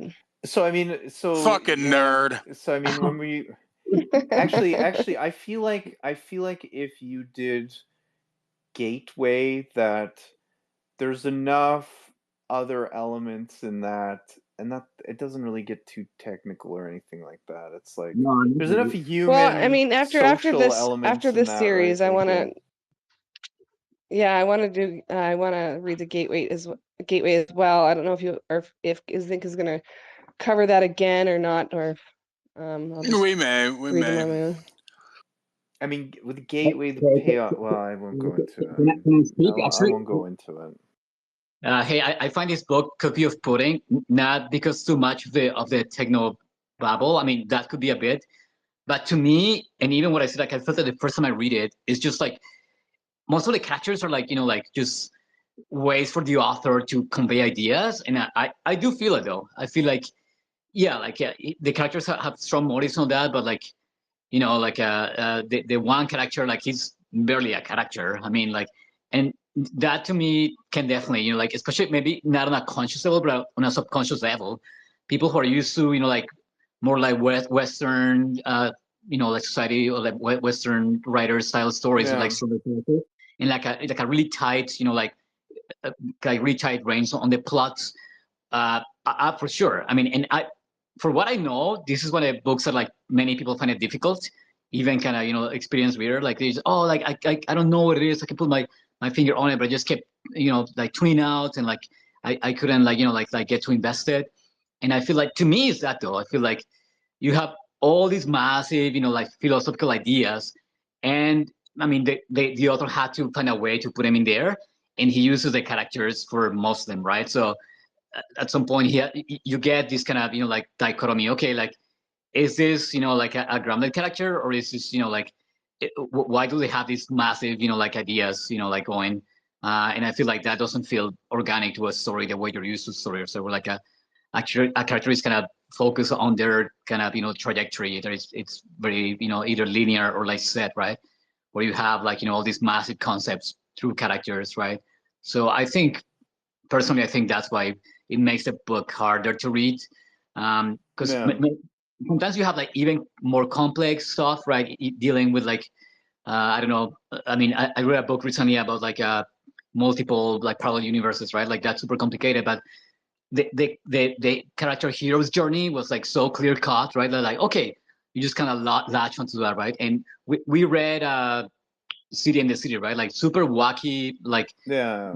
like two different, like like cities like melding, like ignoring one another, like this complete like. Well, once again, that was more of a plot-driven thriller, right? And that's where this one No, isn't but quite.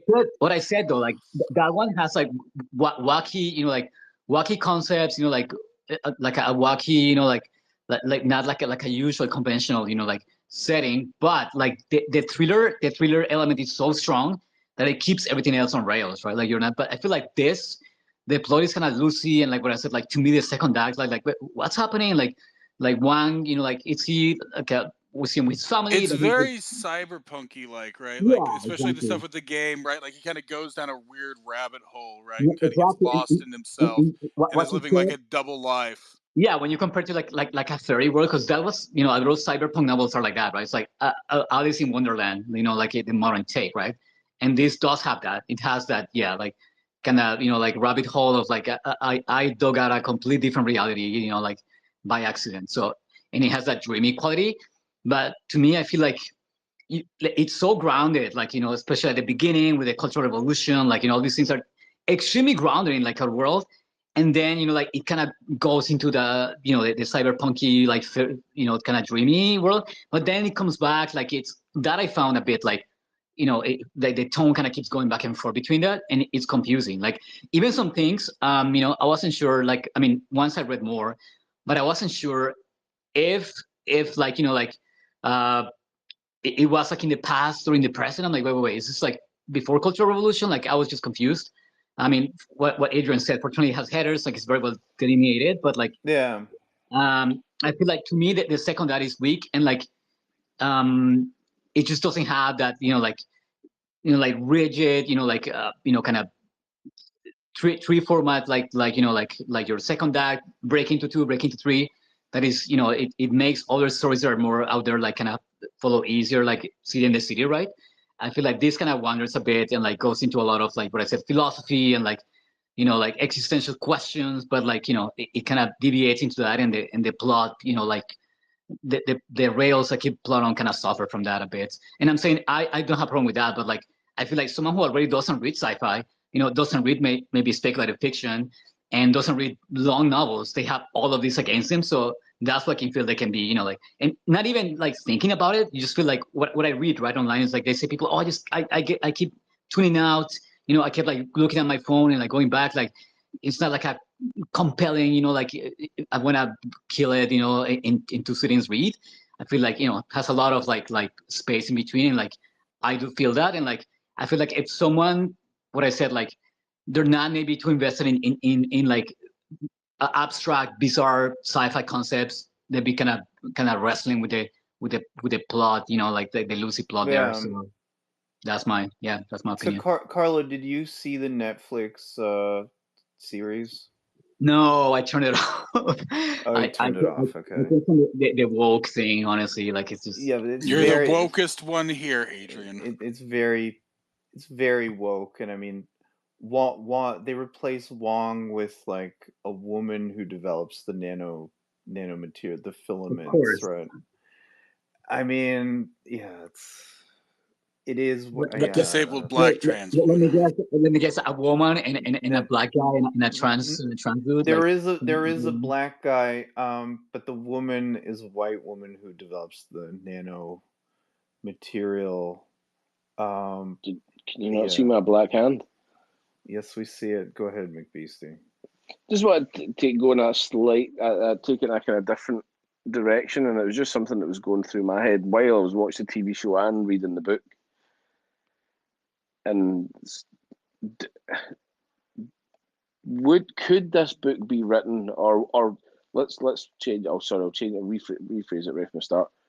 If the Cultural Revolution in China didn't happen, what other either world event, or could this book be written without the Cultural Revolution?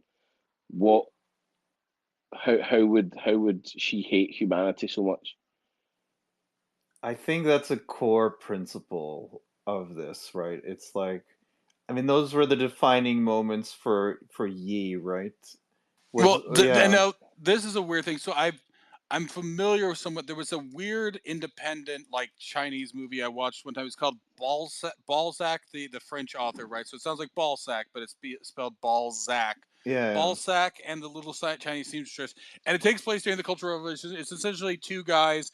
They're in university, right? They're upper middle class there, and so as part of it, right, they get forced to go and you know work on the farms to get re-educated, right?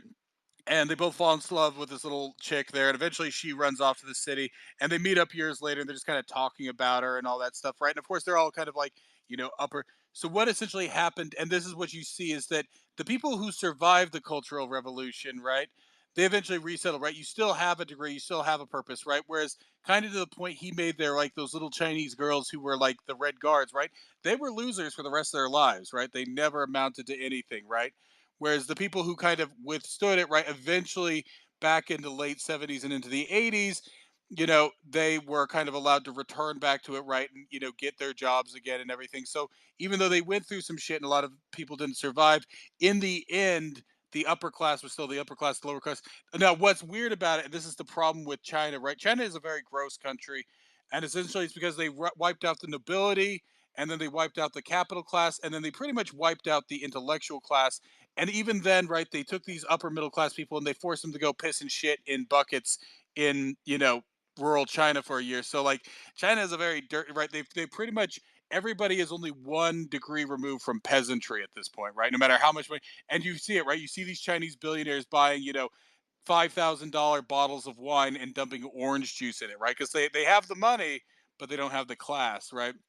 But so I think what you get with this is yeah, I think it's sort of the impact of all that. Like, I don't think you can write the story that, and of course that's where this guy comes out of, right? His parents went through that, and he, of course, I wanted to mention this earlier, he comes out of the Tiananmen. Now he was involved in that, but his generation was the Tiananmen Square generation, right?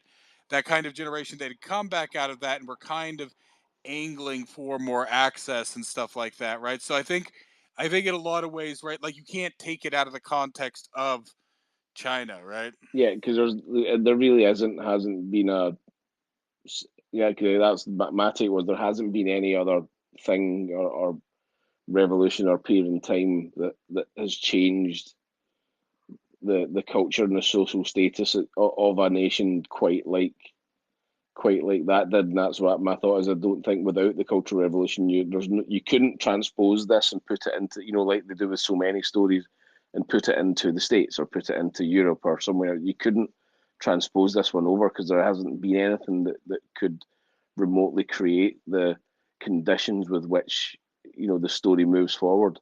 That's my take. Yeah, I would agree with that as well. That's like, I mean, it's very much a Yeah, Chinese book, right? Like I said, and that's where yeah, my curiosity for you guys, like, because it mentions like Chinese, like Qin Shi Huangdi and Mozi and characters like that, which are kind of the fate, right? And then alongside Copernicus and Galileo and these other things in there, right? Like it's very much a modern Chinese book, right? In that he is Western oriented, right? He's familiar with these kind of Western characters and science and all that, but it is still very much a Chinese sort of story, right? Both communist Chinese and then just even Chinese, right? At a deeper sort of level. yeah, Yeah, I think we touched on it before. Even his kind of technocrat worldview, like it is very Chinese, right? I mean, when you think about it, right? Well, there's and it goes into the other books. I wanted to bring it up something. It's the filial relationships, right? The relationship to your ruler, to your husband, to your child, and in some ways, I think maybe my point there was that Ye Wenjie, she actually violates all three of those, right? She kind of violate, right? She kind of betrays her child and her husband and her ruler, her state there, right? And so yeah. like But I mean, I don't think she was too into the husband to begin with, I think I right? think It I was think it was just sort. like, I mean, what is love and what is right? It had become comfortable, right? Like it wasn't malicious. yeah, She wasn't trying to get rid of him, but she was willing to. I think she liked him. I mean, I think she had found some modicum of normalcy and happiness there, right? She had a husband, right? Like if she didn't really think about it too hard, she was kind of living her, idea, right? She was a high level researcher. She was married to another high level researcher. She had a child, right? Like if you kind of ignored the over, the kind of details there, she was essentially living the life of a successful, female researcher, right? Like, and so you yeah, can kind of like, but it was very schizophrenic, and I think that was the point in it is that it made her kind of very not schizophrenic in the true sense, but like kind of double-minded, right? She was living kind of two realities, right? One, she was living, the life of a researcher, but two, she was living in that sort of weird situation that she hated everything that had happened to her father, right? That had turned her mother into just, an awful person, and it even said she didn't even know until years later that her sister had died. Not that she cared really at that point either, right? But like, so it's the yeah, like even though the communist Chinese don't see it that way, it comes up in the later books too. This that like, and of course we covered it with the Diamond Age, right? The sort of Confucian responsibilities, yeah, right? What are the Confucian response? And it kind of it is an undercurrent here throughout, right? Since Confucian philosophy is the driving, right? It's sort of the fundamental philosophy, like Aristotle is to the West, right? Like you can't really, or Socrates or one of those guys, right? Like he is sort of the fundamental, like everything is compared to Confucius, right? So do yeah. you think that very Chinocentric lens was with which the book has to be written? Do you think that element of it, the need and for people to really think and No, understand what I think happened, do you think that turns people off, or do you think no. that would turn some people off? I think it's clear. I think it's made clear, and of course, there's universalities, right? I mean, Confucius does well because it's sort of a universal, right? Like people are married, they have children, but then they have overlords, right? Like you can always break it down in any of those things. Confucianism, like as a fundamental sort of thing, does sort of transfer over, even if you don't explicitly state it, right? Like I think people can kind of pick up on it and and and all that. So I don't think it's necessary, but I think yeah, like it is Chinese, but it's modern Chinese too, right? Like it's kind of all laid out there. Maybe there's some subtleties there that get lost in it, but I mean, like I said, I mean to a certain extent, just because I've known people in the academic sphere, right? Like it makes more sense to be on that, right? Like I mean, if you're not familiar with academics, some of that seems maybe foreign, right? Some of the behaviors and stuff like that, even more than the Chinese aspect of it, right? Or the communist aspect of it, right? Like just that world of academics and researchers and engineers and just the way they sort of do things, right? Yeah. So the next question on continuing down this route then is with how this book plays with people. How do you think the cultural Marxists that currently occupy that would call themselves Marxist the left of our politics, particularly those that are of a post 2000 birthday, how do you think they would look at the Cultural Revolution and the red shirts and the fact that the proletariat that rose up and kicked down the academics and the upper classes, and then they returned to dog shit at the end, but by the end, like what do you think they look at that and see? Are you It's talking not. about it from a Chinese No, you're saying from context my. or So like a actually, here's the Western thing. one? I wouldn't even. You were in here. I don't know when you came in, Beast, but earlier we were talking about like the problem is it is the more similar behavior of the Cultural Revolution is more similar to the people who are now like believing every conspiracy theory, right? The flat earthers, right? That they're bitter about the people who are in the upper, classes there. They don't want to ascend to it, so they just want to say, well, that's not true, right? So like I would actually compare the kind of like, because here's the thing, right? Yeah, you have the people who are the science cultists, trust the science, trust the experts who don't understand science, which of course this book balances well, right? Because like I mentioned earlier, Yezha Tai, her father, right, when they're asking him questions, right, he's never like an absolutist on it. He's like, well, the bang is the best model we have right now. It's like, well, you're introducing God, and it's like, no, if anything, at that moment he absolutely did not believe in God with what was going on, right? But he was very sort of measured in it. He wasn't like a true believer. It's just what's the best model, right? So you have two extremes here. You have the people who are treating it's like, well, that's the experts. I got to believe the experts. I want to align myself with the experts because the people who I find most believed the COVID stuff were actually people who were like, I don't know, like people who like did a few semesters of college but never finished, right? Like those, like, which is a lot of people in my family. They went to college for the indoctrination, but never enough to like actual do like their own research, right? They don't know how to actually do. All they know how to do is regurgitate the experts. Now, this is of course what people do from the priest or the mullah or whatever from the religion, so that it becomes a religion of science. But on the other side, you have the Luddites, you have the anti-science people, you have the 5G nano robot, conspiracy theory, flat earthers, and all that stuff who, yeah, just want to tear it all down. No, there's no value. It's all a lie, right?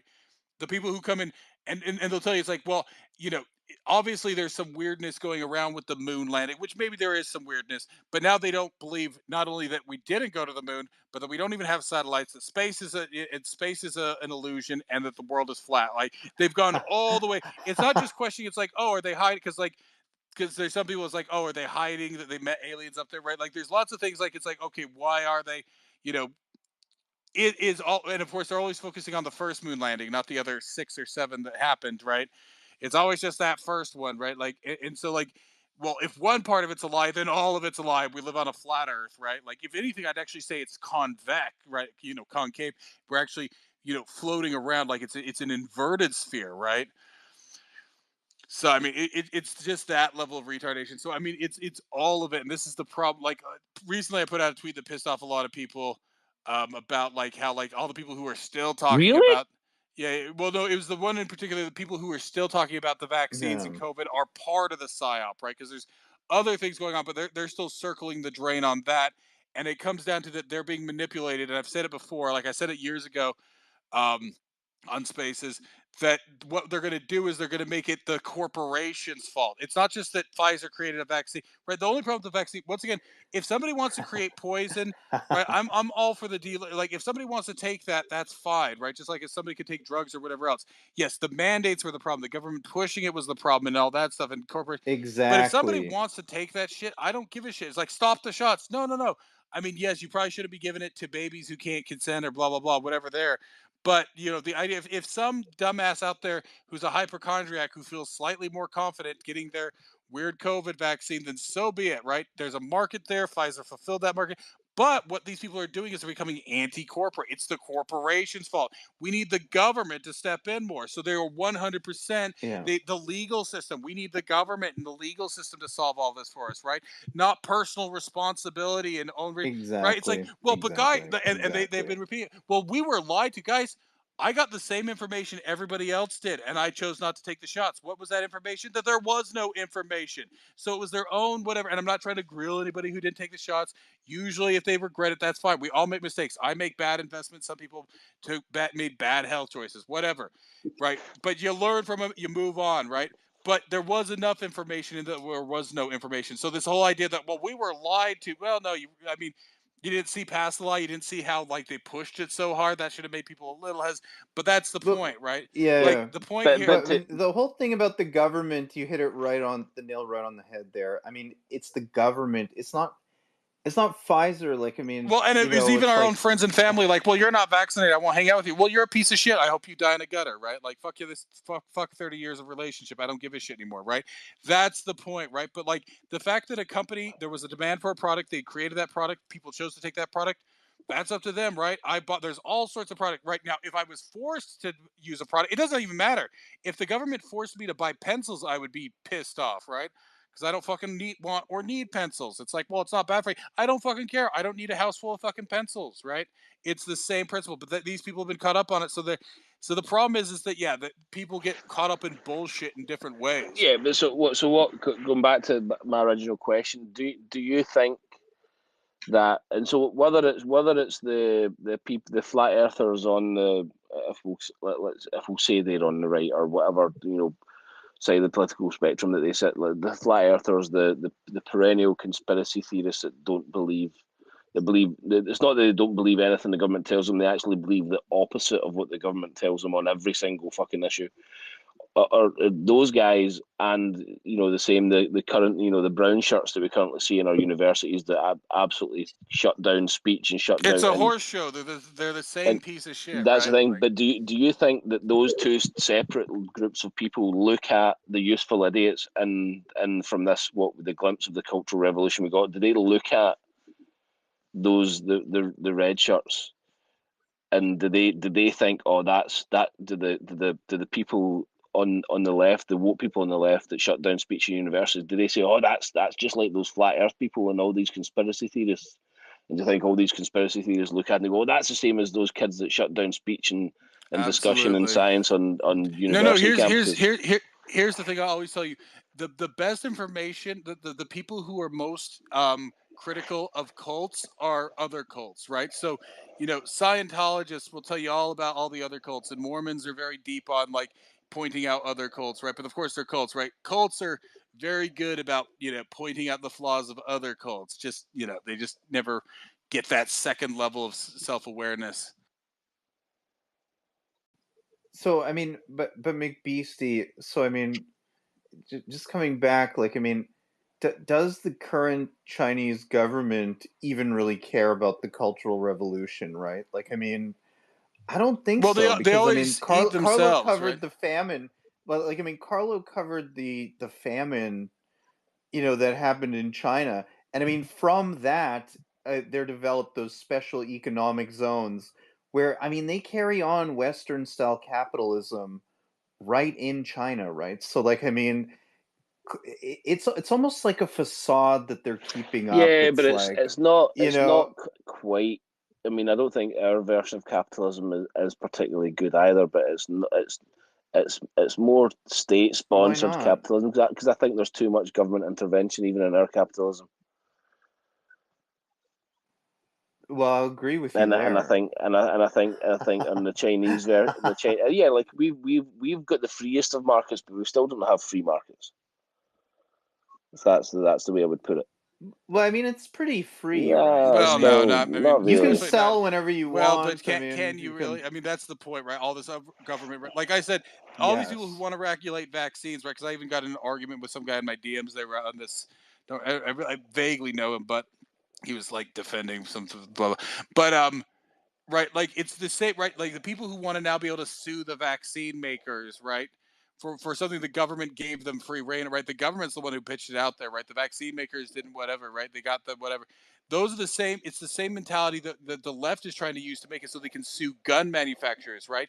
Because what they're going to do is they're going to make it so that it's too costly to be a gun manufacturer, right? Because if you have the liability of somebody using your gun for a mass murder, right, they're going to shut it down, right? So it's the same mentality, right? Like it's all that everything I like should be government subsidized, and everything I hate should be illegal, right? That's how these people work on either side, right? They just can't Yeah, pick their absolutely. flavor and they can't see past it, right? That's absolutely. It's it's people asking that people, and again, it's fantastic manipulation from the people in government because they know exactly what they're doing and they know what's happening.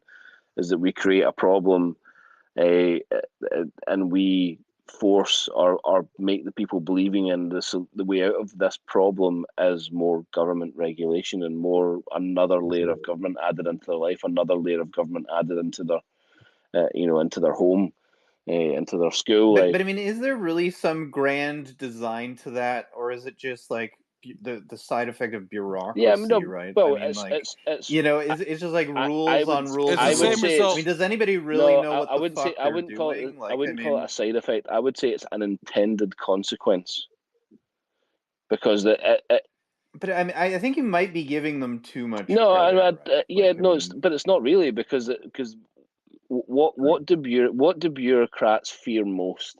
Bureaucrats fear most the gravy train stopping their ability to do a job that requires very little fucking skill, and they're getting paid by the taxpayer. They don't have to go out and graft off their own, the sweat of their own brow.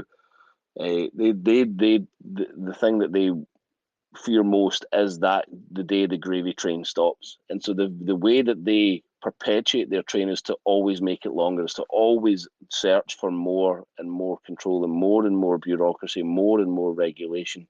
And therefore the chance of them losing their job or losing out on their ability to work is right. so it is an intended But I mean, the market consequence. pushes against them, right? So I mean, they can't go too because like the market does push back against them, Yeah, but right? look, I mean, So, look, but look what happened after. I get what you're But look what saying, look but and I look what agree to some look what extent, happened but after 2008, like when the banking crisis. What was everyone's first response? We need more regulation. Banks need to be regulated. yeah, but I mean, then the banks and the corporations push back, and a lot of those got repealed, right? So it's like when Trump came in, a lot of those things that Yeah, they and took them out, I right? think he So I was certainly mean, a president that helped, bring markets back to being freer than they were. But as I said, we have the freest markets that are about in the West, but it's still not yeah. totally free market capitalism. There's too much government, right? It's all the government, Yeah. intervention and stuff like that, and that's the problem. So, is there anything else we wanted to cover for this book, or is there any final thoughts, or was there anything we kind of missed on? Because I think we're now touching up against the second book, right? So we didn't do our nitpicks and hit picks section. Say that again. We didn't do our nitpicks and hit picks section. Okay, if you want to, I felt like you guys already did. No, you guys were quite cruel to the poor book. Nitpicks. Like something. Okay, yeah. The reason why I don't like thriller books, and I mean, the ones that are like it's just airport, bookstore end cap, whatever, Lee Child, whatever, like all of the cheap stuff I don't care about, Robert Ludlum, like fuck that, right? I don't expect anything from that. But you have actually books that are decent, I find, and they fall into the kind of cheap trope thriller. Like for example, I like Michael Crichton, right? Like his books, I like the ideas, I like the way he explores them, and then he gets like stupid, like thriller tropes, like jumping the shark stuff that I really dislike.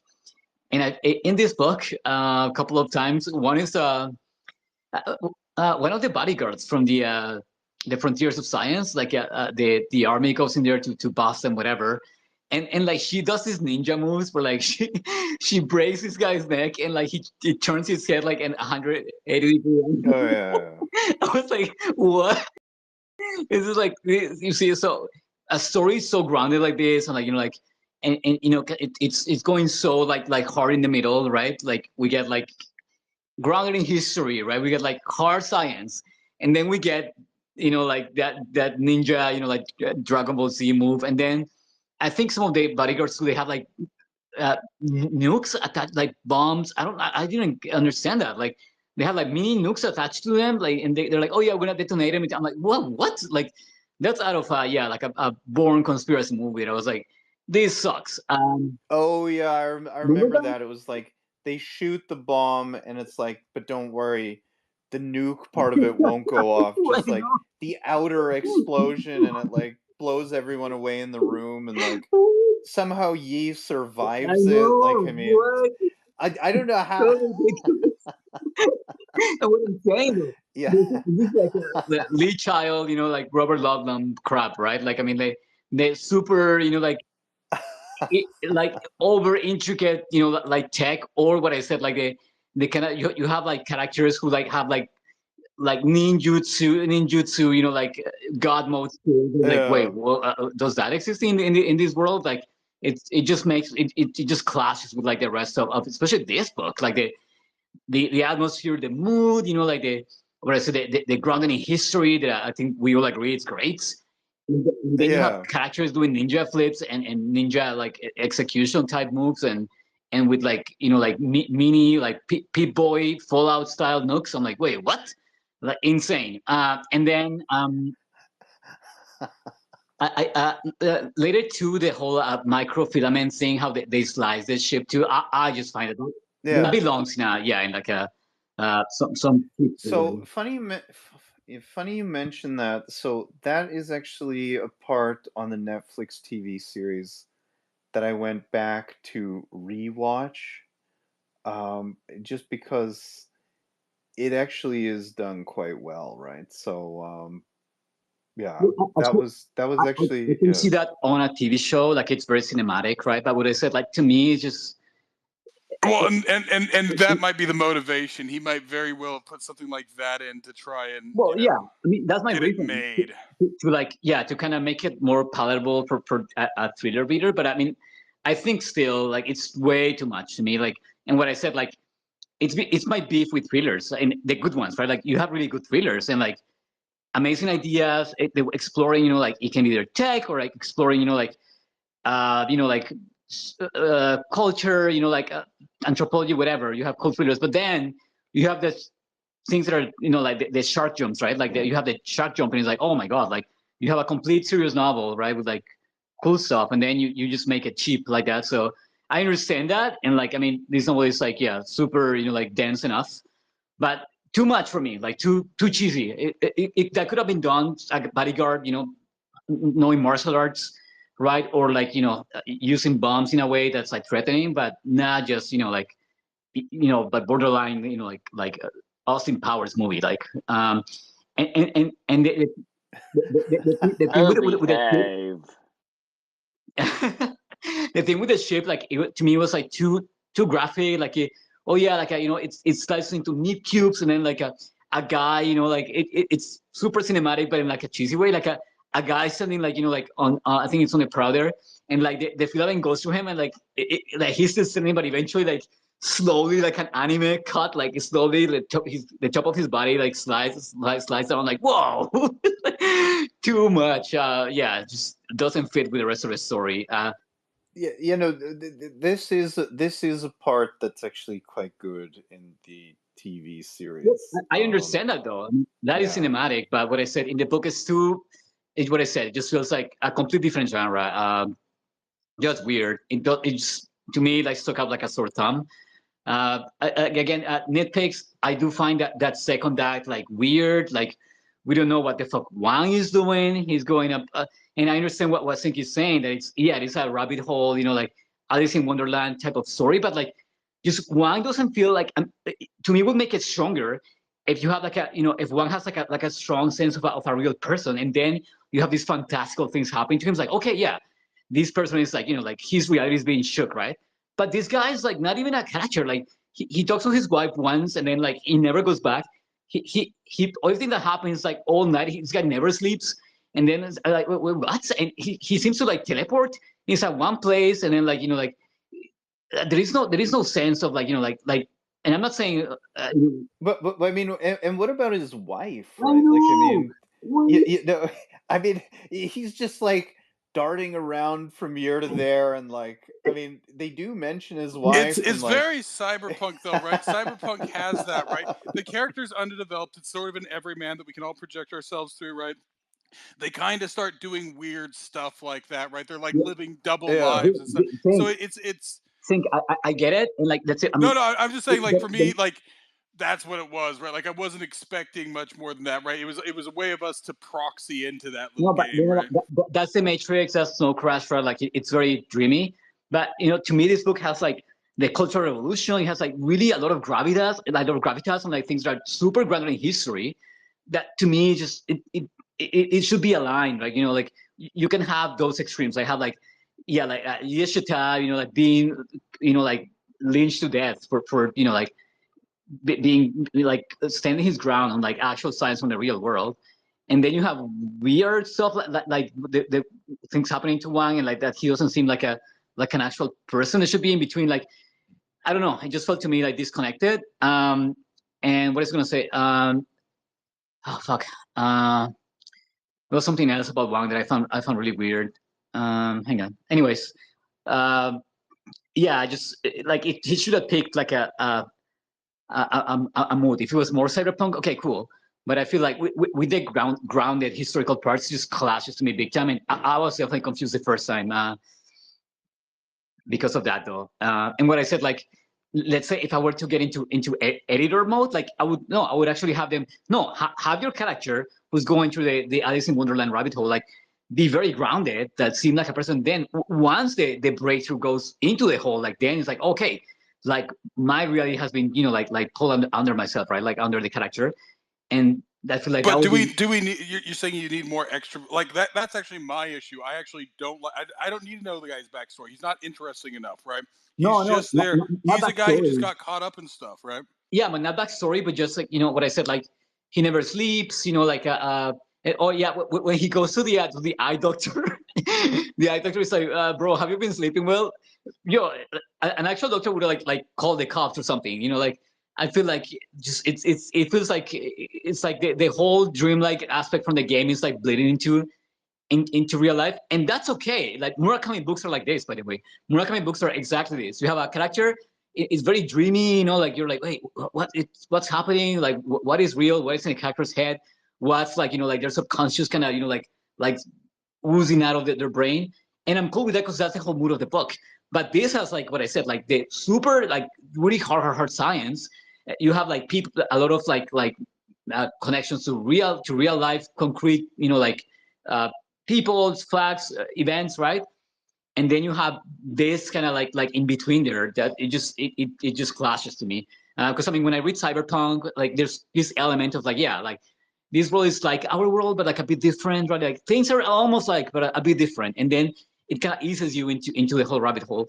But here I mean, that opening, right? Like, I mean, it doesn't get more grounded for a fiction book than that, right? Like, I mean, super grounded, cultural revolutions, like betrayal of like, like the whole individual self right there, right? And then have this, to me, just, I don't know. What I say, I'm nitpicking, right? This is our nitpicking section. So not breaking the book, but like definitely, if I would be editing this book, I would tweak that a bit.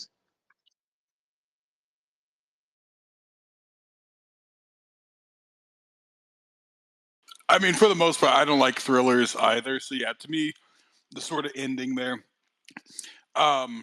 like the whole kind of Dosher, like, you know, cop character, right? Like that was to me like, because yeah, like Yeah. I don't like police procedurals for the most part. I don't like thrillers. I just it's just kind of. I mean, the reason thrillers annoy me is because they're so But enough convoluted. of those elements are those elements are quite muted, right? I mean, it's not. Yeah, no, exactly. That's not what you focus on, right? I mean, it's not really the Well, focus. actually, like I usually like a character like that sure wouldn't bother me, right? Because of that, it's just super archetypal and like tropey, right? How they and what I said like, again, guys, like if you read Asian fiction, Japanese or whatever, you always have that cop that is like, oh my god, like stop, like Oh always yeah, the no. top character, right? But in this book, I liked it because he was like a foil to the scientist, right? He was like, okay, and like what we mentioned about before, like the Hume, you know, like philosophy, like inductive versus deductive reasoning, right? So I feel like he's embodying that deductive reasoning, like in this instance. Oh no, that's difficult. I like the Dosher character to a certain extent, but yeah, just kind of the whole like plot there, right? Yeah, no, I mean, and that's what I was saying when I mentioned like the thriller parts of this. Like it just to me like they don't ruin the book for me, but like unnecessary because I mean it's so many interesting things. Like even kind Did of they have Dosher in the TV series? uh, in, in the Yes, content, they do. It's the same guy that played Genghis Khan on the Netflix, Okay, that's the Marco because that's Polo. I want to imagine it was no, that guy actually. That's funny because he's a Yeah. British actor, right? And did you ever watch IT Yeah. Crowd? Yes. He was in the one where he's like playing like the Morpheus like character, and they're like it's actually the whole same thing, right? It's almost cyberpunky, and he's getting drawn into like this street like game show and all that stuff. Yeah, no. So like that's actually hilarious that they chose that guy. Because that was why I could never Yeah, no, watch that Genghis Khan show. he's quite Because good. like Yeah. in that, like it was actually one of the best episodes, especially his whole character is like he like scoots out of the doorway and everything. So like when he was playing Genghis Khan, all I could think of was that episode. It broke the wall too much for me. You know, what has he been in that's been like big? He was I think he was on Prometheus or one of the or the sequel. He was like one of I think he was like one of the pilots or something. I think he was like. He could have been. I'm pretty sure he was in that. Like a yeah. No, there's something else. Like he's been in a lot. Actually, hang on one sec. Hey, another nitpick. Why is Einstein a hobo? I know he plays the violin, like that makes sense. He was a musician, but why is he a hobo in the video game? Is that something symbolic? Who? Einstein. He's a hobo? Yeah, he's when Wang meets Einstein on the video game, he's a hobo, and he's like, you know, he has like all these ragged clothing, like he's barefoot, and he's just playing the violin on the set of stairs, like by the pyramid. I'm not sure if that's like something Asian, like a symbolic thing, but I'm like, what? That was really weird to me. Was it a job at the West? I don't get it. I mean, he was a musician, like, you know, like they say like a lot of his music, you know, like a talent, like helped him with the physics, you know, to kind of with the equations and all that. But the hobo part, was like, what? That was weird. You know, Benedict Wong is the guy exactly. who plays the cop. Yeah, he was in Doctor Strange. I might have to watch it because they have him, they have Jonathan. Even though I know it's awful, they have too many actors I like. Yeah, Jonathan Pryce is in it.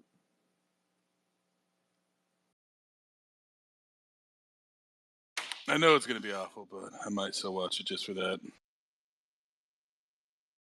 And the one guy from Game of Thrones plays like this. Oh, the one guy, just the one guy from Game of Thrones. I don't know if that really narrows it down. You know, Liam Cunningham. That's it.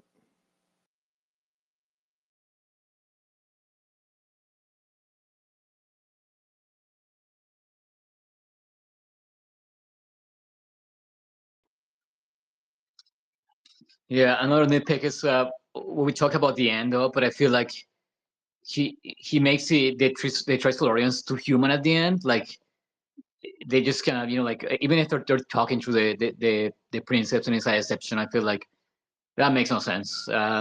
It just sounds like total humans. So that was a bit of a letdown to me. Maybe what Adrian, what you said, like maybe it's a Yeah. setup or something, but like, Well, this yeah. is what I'm. So I mean, I have not started the second or third. So I mean, I think I'm gonna reserve judgment. What I'm gonna say is, uh, on this, I did enjoy it, just as like a final thought. Um, but I think it's one of those ones that are going to have to be looked at as one part of the trilogy, right? So, because I mean, we really need to find out how all of this plays out, right? So yeah, that's my thought on it, right? I'm gonna reserve judgment and like judge the entire trilogy. Yeah, for sure. I'm just nitpicking, but no, for sure. And this story, I mean, I read them all. It's been a long time, so I just remember kind of general things, but like it's definitely, like some books like you just, oh yeah, I just read one of the trilogy and like whatever, like it doesn't used to get kind of like the main, um, idea or like like the gist of like, or even like kind of the bulk of the story or like what the author was going for. But like this, you have to read them like really.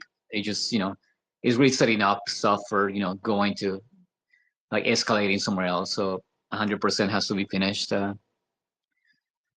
Like I read many sci-fi where it's just kind of a fun romp, like a space opera, whatever. Like all the books are the same in the series, like just kind of different settings. But this is just really escalating to something. So yeah, I hope we do them on the book club, if anything.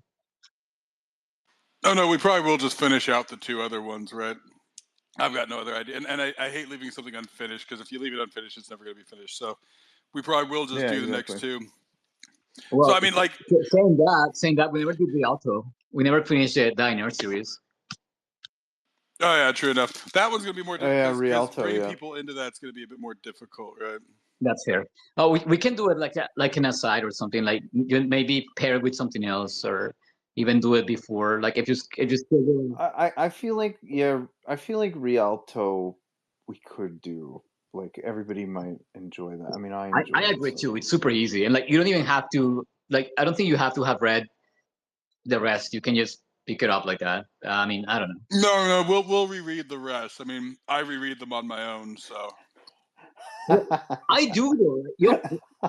Let's say it's time to go to bed, right? And I'm not sleepy. I just play Arthur Mori and I pick any of the Kugel or Rialto, and I fall asleep to that like often, like at least like 3 times a week. Like I listen to this. Actually, I know the lines like what's coming by heart. Like I listen to it so much. It's such a comfort thing for me. Well, like I said, there's three great epics of the 20th century, and that's Dune, the Kugel saga, and Dragon Ball, right? Yep, Dragon Ball Z, yeah. Yeah, but I like Rialto a lot though. It's like even like the first story, the mirth. It's kind of like poking it, like Oh yeah, no, I'm saying like I mean the whole Dying Earth, right? The Dying Earth, and then the that, Kugels, and that, then that story is kind of like prefacing like the trans movement or something, like men turning to women, or like like men kind of giving away their spoilers, power. spoilers. Oops, sorry. But yeah, no, we'll cover it at some point. But yeah, no, I guess like overall, like as you guys, usually I either hate a book or I don't, right? Like I take it holistically, right? And I almost take the sort of rough edges as part of it, right?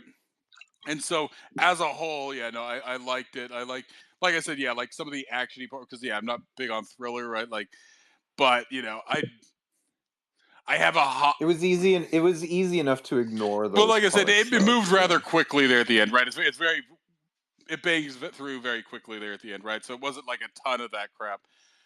So it was kind of just like a punctuation mark on it, right?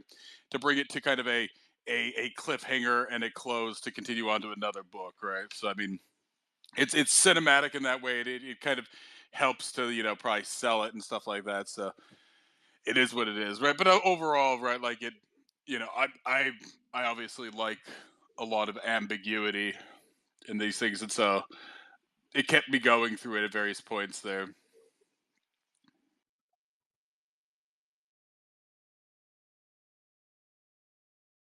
Any other final thoughts? And then To me, it's not setting up like a uh, just these huge kind of worms, and like the whole dark forest philosophy thing is attributed to this guy. So yeah, and that's it's interesting to me, and what I said, like even like kind of like all the kind of dilemmas that juxtaposing things in the book that I love. I mean, there's a lot of them here. I feel like too many. Like it would be fun to like focus on one, but like the whole idea of like, okay, like nature versus man-made, right? Like, I mean, in cool to explore that in not in a cheesy way, but like something like on this. Also, what I said too, the whole inductive versus deductive reasoning, like that's a cool thing. And even the dark forest thing, like okay, like is humanity like dumb for like not thinking more like a warrior, like species civilization is just kind of like just making themselves vulnerable and like inviting extinction. Like that's interesting. Those are really cool questions. I feel like few books go that like go that high up in kind of philosophy slash like cosmic cosmic contemplation. So interesting. And I enjoyed it like first and better than the first time. Just I don't know. I feel like I was in a better mood for this. And I did not. I just remember being bored the first time, and like this time, nah. Like I mean, it's except from the little cheesy thriller bits, like I was super into it, and I didn't feel like the science. Honestly, like every time there was like kind of hard science, it would be like preface or like like you have like kind of like quote that I read, like something like a little nutshell, like something encapsulating what was coming after. So even if it was like, okay, this is a lot of jargon, but like you knew you had the main idea kind of spoon fed to you before. So it's not like what I said, like probably the dimensions, like, okay, you have proton folding and like, like programming on a like a planet sized proton, but like it's really explained before, like really briefly and like super simple. Okay, you can actually, when you have like things that seem small and simple in one dimension, in the next, it can be extremely complex. Like, I don't know, that's super easy to grasp to me. And the book has a lot of that, right? Like has a little metaphor, that would like introduce like the bigger ideas, and I feel like it just transitions well, and it doesn't feel like you're just dumped with like something you can't really wrestle with. Like it's very conducive to like for you to get the idea first, and then easy to reflect on the bigger concepts from the idea, right?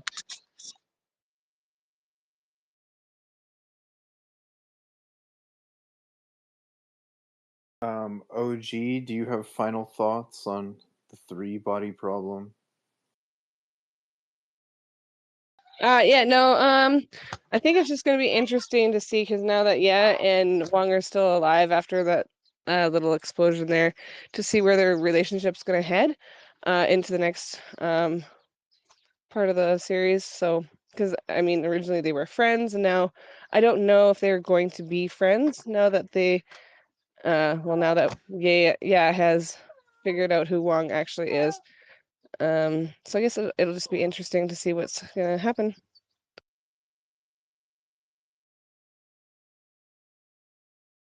so on that.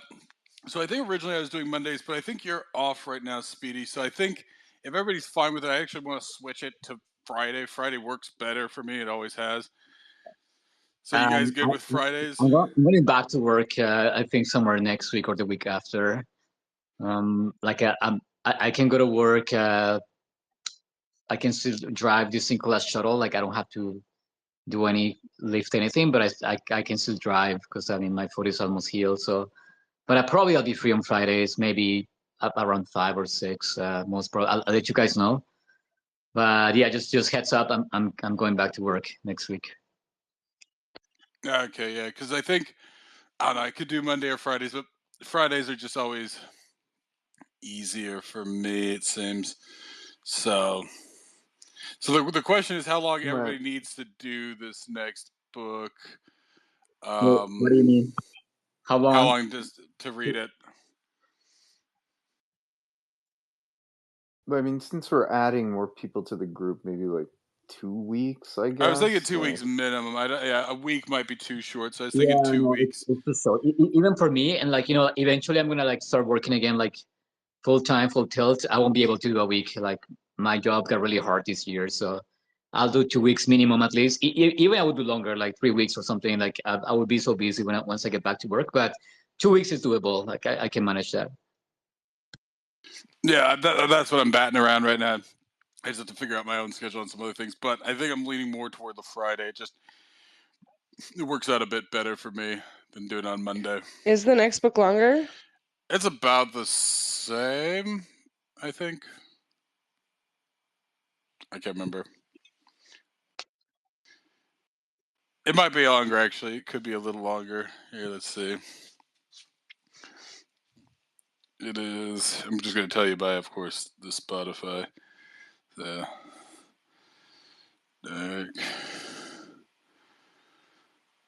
Dark Forest. Yeah, no, it's a bit longer. It's about 22 hours. So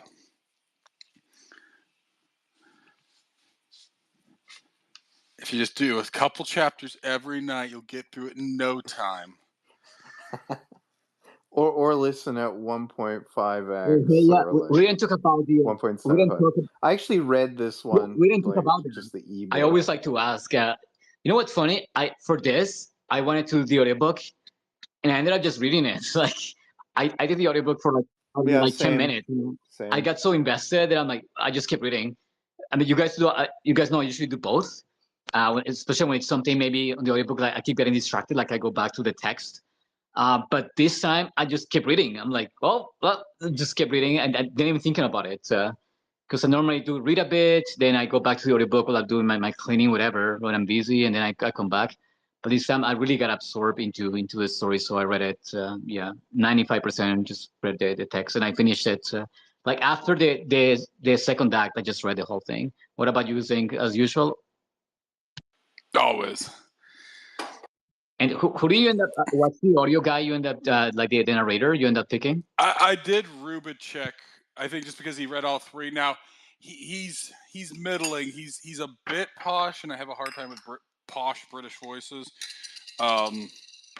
Which is why McBeastie's allowed in here. He is definitely not very posh. But it was okay. I might try because now that it's on Spotify, I might go with the Spotify. I think they have a different reader for each one on Spotify. I'm going to finish it out on the because I already started the second one with Rubicek. But yeah, I went with Rubicek. I don't know if he's the best, but usually for series, I prefer just a consistent voice. He was in the ones I downloaded. He was the only one that read all three. So.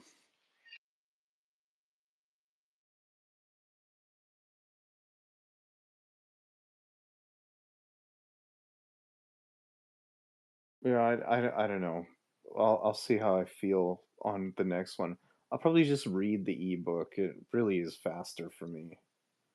I did Tipton because he just sounded like the most neutral. Robicek wasn't bad, but bro, it's so slow. How much you speed this guy up? Like 2x? I think. Oh, the first time I did it, this was months ago. I was just listening for it to fill time, right? So I didn't speed. Oftentimes, that's why I don't like on review. I think I was running him at about almost 1.8, very comfortably. I didn't even debate going to 2, but yeah, no, this guy's. But oftentimes I just because it's just there to fill space. So sometimes I just listen to him at 1x, right? Yeah, I couldn't do Rubicek. Just it's like he's on sleeping pills, man. It's unless I speed it up really fast. But then it sounds like like Alvin and the Chipmunks. Like no. I mean, I might just probably read it too. We'll see.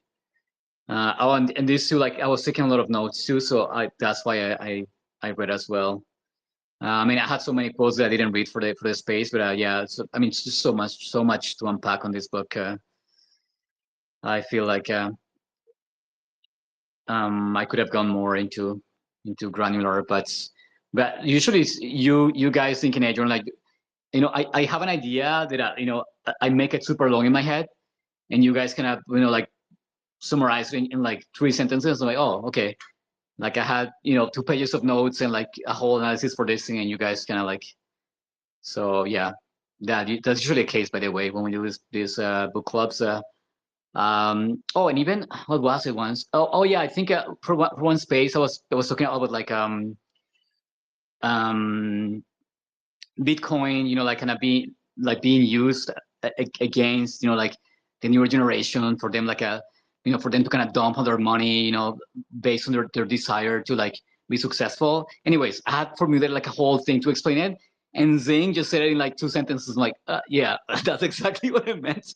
So you guys are like much different thinkers than I am, because I have to usually, me personally, when especially reading, right? Like I read something, I have to sit and kind of ruminate, like through it for a long time, and like take notes, kind of, like tackle in different ways for it to make sense. But you guys are, super efficient thinkers, so save me a lot of time talking.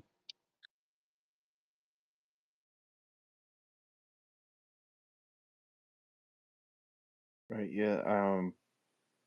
Yeah. I mean, I also had some other notes too, but I think we covered most of like the most important parts, right? So, yeah. No, for sure. And I mean, like obviously the what I mentioned before, though, the cultural revolution. Like I'm just glad younger people, anything interested in sci-fi, gets to read how shitty fucking communism is, right? Like, and you guys all touched on it, because I mean, like, I feel like everyone, I feel like even people who shit on communism, like, they don't underestimate how it's like, how terrible it is. Like the worst human experiment, right? Like ever. And I'm just glad to, have a fiction book. Like, I know woke people read this. I know the transhuman, globalist people read this too. Like it's a very, uh, like it's one of those books that everyone wants to read. So just for that, like I give it points for exposing Well, it. that's somewhat the difficulty, because, of course, he leaves it a cliffhanger. He obviously knew he wasn't finished, because I'm having a hard time figuring out. Obviously, and I've read some of the stuff he said. Obviously, he's not quite as my political persuasion, I guess we could say. But I'm curious how he's going to bring it home, right? Like, there's certain things, like with the way it kind of eventually gets there, that I'm still a little unsure. Yeah, like, is it going to make more of a woke point or less of a woke point? So Yeah, that's sort of I'm it's not gonna very say. open ended right now. I won't Yeah. say anything about Well, I it. mean, the Rachel Carson being covered, the Silent Spring, I was Yeah, like, I roll. I uh, roll. Yeah, I'm not saying anything. And you guys are okay. I think, like once I heard you guys were doing this book for the book club, and like, I said, is it amazing, or is it like, is it woke trash, or is it like, I mean, we'll see as we go. But I mean, like He any obviously paints Evans as a massive piece of shit, right? There is yeah, no way to like Evans. nah. oh, that we didn't cover. It was like Evan's monologue there when like he goes Well, that's on the thing. like So that's why the I don't think he's gone yeah. fully that, because Ha. Evans is almost kind of like almost a straw man for the stupid sort of Eco guilty. eco Oh, we're the terrorist. worst. Because Yeah, he's so out of touch too, right? It's like yeah. he's Yeah, complaining about exactly. like the peasants and stuff like that. It's like they don't care enough about the birds. Yeah, yeah, there yeah, And that I think at some point, like, I'm sure there are people that look at Evans from like oh like yeah, the they probably love left him. It's like, that are yeah, like, "Oh, he's a great yeah, guy," he's a and shit hero. like that. Like, I But mean, we're looking I see him as a Well, completely no, whiny piece of some of the shit, right? leftists will Yeah. say, well, yeah, no, he's imposing white values on the poor Chinese, right? So I mean that might even be the way that what's his name's presenting it, right? So there is a way you could take it as a woke like as a critique of, you know.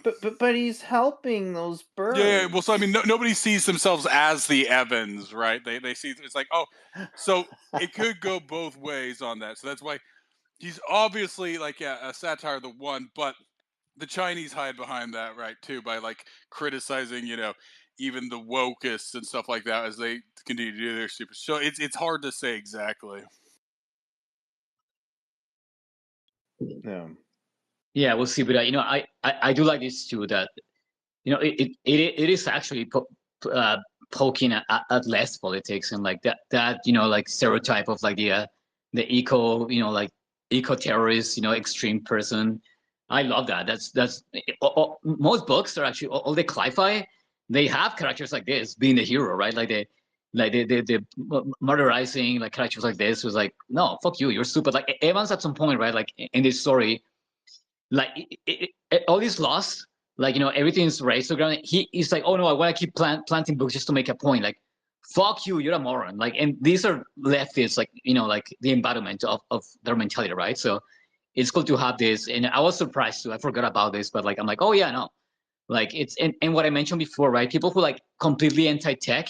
I'm like, listen, like you're, you know, like stairs are tech, right? Like what I said, a shovel, right? Like a pencil is tech. Like you can, tech is, you know, like the most Yeah, intrinsic human writing and thing. language is tech, Exactly. I right? was gonna Yeah. go there. Yeah, like languages. Like I mean, it, everything that's human, that's, you know, that hints to progression. That, you know, invites progression is tech. Like I mean, humans are tech based.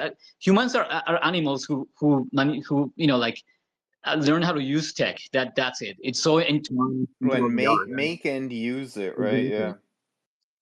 Yeah, it's so intrinsic into what we are. I mean, like going against tech is going against humans. It's so stupid. It makes no sense.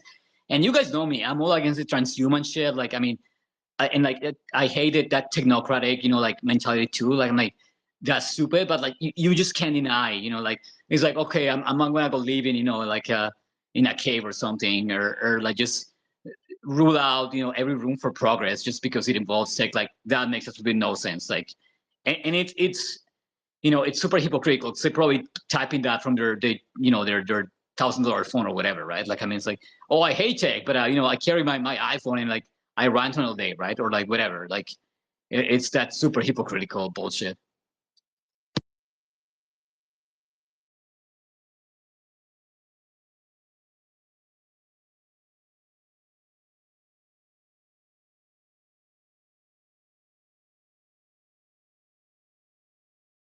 Yeah, no, I fully agree.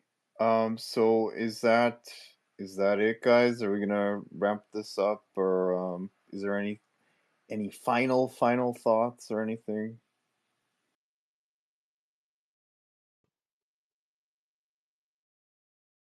No, I think that's it for me. I mean, like I said, it's kind of hard because we know there's more in the next book, and of course, I've already started the second book, so it's a bit difficult to stay paused there. I'm trying to bring you up, Pavel. I don't know, like it just isn't working. Yeah, that's it for me too. What you guys said, like if anything I have would be predictions or like, you know, like kind of extrapolating to what's to come. So why bother? We're gonna read the next book, so we'll just do that on the next Sorry, Pavel, I book. tried to get you up earlier. Do you have any thoughts you want to add on the book? What were your thoughts on the book? I am at 50%, but I've personally related to the communist stuff because I lived in the Soviet Union. So yeah, it's pretty on point, kind of this meddling stuff when they actually kind of tracking that into what's happening nowadays. But yeah, the book is pretty gripping read. I just been really bad at reading it, but it's the style is really great.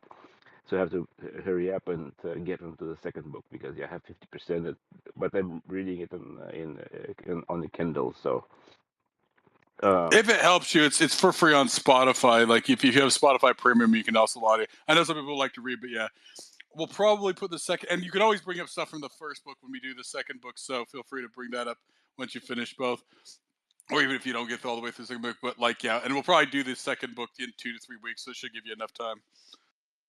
yeah, I'm actually at the point that where it's going to be discovered that it is a game. It's not actual science. It's something else. So that's kind of cool. But yeah, it's really a roller coaster. It's pretty nice. That's all my thoughts on that. But yeah, thanks guys. Oh yeah, if you want, I can't remember if I. Are you in the DM group? I can add you to the DM group so you can keep. Yeah, I am there. Okay, perfect. Yeah, I can remember if I had you. So yeah, no, I'm glad you're liking it. So yeah. So yeah, we'll probably do the next one like 2-3 weeks. So. All right, that was great, guys. Thank you. That was a great session. Nice to have you back in this, Carlo.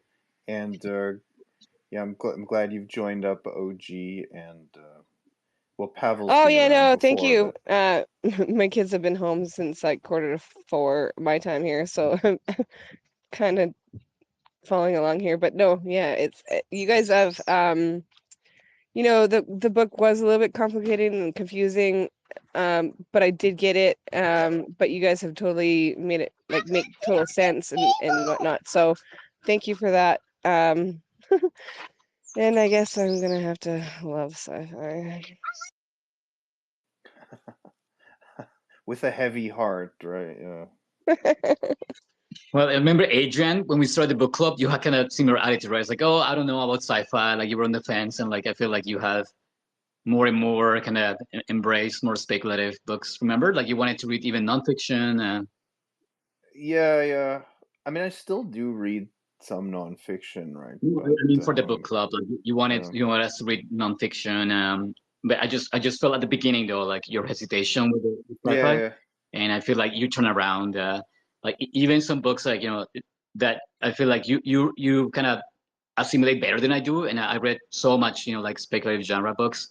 But for some books, I'm honestly like impressed that you're like, wow, like I never thought of this, or like it's like you can analyze things as someone who's been reading sci-fi for 20 years, or like speculative. Like very impressed that you opened up like that. So I feel like if you do it, anyone else could just kind of go with it. And like it's what Singh said, right? Like you kind of learn like some things you can just kind of gloss over. It's just part of the whatever makes the story, the world building. But like once you learn to kind of discern what dictates the bulk of the story, you can just ignore the rest and like get what you need the most to make a concise idea of the whole story, right?